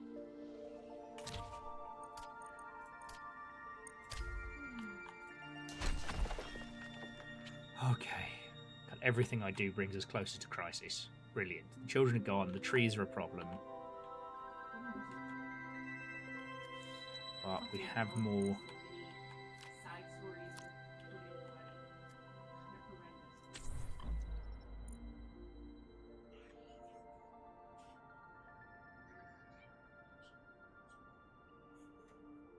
They're horrendous. What the hell? So, for some reason, Alex and George are fucking around with alien tech. Oh, I leave you dickheads alone for 2 seconds.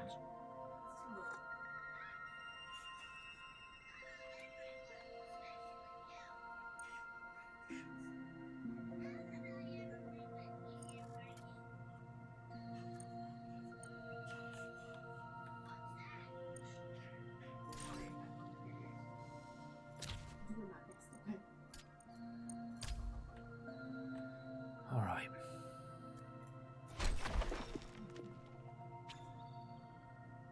Oh, good heavens! Oh, great heavens! Come here, put in. Alright, Patches, hope you're happy with what your buddy sounds like.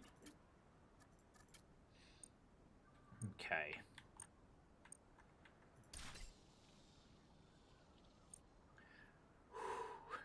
This game is not calming. This is a turn-based game with no timers, and it is incredibly stressful. So, to recap, we've managed to keep this area warmed and heated. For some reason, every single outpost needs to have a training facility to be able to utilize it. We currently have... Is there a way to look at our input-output? Perfect. No. Perfect. Yes! But we need to clear out this area. Unfortunately, like an idiot, I set up our logging operations here. So once these are done, I can kind of... Using move rather than destroy, and we can start clearing this all out. Because the heaters take up a lot of space. I know what that is. Alright, we're almost there. Carrying his home on his back must be comforted wherever it goes. Oh, right. Alright, what is this turtle's name, and what does this turtle sound like? We have a huge library of sounds going on. Okay, whilst I'm losing my marbles, what is one of your favourite games that you absolutely cannot focus on at the same time? Okay, we need more food. Hey, found the car keys. Wait, what about I like eggs. You guys remember a baby show? I like eggs.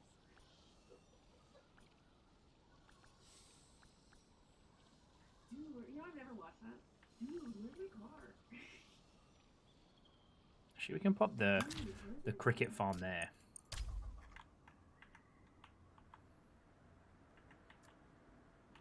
Okay. We have resource coming in. We have upgrades coming in. Love to see it. What even can we upgrade?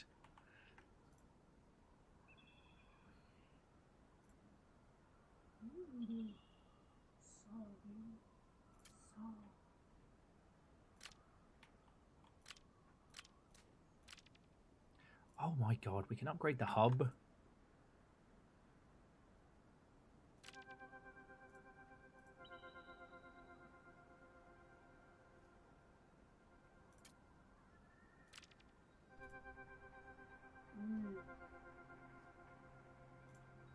Increase the... Oh my god.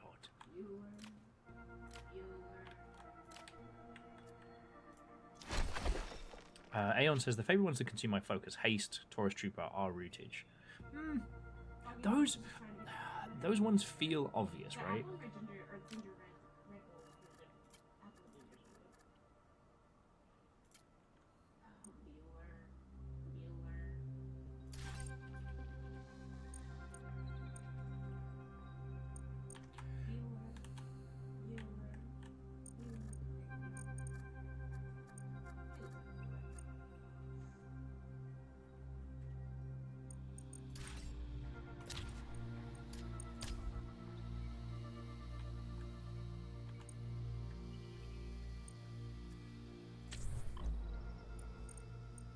Okay, whatever the cause, the result is clear.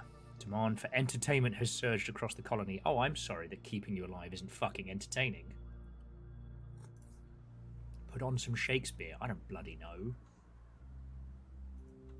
Everybody's bored. Imagine...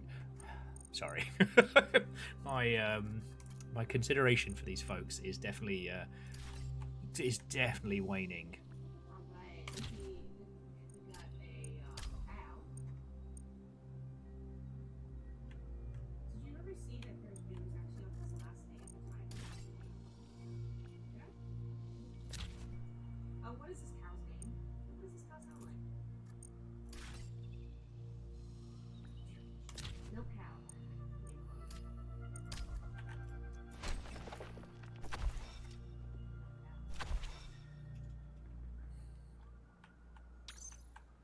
Oh, the internet theory. That theory. I'm probably cow. Maybe. So this crew can't work because it doesn't have food. It needs food from the cricket farm. The cricket farm needs water. Alright, well, we'll turn this off. Oi. We should fix this problem coming through here. Alright. Oh, my life.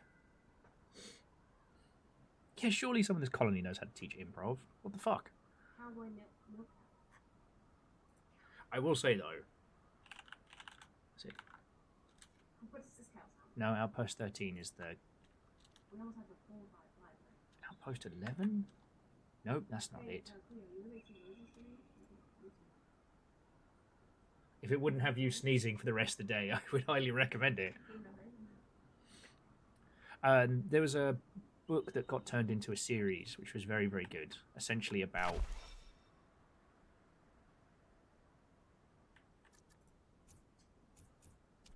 folks essentially doing Shakespeare. Am I right?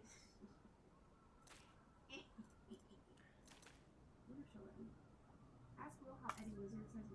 Okay. Hey Will, how does Eddie Izzard say move? I actually don't remember that skit. Oh, okay. I know what a huadada is. It's just a huadada. You just call him?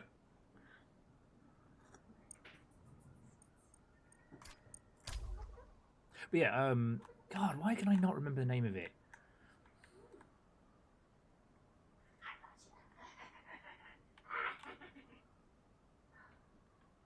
Don't make those six creepy noises. Why did I not it up here? You know what? We've got power. We can build another... What we need right now is people. Yeah, fucking dude, I'm sleeping. You guys?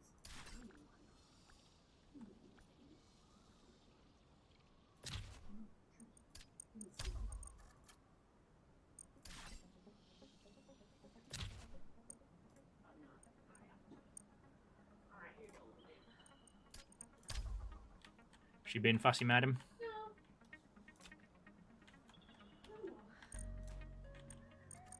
Oh, actually, these are bad ideas. I don't have the water to build them food. Oh. By the old gods. Reflective.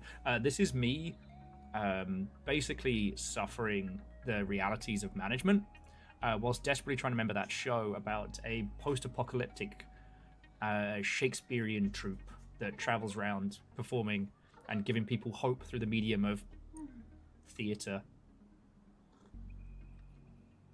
Okay, I make it sound way trashier than it is.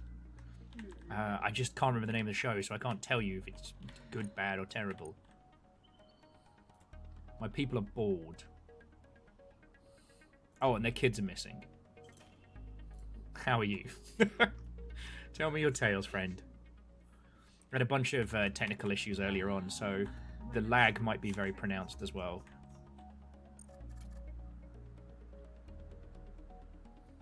French?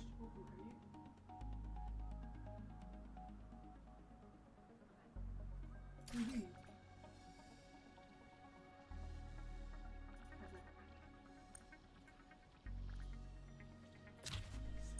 Oh.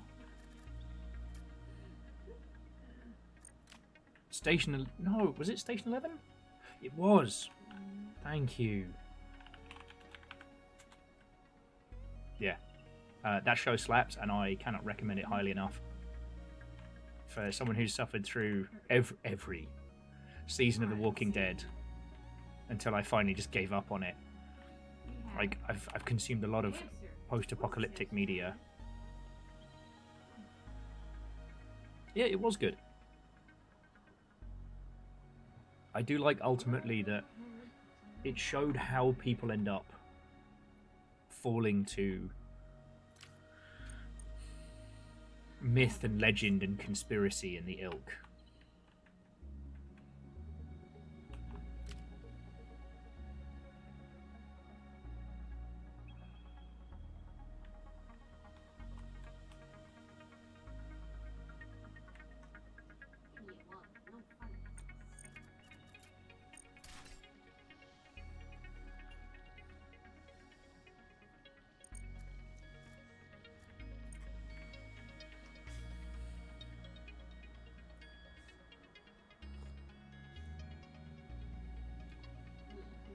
Let me look up Terminator Lady. No, reflective. Thatcher's dead. We're fine. We're safe. The timeline is fixed. You're okay.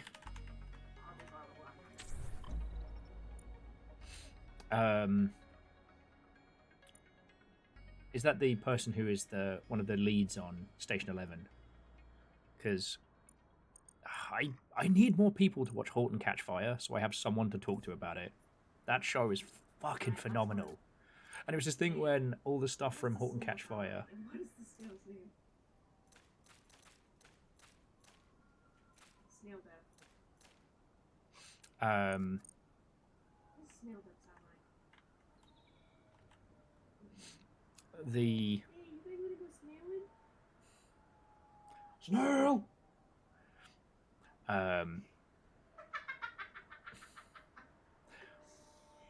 *Halt and Catch Fire*. Knows how cool we are. Oh, you're right. Hey, Will, can I borrow you one last time, What do you need? for the last character? Okay. It's a snail. Oh, sorry, friends. I know I keep leaping up and down. Little Fire's doing Voice Zoo, or whatever it's called. And you have to voice all of the little creatures in it. Okay. We need you to say, nobody knows how cool we are. Okay. Record. In 3, 2, 1. Nobody knows how cool we are. You're welcome. On-tap voice acting. That's what you get from having me around. Perfect. Sorry, I'm getting... Okay. My brain pulled in 50 million directions. Yeah, so reflective. Halt and Catch Fire. Apologies if I said something else. But *Halt and Catch Fire* is phenomenal. Everybody in it brought the absolute thunder. And you ask people like, oh man, you talk about it so highly. What's *Halt and Catch Fire* about? And I'm like, well, season 1 is about the first laptop. And season 2 is about the first internet games company. Season 3 is about antivirus. I forget what season 4 is about.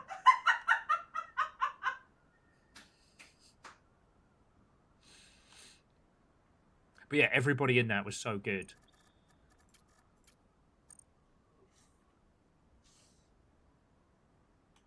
says perform research on damaged forest. He is. So, okay. Maybe this takes him fucking ages.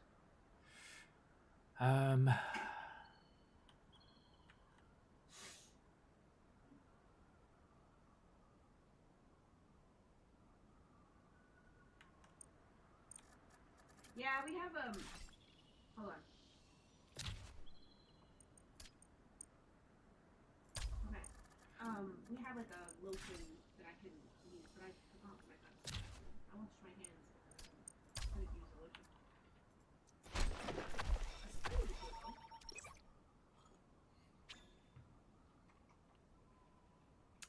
Effective, that might just have been my my accent pronounced *Halt and Catch Fire* or *Halt and Catch Fire*. Okay, so we did some research. That made the colonists very happy. Now we have more people. Okay. Well, it doesn't unlock anything. Oh, we can get new songs. Wait! What? Thank you, Renegade. Okay.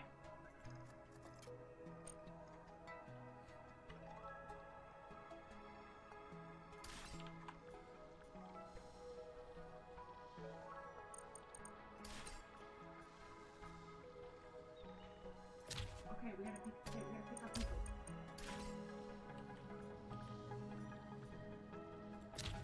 Bobby needs to be in there? Okay, gotcha. You wanna get Bobby watch. In theory. Okay. 10 development points. Research have analysed the trees in this biome are being ravaged by legions of unsatiable pine beetles. How or why is unknown, but these critters are causing a catastrophic calamity in the biome's forest. You say without them, the biome itself will fail.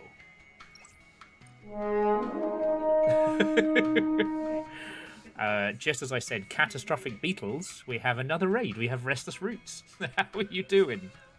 Did you hear about the catastrophic beetles? Young Eagle, what and welcome. And you know what, Reflective, I apologise. My accent plus anything resembling tinnitus or otherwise is a hell of a challenge. But yeah, I'm just happy to know that there are more folks.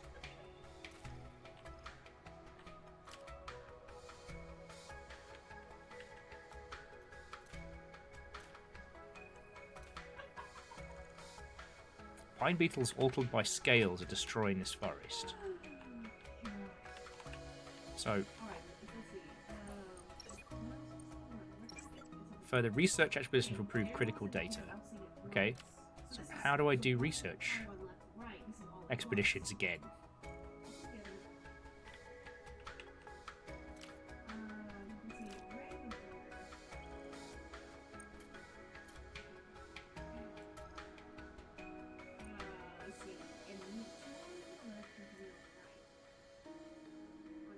I do think it's really cool that you can see every character's family tree on this generation ship. Oh, well, Restless Roots, fucking cool, yeah.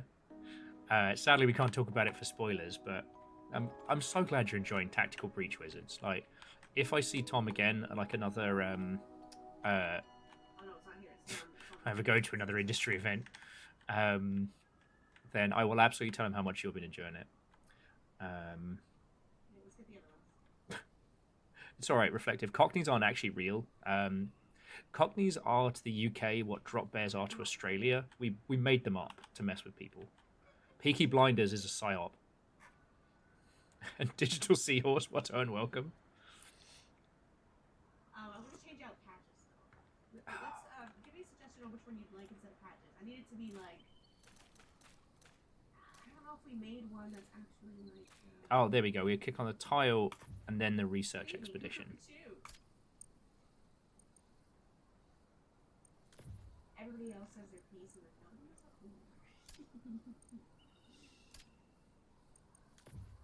The polar bear? Yeah, Joshua's off again. Okay. Scotty says there's a lot of Cockneys that want a word, Will. Ah, I see they've gotten to you too, Scotty. I lived in the East End of London. Cockney rhyming, slang and all, and I can tell you, we made it up. It was always a scam.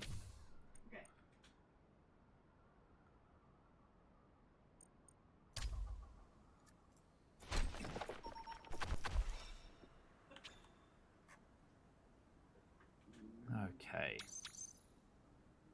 Here we go. Alright. So we've got the dead trees and the lost children. Everyone's getting whingy about rubble. But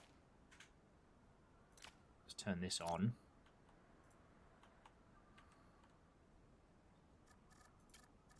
But yeah, so Restless Roots. So this is Generation Exile, and this is an interesting one. This is basically like micro-challenge Civ. You were on a generational ship leaving Earth, and something called the Scale has rendered whole parts of the surface of this generational ship unlivable. So you all retreated into like the under tunnels, and now you are part of the operation to try and, you know, bring this shit back.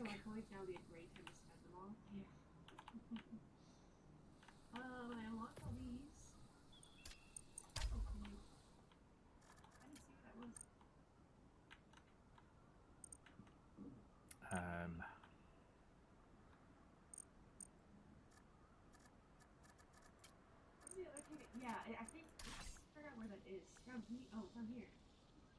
I think this echoes. Let's put them down here. Kind of a journey, but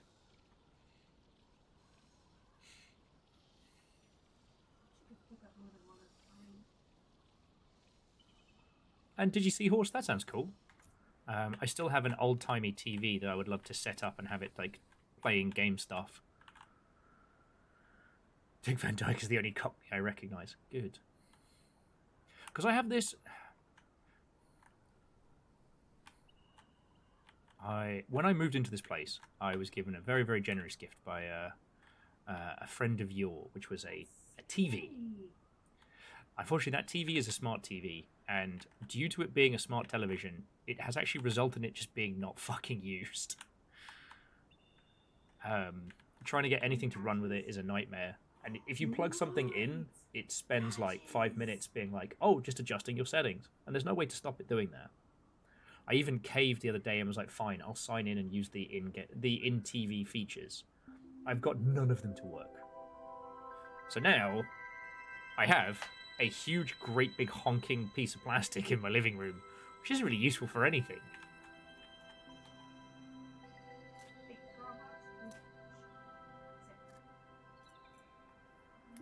But I have an old-timey TV that works great. That is older than quite a few people here.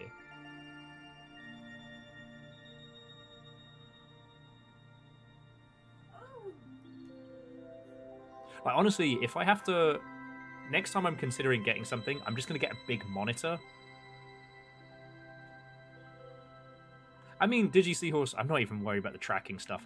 Everything tracks you. If you're near anything with a micro camera, congratulations. Hell, our PCs. It still makes me laugh when I'm talking to you lot, and then I go over here, and if I've even mentioned something that vaguely resembles a product, it will be the first thing in my search results. Yeah, well, reflective, and with those kind of TVs, with an HDMI converter, you can just get it going. It's great.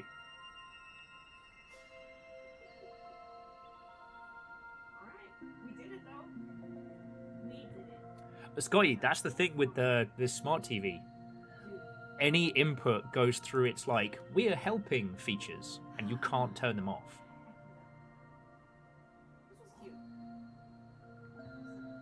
It, shit, what's that term? Is fucking trash. So I'm just like, sorry, the point of this being... Oh gosh, that's perfect. I love that. I'll have to leave a review later. Okay. What do we got going on?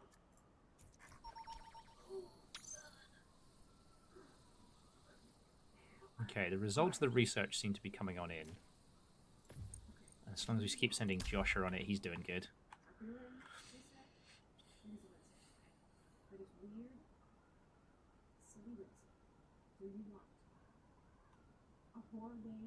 Oh, and I just meant that you can use an HDMI converter and then... No, so Scotty, this isn't picture processing. This is what's so fucked up about it. It tries to set things like a universal remote. It tries to see if there are any apps within the TV that work with whatever you're plugging in. And it happens every time you plug something in. So let's say, let's say you're bourgeoisie like I am, and you have one Chromecast. If you want to watch telly in bed, you plug the Chromecast in, and it just works. Plug it into the main telly. I should have mentioned that the quote-unquote telly in the bedroom is a monitor, which was a hand-me-down from Baron von Sheepington. But the quote-unquote telly, every time you plug it in, it goes through a whole rigmarole. And now it's just stopped working with the Chromecast, so... Sorry, again, this is just a fucking champagne problems whinge.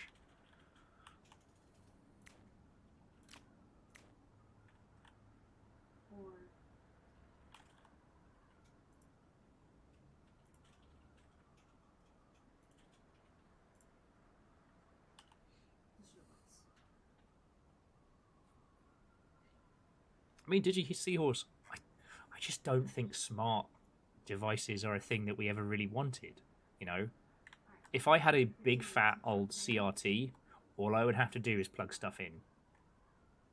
You know, with this, if I wanted it to do the things it was doing prior, I would need to sign up for a new service, then sign into all my other services through that service, and then hope that it works. Anyway, yeah. So, if this conversation makes you dream about hopping on a colony ship and leaving Earth, well, welcome to Generation Exile. It's not Frostpunk. Again, it's very much like, I don't know, Puzzle Civ. Each area seems to have a different biome. The different biomes have a different challenge. We've just moved into this area. Well, moved in. We explored this way, and then the tunnel collapsed, so we're fucking stuck here. That was our entrance.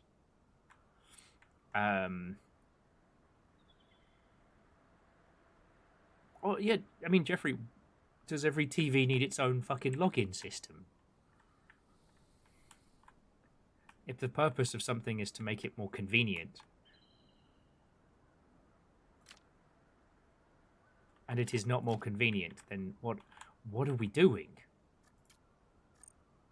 Yeah, I just... see if we can get some more technicians on the go, because that's our current, like... it's our current choke point. Oh, here we go. You receive complaints about teenagers breaking into waste storage buildings. What you haven't realized... well, you haven't received reports of theft or vandalism. Curious, so you decide to make an after-hours visit to a few of these facilities. In a second, you hear the telltale giggling near a waste tank. You creep closer. You watch as a gaggle of teenagers pass around a little bottle, huffing in one nostril and then the other. One of them opens a pressure valve on a conduit connected to the waste tank, and all of them surge forward. All of them jostling and ducking their heads to inhale sewage gas. What is going on? Apparently that was a fortune event.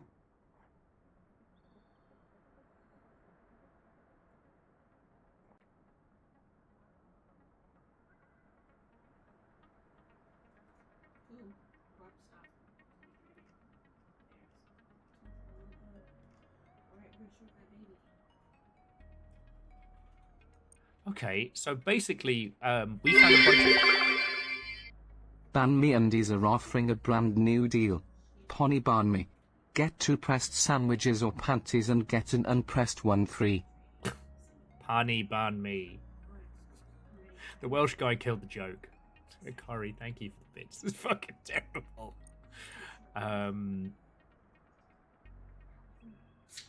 So basically, whoever this is, a 16-year-old lass, has been leading a bunch of teenagers over to the fucking poop tanks to go huff gas.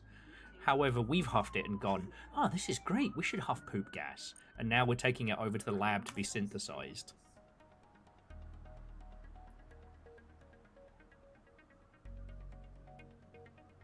And we've basically found a thing that allows sanitation workers to turn off their sense of smell. Alright. Not going to deny them that.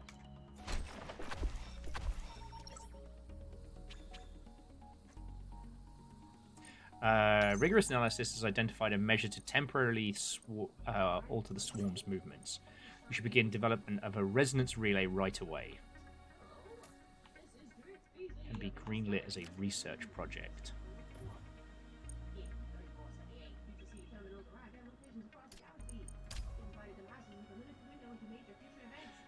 Yeah, I guess earplugs for the nose. Okay, but now we do have workers, so we have more options. I just have to remember what it was we were working towards. And it ruined fucking everything. Investment market plummeted. Trillions of credits of value were erased overnight. If there's nothing to speculate on, then the speculative market can't make money. That's why our last chance to make real cash is babies. Their precious lives and infinite potential are the only things the future seeds criminals can't predict. Are you shorting babies? I'm shorting babies!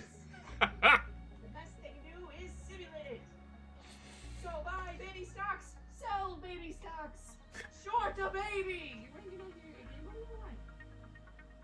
low. So, friends, whilst I'm restoring a colony ship, Little Fire will in fact be shorting those babies. Expect gremlin screeches and horrible insults leveled at infants.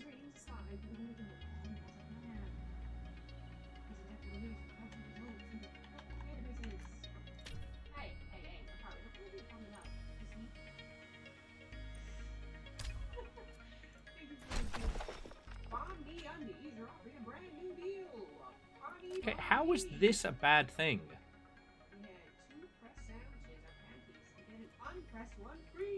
Yeah, see, people aren't bored anymore because we just built them a party house. All right. He's injecting years of faulty results into public databases, lowering the projected value of babies on the planet. He's purchasing a trading license. He's selling every piece of furniture he owns.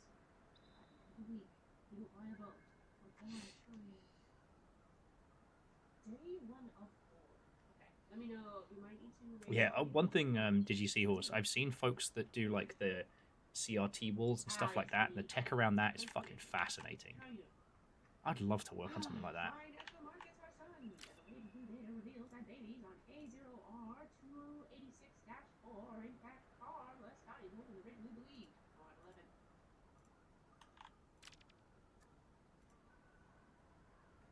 Alright, can you guys hear the audio now? Just give me Okay.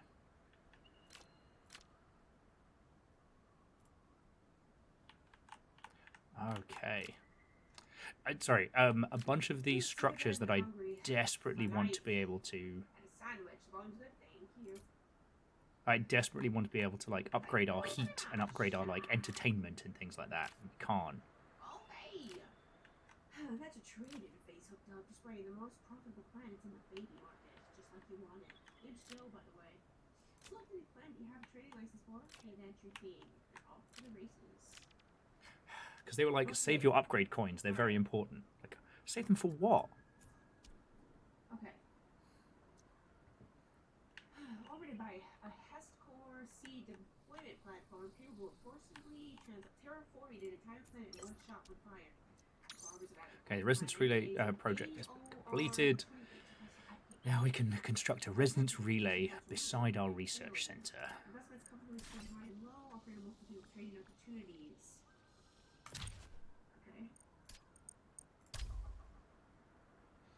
Okay, power's still good. Hope you sleep well. Alright, there's 4 babies on the market today. You can select one from here. For now, just pick the cutest one and hit the trade baby button. Babies here, get your babies. We're gonna pick the cutest little baby. Aw, looks like Will. Alright, let's see. Eliani, insectoid. We have no information. Dee is organic. Sarah is an insectoid. And Marianne is organic. You're looking like a turnip. Oh, we're gonna pick this one. Trade that baby! Oh shit, alright. This baby's entire life We has need been more simulated subtext. from beginning to end. If it's happened to the baby, the stock prices go up. When bad things happen, it goes down. Buy low and sell high. Simple, right? Now get out there and make some money. Alright, see what we're dealing with. Infected by pollution. Successfully foraged for food. God damn it. Soul Farm.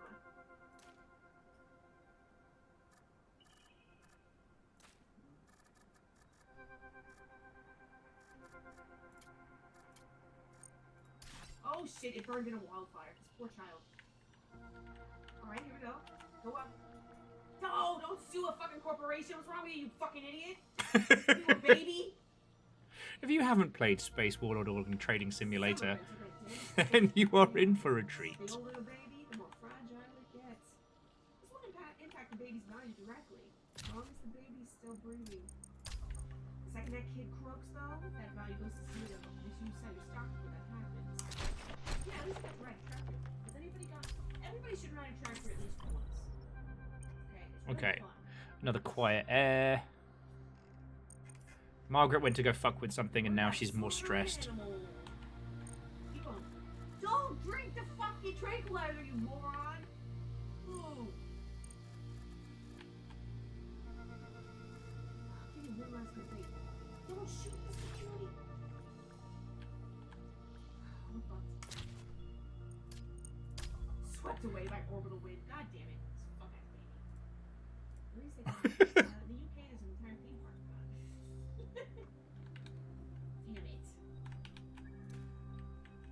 God damn it, Marianne, you piece of shit. Okay. Alright, a swarm of tree-eating beetles has moved to a structure. My thesis is they're producing frenetically. Most importantly, the structure is non-functional. We must remove them and restore operations. How? Based it off of Will. I thought, hey, you know what would be a good baby? It's a clone of Will. You know? God forbid the turnip fucking dies after shooting a security guard. It was dying. It was wilting. I mean, wilting. The coronation of Huron-Eight's heir was delayed. Hopefully, we can create like a little rubble break between these two spots. Holy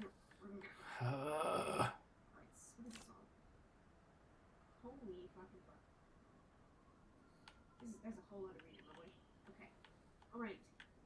Trade here. You have to pick.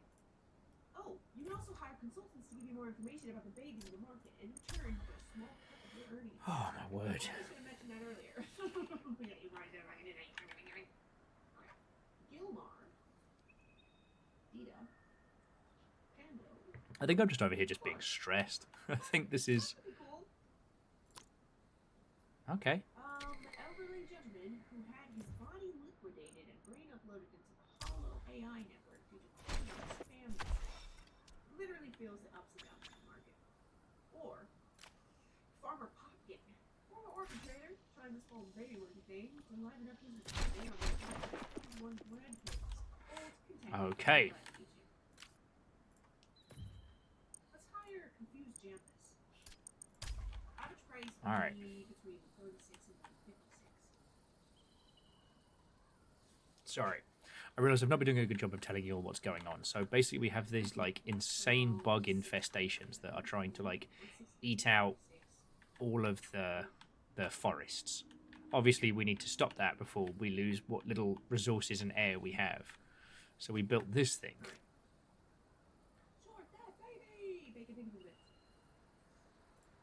Now we've got this that will temporarily zap the shit out of them. Which will be very handy, but to my knowledge we need to consider building like a long-term solution. We like to announce an update to DG Will. A new plant variant can be found if you forget to feed them. It's wilting. It's wilting.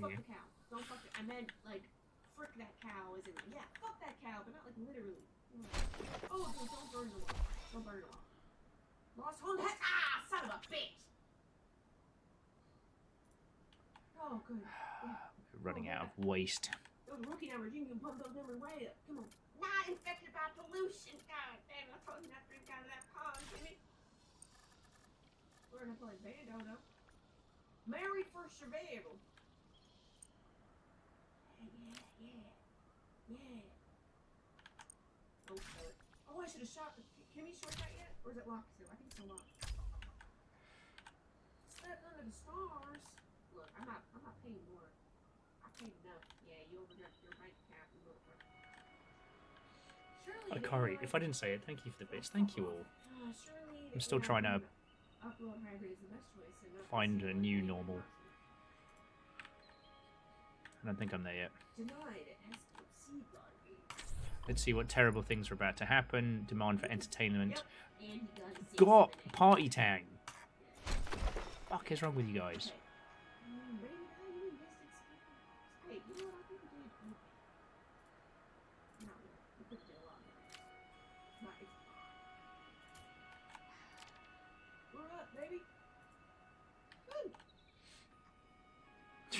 That's a good point. What is normal, anyway? Continue, day 3 of 4. Time to find another baby. Something we made up. In other news, the economy of AOR 286-4 continues to evolve by outclash for investors in the baby trade. There is a plan and many government officials re-examine the source of the data. Okay, now that makes sense. For, you know, important for prototyping. Alright, trade here. Alright, what we got?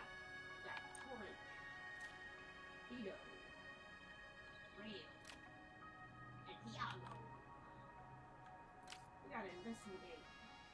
Alright, we want to confuse Janice again. He's pretty good. Oh, captain. Let's try that.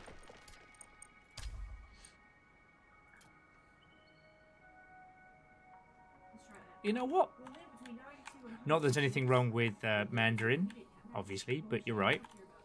You know. What do I care how long this baby's gonna live? I wanna know how profitable this baby's gonna be. I don't care if it lives for 0.5 seconds if it means I make millions. 66 and 94. Alright, fine. We're just gonna go off vibes. Real's the only real choice. Try the baby. Short that baby!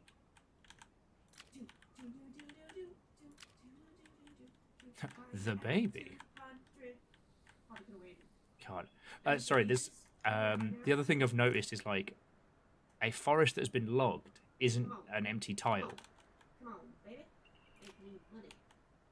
Yeah, you win that science fair, you smart son of a bitch. Okay, best feature of the interface just unlocked. Shorts. Is your baby's already about to crash? It's time to short that baby. Your short will be locked in until the timer is half full. After it's unlocked, you can cash out. The value's lower than when you started. It's like we could start building out this way, but like there's almost no space. Otherwise, you'll lose your shirt. The space out here, there's more to work with, but we're also moving in towards like heavily swarmed areas. Which does beg the question, right?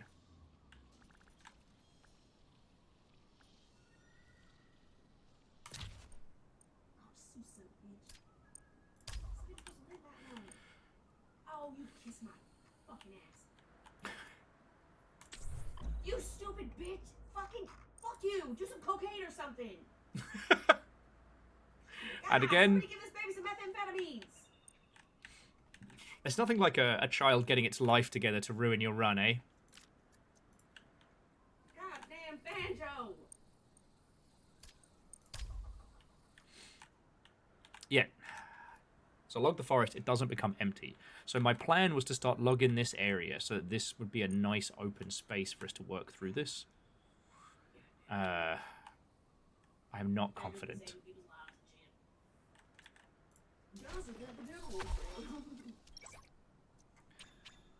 Okay, so those tree-eating beetles have moved into the structure. My thesis, they're reproducing there frantically.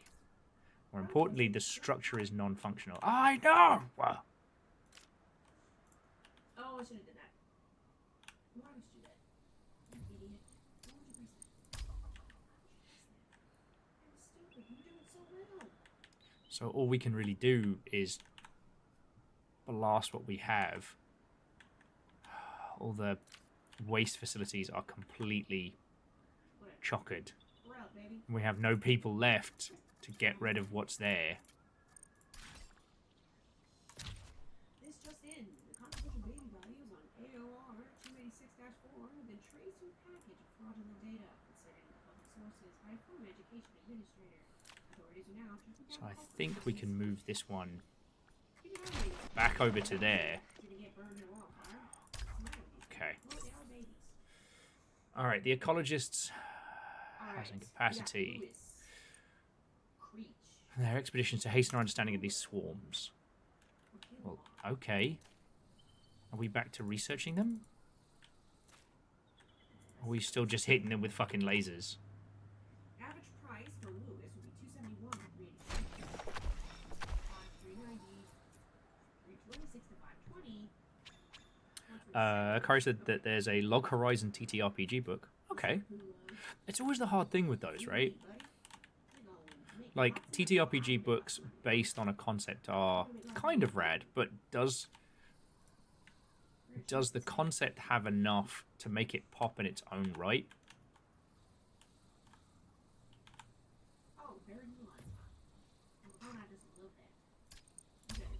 Block Horizon's an interesting one, right? Because it's, what if you were trapped in an old, you know, like, I guess like Final Fantasy 11 era MMO. Or was it 12?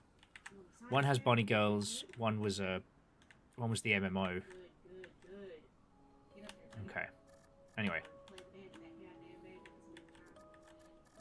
So we've got to plan our community carefully.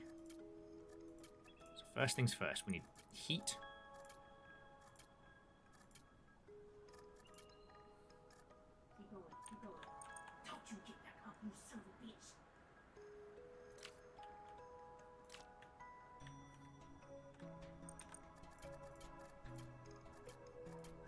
Where was it?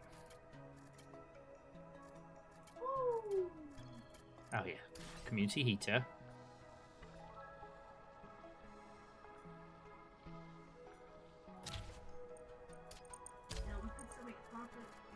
And we're going to need water.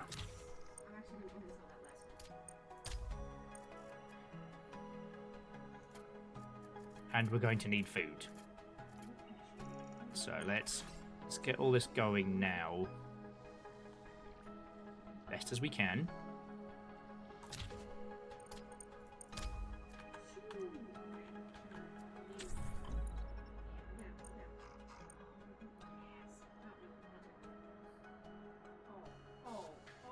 Another bunch of children just got fucking snatched in the darkness. What the fuck?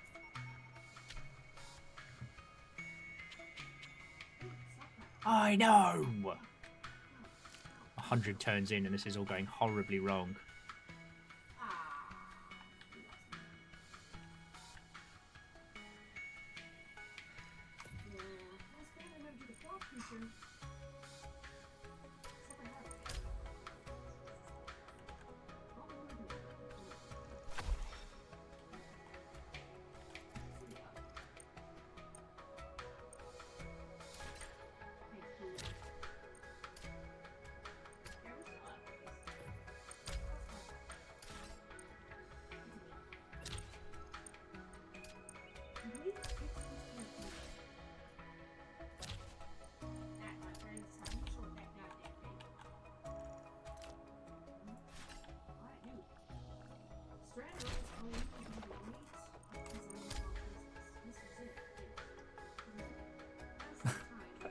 Holy boss, they're not my kids.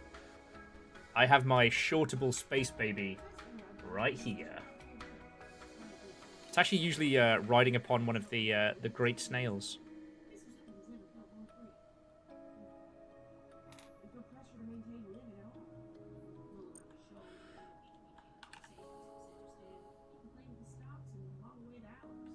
Perform more research expeditions. Why? For what reason? Bird's Rumble, a post-sentience electronic punk band, was topping out the charts across the galaxy. Is your child listening? Our punk was like 6. Local teens have moved into an unpowered building. It's a good time to start trading. Since we got the deluxe interface, you can see that there's a ton of items market conditions. Market conditions alter each community's unique rhythm. You can build a surrounding. Thank you. Alright, so now we've got like a little powered area. Each stock is worth 200% its normal value. Right? Alright. That's the prediction scraper up and running. Now you can place side bets on these babies to make even more credits. Place side bets on any baby or even all 4 at once. Here's the hoping you pay the worst case. Okay. I'm so scrambled right now. Okay, this was not Moon, Hulo's back. Really?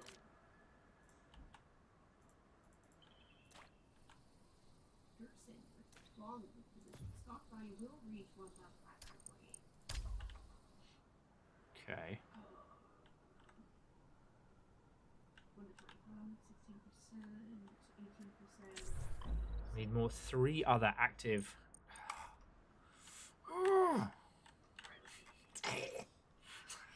Maybe this is the most accurate like colony sim because it makes me just want to flush everybody out in airlock. So basically, it's not good. There is something in the trees luring the children out. And Robo Bloke is like, you need to research these bugs that affect the ecology. Motherfucker, we have aliens. Everybody needs a pulse rifle right now. But the colonists are all like, yeah, I know our life is constantly under threat. But, you know, the TV shows out here kind of suck. Oh, do they suck, Linda? Oh, is this episode of The Sopranos not cutting it for you? I kind of had bigger fish to fry, Linda.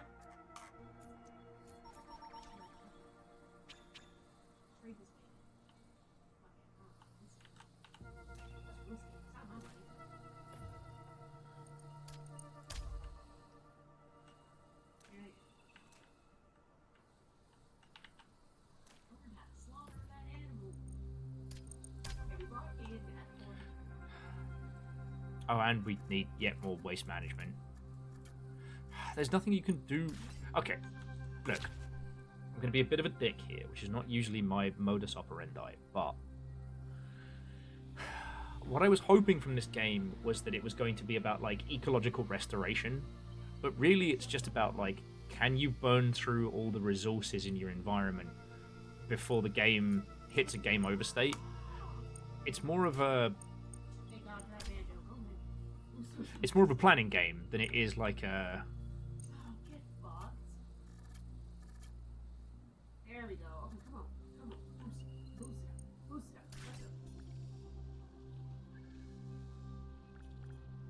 Alright.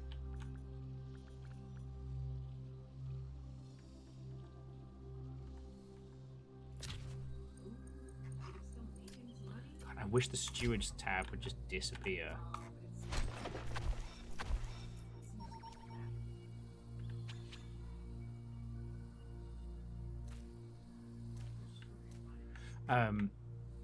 So this isn't like Terra Nill, and this is very much a story game about challenges. But I don't know. I found it cute in the first area that we had to build carefully and slowly. In this one, I want to start getting fighty. Is that weird? And I can't research any more bugs until more bugs have been handled. Okay.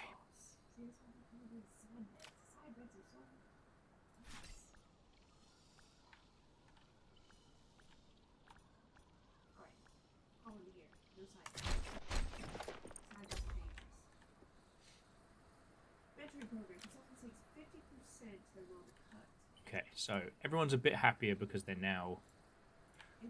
But the thing is, there's nothing I can do with dead trees. Wait, hang on. Was this it? Was I supposed to research? Oh, God. I'm so glad the scientists are going to go in and tell me that the trees that I cut down have been cut down.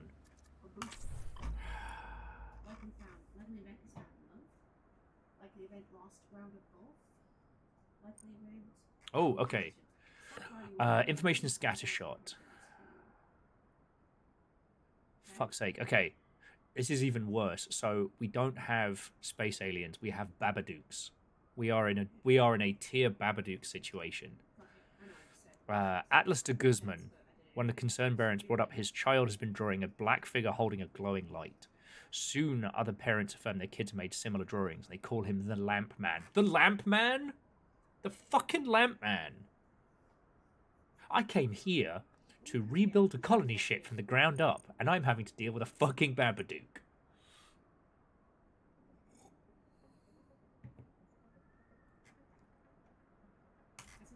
Okay. It did say it would reach 1,000 some odd.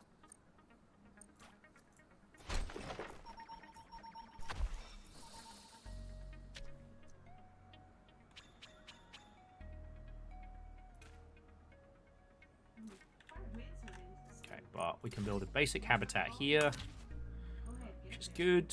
She'll hand the kids do it. And then we'll build an ecology lab here.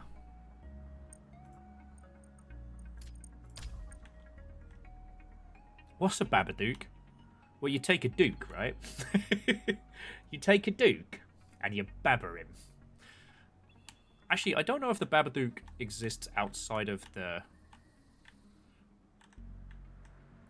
movie universe, or if it's like a folklore. I don't know if it's a thing that was made up for a movie, or if it comes from a specific... It's a freshly birthed Duke. Lindsay, that's the least horrifying thing I have seen in this whole game.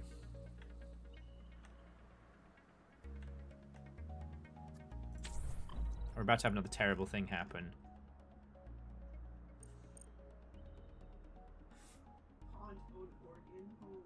Yeah, so I don't ask them to do this. They keep going into air vents to try and fix it, then come back lightheaded and wrecked, but okay.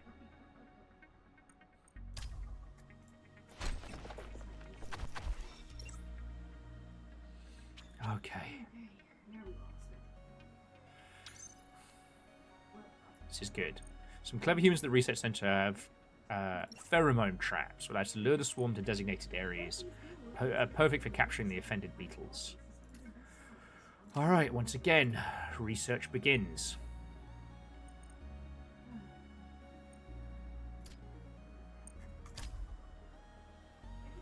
So yeah, I guess right now we just keep zapping the motherfuckers.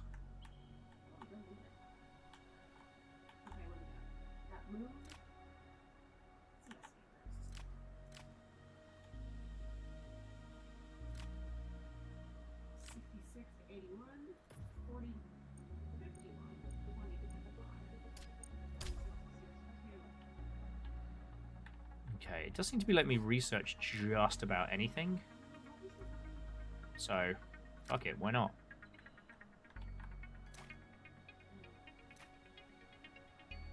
Lake. It's very wet. Yeah, no shit, Sherlock.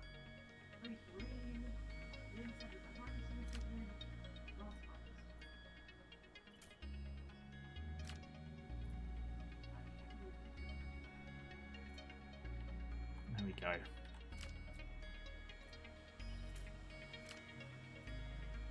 What's interesting in this biome is we can't build better houses, we can't build better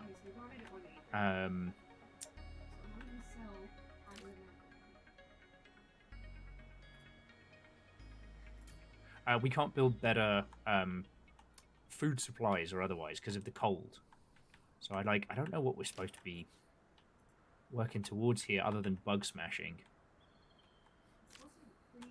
Honestly, friends, I might give this a little bit more time. I think what I should have done with this game was wait until it was later on. You know what I mean? I should have.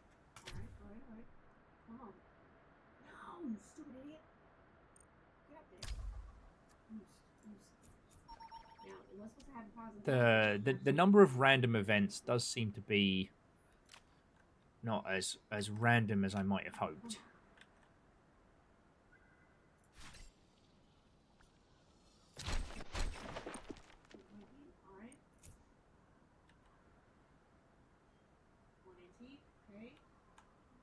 Also, I think that building just disappeared completely. I went to move it and then cancelled, and now it's dead. Cool. Cool. Okay, pheromone traps are going to be a while, so let's just hit some beetles with some fucking lasers. It just sounds fun.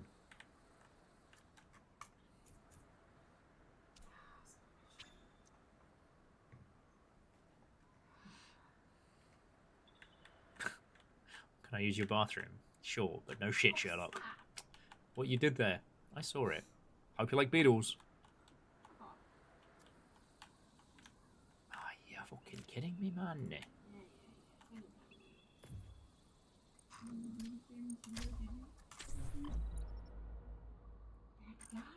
Fuck off!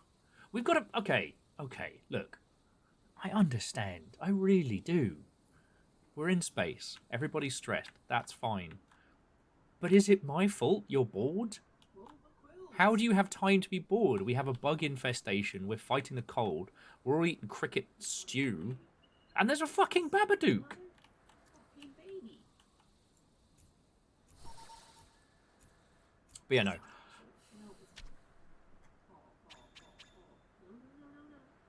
Okay, the pheromone traps are done. Now we just fucking build them.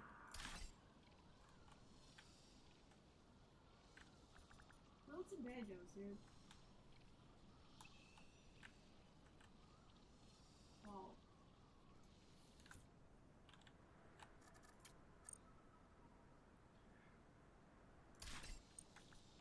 Yeah. Oh, for fuck's sake, so the pheromone traps need water. This isn't very good, science. Blackout drone call, did you? Did you, buddy?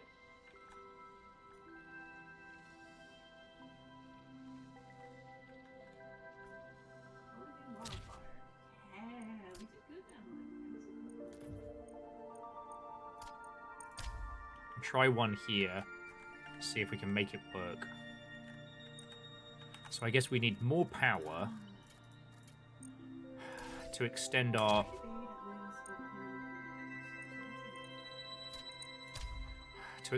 everything. So maybe, just maybe, we can build stuff out this way. Okay, brilliant, wonderful.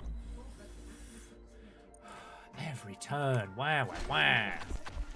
Just do what we all do. Rewatch the same show that you just.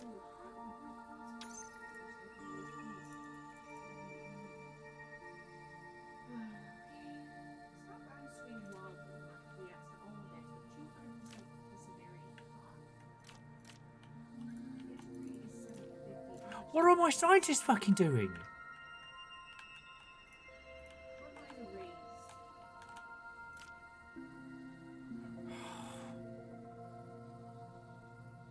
The pheromone trap requires 2 scientists to run. Which means there's no one to run the bug zapper.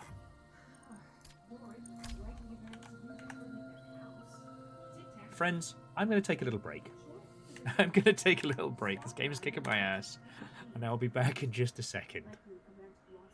I think it might be rotatey-potaty time.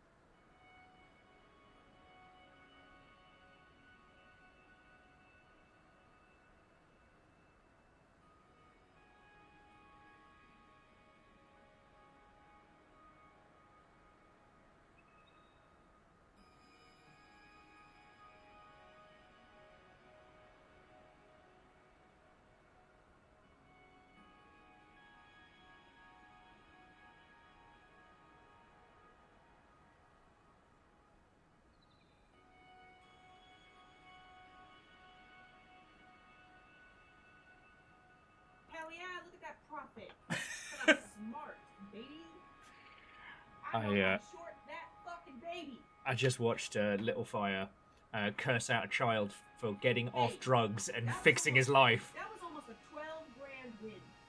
I mean, if you're still quids in, right? That's a well-shorted baby. I shorted the fuck out of that baby. It's just very funny that you're like, oh, he's gonna fuck it up, he's gonna fuck it up. Forms a company, fixes his life. All things start with... So, I'm not saying that we are gonna bring our adventures to a close over here. I don't think I'm the right person to show you Generation Exile. What I thought we were getting and what we got were two very, very different things, and it's definitely thrown me for a loop, you know? When what I thought we'd be getting from this was something like Terra Nill. You know, we start with an environment and then we slowly work on scrubbing it and fixing it. But what it's kind of... It's not quite Frostpunk. It's not quite... I'm trying to think of a good example. It's not quite Frostpunk. It's not quite Civ.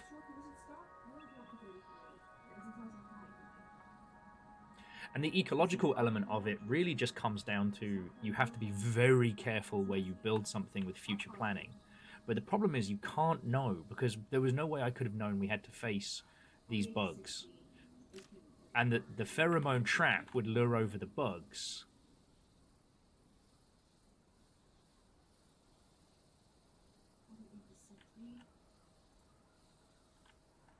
You know, and that's all I can really do with this now. We're ready to contain these beetles.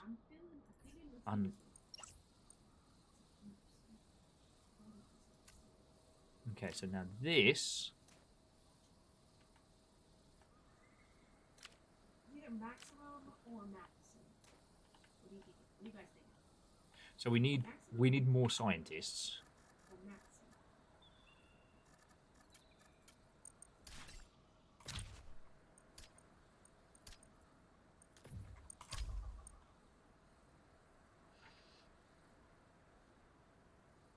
And, well... I think it's because, like... Well, because 40 to 60%. So, like, let me bring up the page for Generation Exile. Oh. Grayson, thank you. I should point out, friends, that you're welcome to shoot me a friend request on Steam if you ever feel like it. But one, don't be weird. And two, if your Steam name and your Twitch name are different, I'm not going to know it's you, and I'm just going to ignore it, because I do get a lot of weirdos. Okay.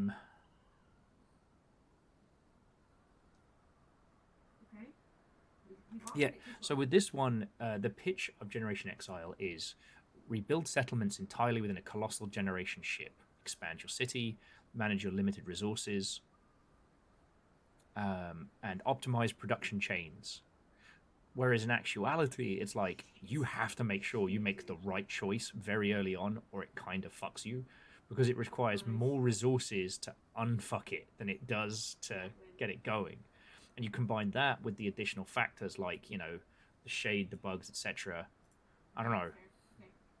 This is very stressful. And it doesn't feel necessarily satisfying, because, like, I decided to build down here because I thought up here was going to be my production facility. You know, have a nice area where everything is contained. Nah, just kidding. Just kidding. So now I'm trying to make all of this work over here. The moral quandaries and choices and story stuff is really good. But I think this takes...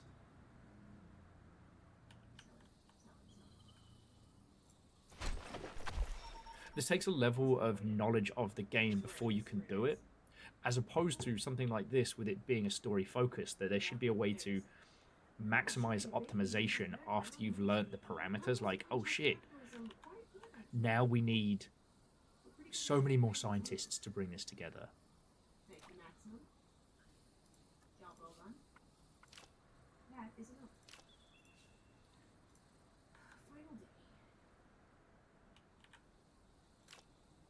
A minor god of lost cargo appears to have manifested in the Rhino-9 star system, trying to wage a war and destroy the region while local authorities resolve the issue.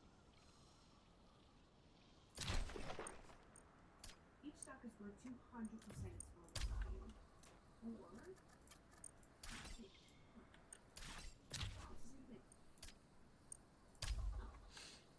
And Orzine, what turn welcome. But the thing is, it does have that one more turn vibe. I can't quite put it down.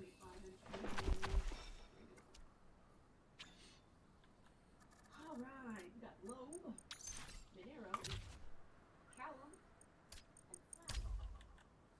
I'm trying to test what executive. We never want to do that. We're going to play the goddamn venue. Songwriting will drop to 58. Settled in court.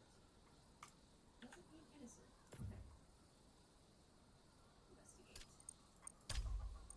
But now I'm starting to contain the swarms, so we'll be able to move this lab around and just hoover them all up. What do you want to pick? 3 from 8 to 64. 46 to 61.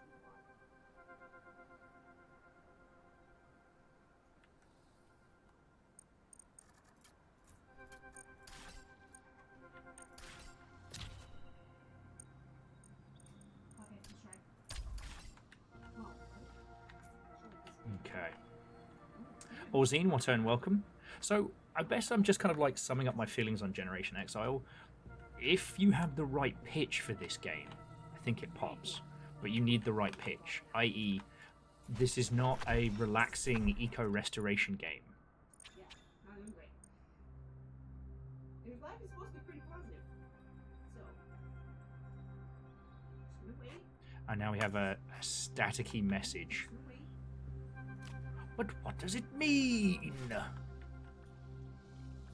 that's okay. Huh? Alright. Come on. Let's play hard. Rest for repair. What is that? I forgot. What is it? Damn it. Thank you. Alright. Make a profit. No, we're not. No, we're not. No, we're fucking not making a goddamn profit. Also, Little Fire is playing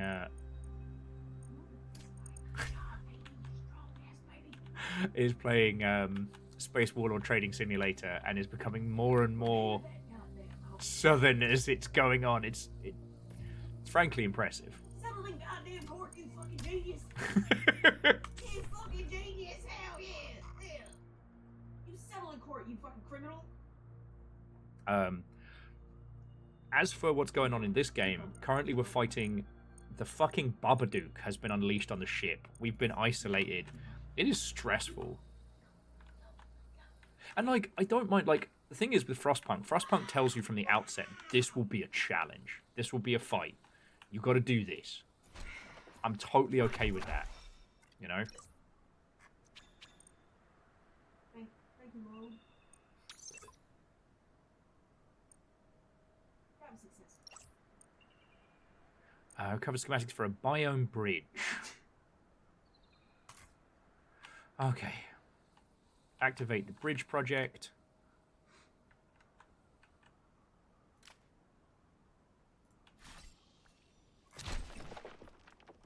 I need to take my allergy meds. I'll be right back. That was an amazing one. Good job, guys.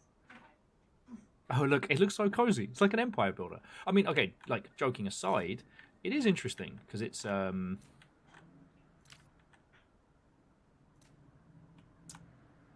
essentially like a story sci-fi Frostpunk.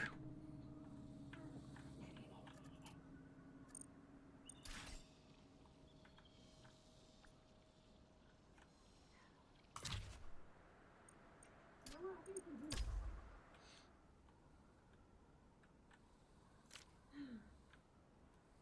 Alright. His earnings at the end of the week are just a tiny profit from a library, which is always Mr. Zibbett's favorite part of the job. Managing modest resources, often and well. Looking at a pile of credit chips, he considers how he might have led a different life if he had fled with his mother when he had the chance.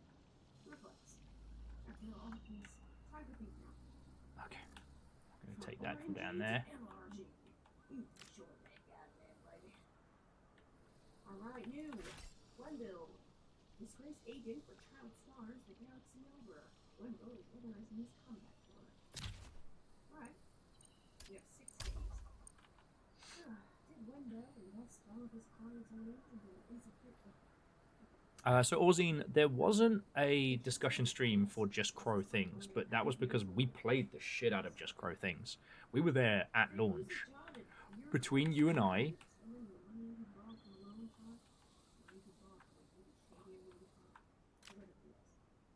However, while Wendell may have a record of controversial stuff and features, England bridges within his confidence once again. He also I do think that Leaf Blower Man was a better game overall, but that's my humble opinion.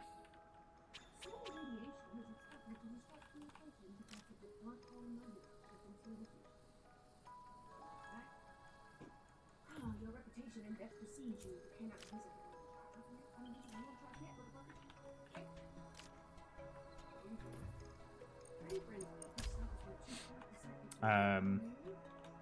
The next game coming up, yeah, is Farewell North, and that's going to be very, very good.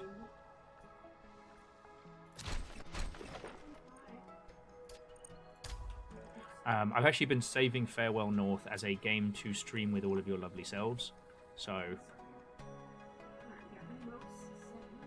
it should be real cool. Okay, everybody's getting stressed. I know, I'm stressed, you're stressed.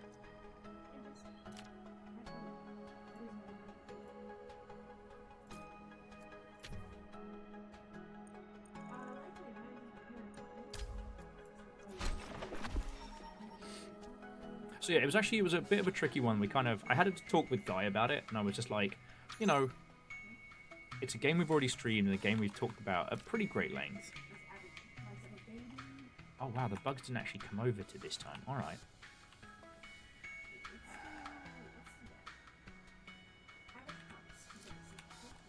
Whose baby is this?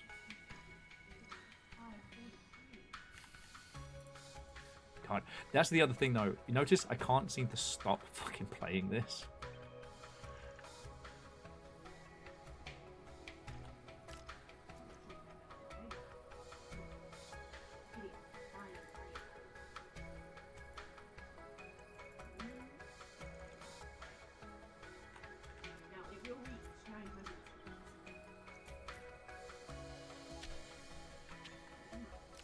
Okay, there we go. Alright, the bugs are here, even if they have knocked out the community help center. And that's okay, we'll just hit it with a big fucking laser. So yeah, but it is...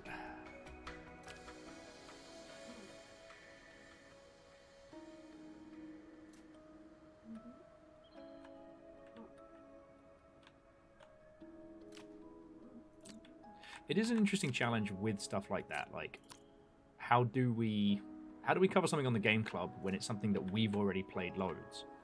You know, because we were doing the game club talk and hangout nights, and they were fine. But honestly, it was only like 2 or 3 of us, and I definitely think the Anodust, whatever it was called. Boy, howdy, that one was hard.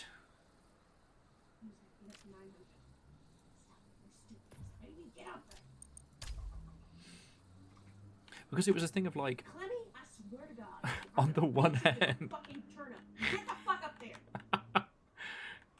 oh, Space Warlord Trading Simulator will never get the respect it deserves. Poisoned by sea pollution. What the fuck? Yeah, I guess the next swarm's going to be up here, so we need to... You're a liar! This fucking thing lied to me, goddammit. Come on. Did I read it wrong? Maybe I read it wrong. It's the worst we've done yet. Fuck you, Clemmy.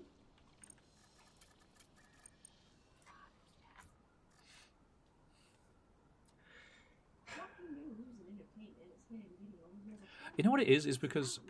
sorry, I had a little brain reset there while I was trying to work out how we're going to place the bug hunter up this way.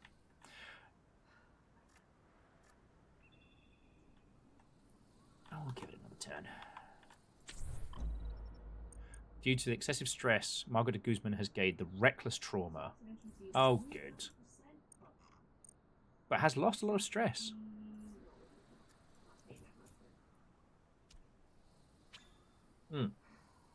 So yeah. Now, what do you need? Consumption, production. It's getting everything it needs. I guess that's just going to take time.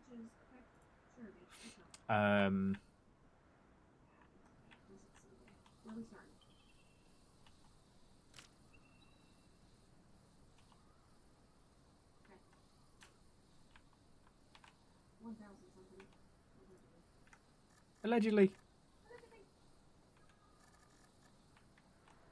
We bought it at 267, so it's already a profit.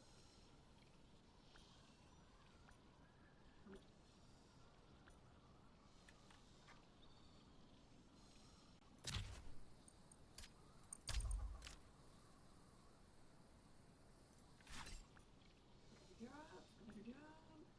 Come on.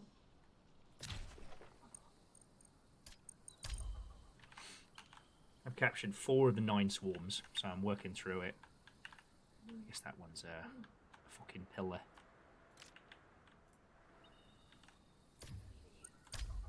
Sorry. So I'm still trying to get my brain back in gear.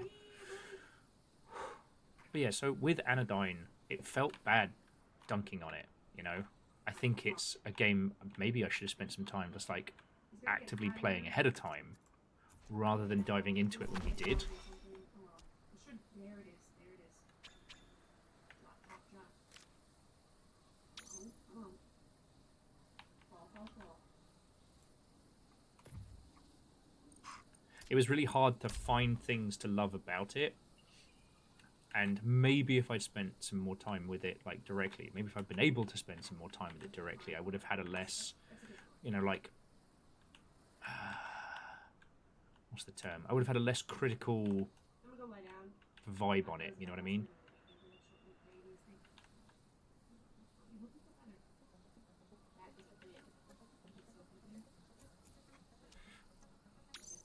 Because I do appreciate what it was trying to do. Like, that's really kind of fucking rad.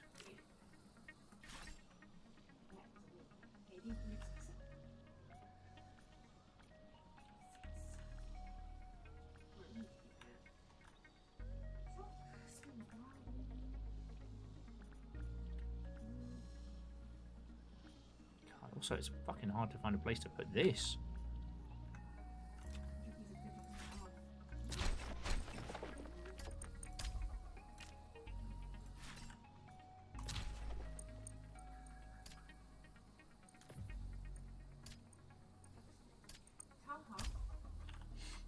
The concepts were solid, but the execution wasn't up to par, and it was the focus on the overworld's the kind of thing that, you know, folks could learn a lot from, and that's really cool.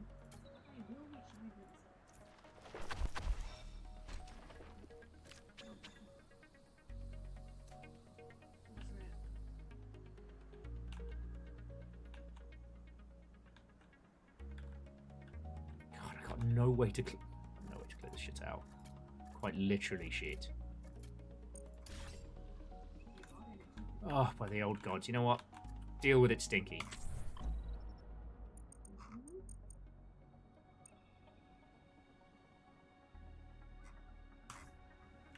Yes, we're not calling it the anglerfish, we're calling it the Babadook. Unduked your Baba.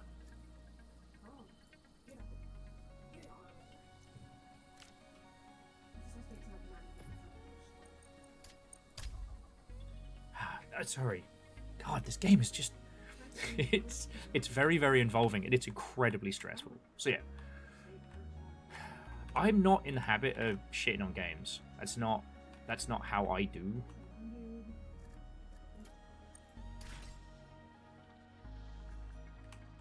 You know.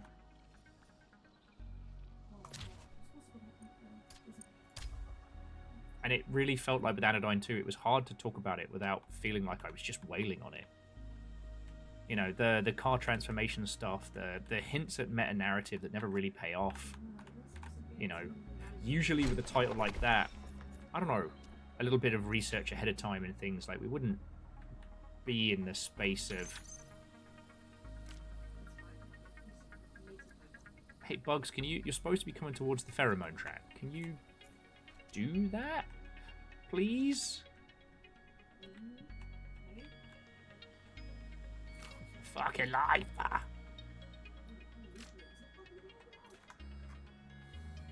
Okay, you know what?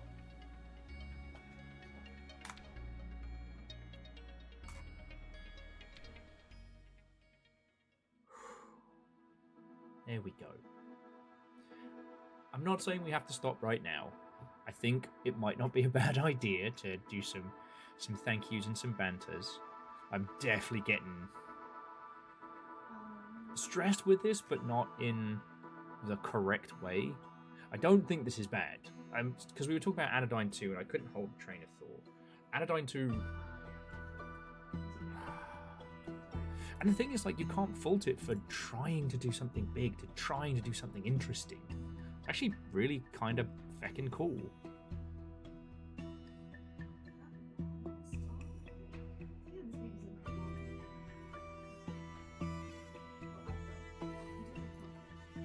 I do think Generation Exile doesn't market itself as what it is.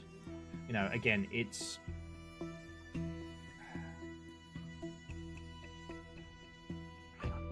God damn it.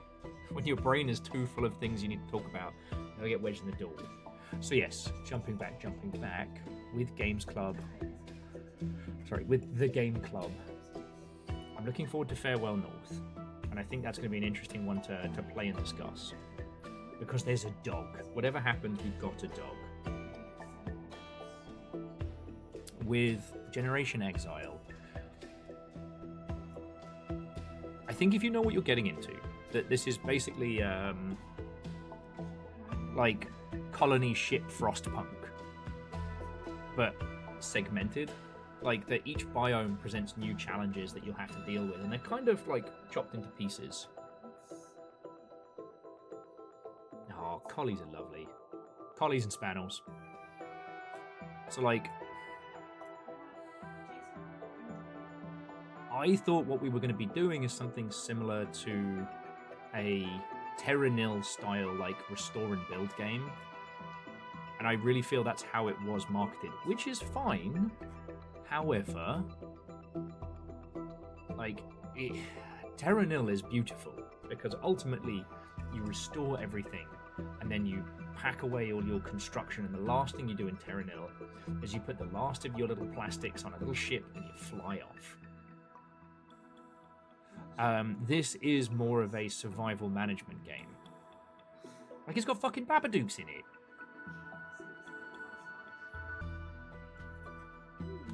Where does the Babadook come from?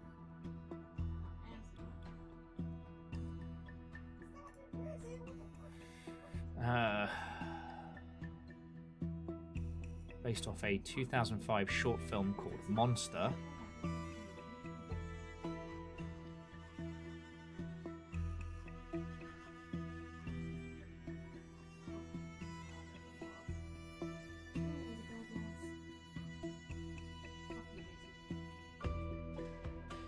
Okay.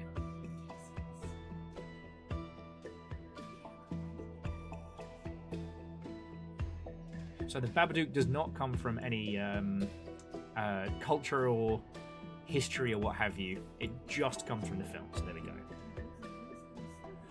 Fred, honestly, this game made me want to start smoking, but not in a bad way. I don't know a better way to... Honestly, do you know what? This gave me... If I had to describe this, this is somewhere between like Battlestar Galactica and Frostpunk. But the thing about it is that you can be wrong. Where you choose to put your settlements early on could completely fuck you. And in that, I was kind of bringing it back around. But also, like, there's nowhere to take your stored waste. So essentially, your turn timers, you can complete it in any order, but you got to make sure you've got everything on point for all your infrastructure, because you know all the waste from all of your settlements has to go somewhere. It goes into a storage, but the storage has to be run by people and moved, and you can't just get rid of it or flush it out in space. But you also can't recycle it.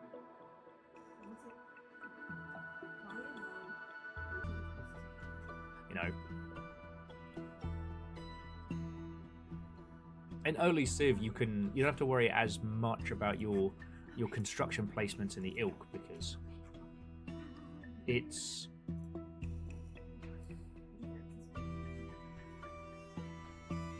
the game's nice and spongy. This has no sponge to it. So I guess it's that thing of like, does being surprised with new challenges in each biome seem like a spark or a joy?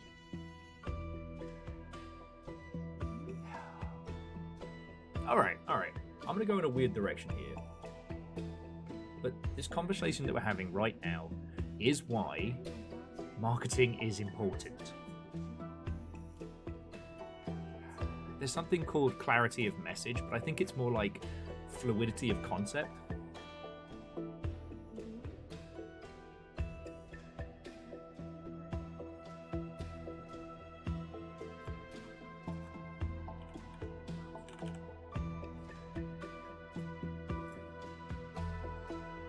Oh yes, Ixion's been doing the rounds, Fearless. But that's been out for a fair few years. And Ixion's closer to... Oh, there was a space station game that Dean was obsessed with. But that one, you are the administrator on a ship. You have a lot more control over building and moving and where your ship is going. With this game, the colony ship has been overrun by whatever it was that was killing Earth. And so you're rebuilding the biodome structure of it.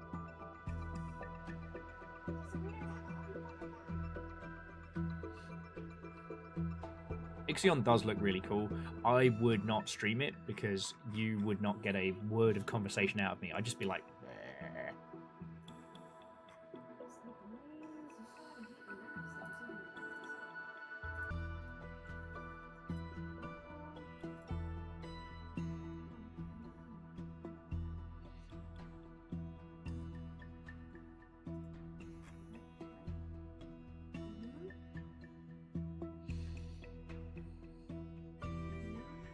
Yeah, I appreciate the aesthetic of it, because what I am saying right now is not this bad. What I am saying is that I came here expecting a different party, and the party is very stressful. It's like you were like, hey, we're just going to go for like a chill backyard barbecue, and as soon as we got here, you handed me a whistle and some unknown substances, and it's like, oh no, it's a backyard rave. We're raving. Everyone's raving. Don't you appreciate the surprise? It's like, well, fuck no. You get what I'm saying?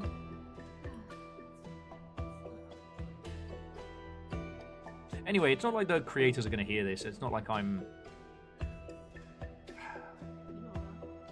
I just think that if you think about your marketing like you think about your story, I think that puts you on such a better footing that anyone diving into your game, they know what they're getting. You know, they know what's about. So look, life, the universe, and everything happens so fucking much. On top of everything else, we've had technical problems today and all sorts. But I'm glad we played this. I'm glad we got to hang, and I'm glad we got to natter.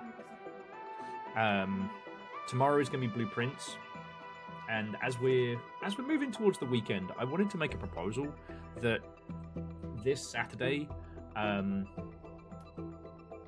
let's do that big Duckolian match that we should have done on Longship Day. Let's get as many ducks together for one great big quackening.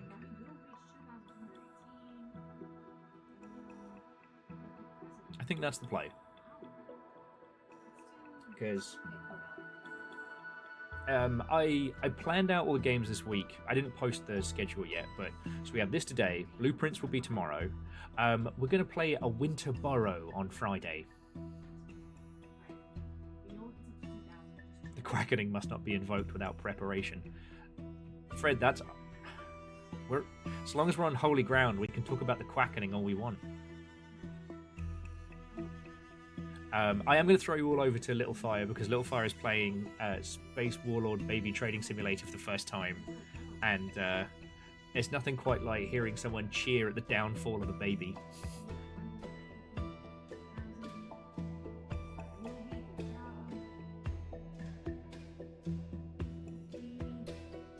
Yeah, Hoffers, we're going to go short that fucking baby.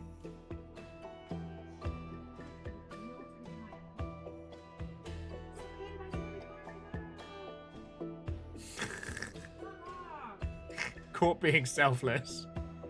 Little Fire's current baby just was kind to the poor and thus tanked their stock.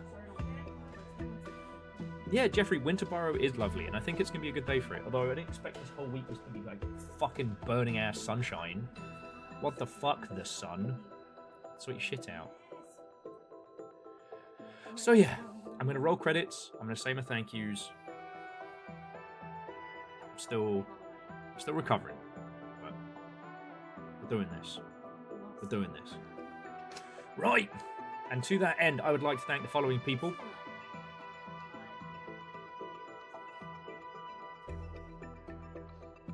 Those of you who supported this ill-advised colony ship, who probably should have put your money on Marathon, if we're being honest. So to Snuggly and Shitaru, thank you for celebrating sprees. To all the other folks who gifted subs or celebrating, I'm so sorry, this is completely fucked. To Akari, Eriman, PVS, J-Post, Simple Chaos, Manabeast, and everybody else who threw in that the credits are ignoring, thank you. Thank you to the whole moderation team. Moose, Caffeine, Nova, Tal, and I guess a mystical fifth mod that my brain just made up. Oh, Spell. And to Hamsternator and Restless Roots, thank you for bringing raids in. Sorry this wasn't the usual level of oomph-da that you all are prepared for. I'm still glad we played this. I feel like I've come away from this with knowledge. So, right. Hope you like gambling. Hope you like gambling on babies, because that's where I'm sending you. So, grab all your stocks, grab your babies, prepare to short them both. And hopefully the technical problems will be fixed tomorrow. We don't have to deal with fucking... we don't have to deal with... all of this nonsense. Alright, friends. Launching your spaceships now.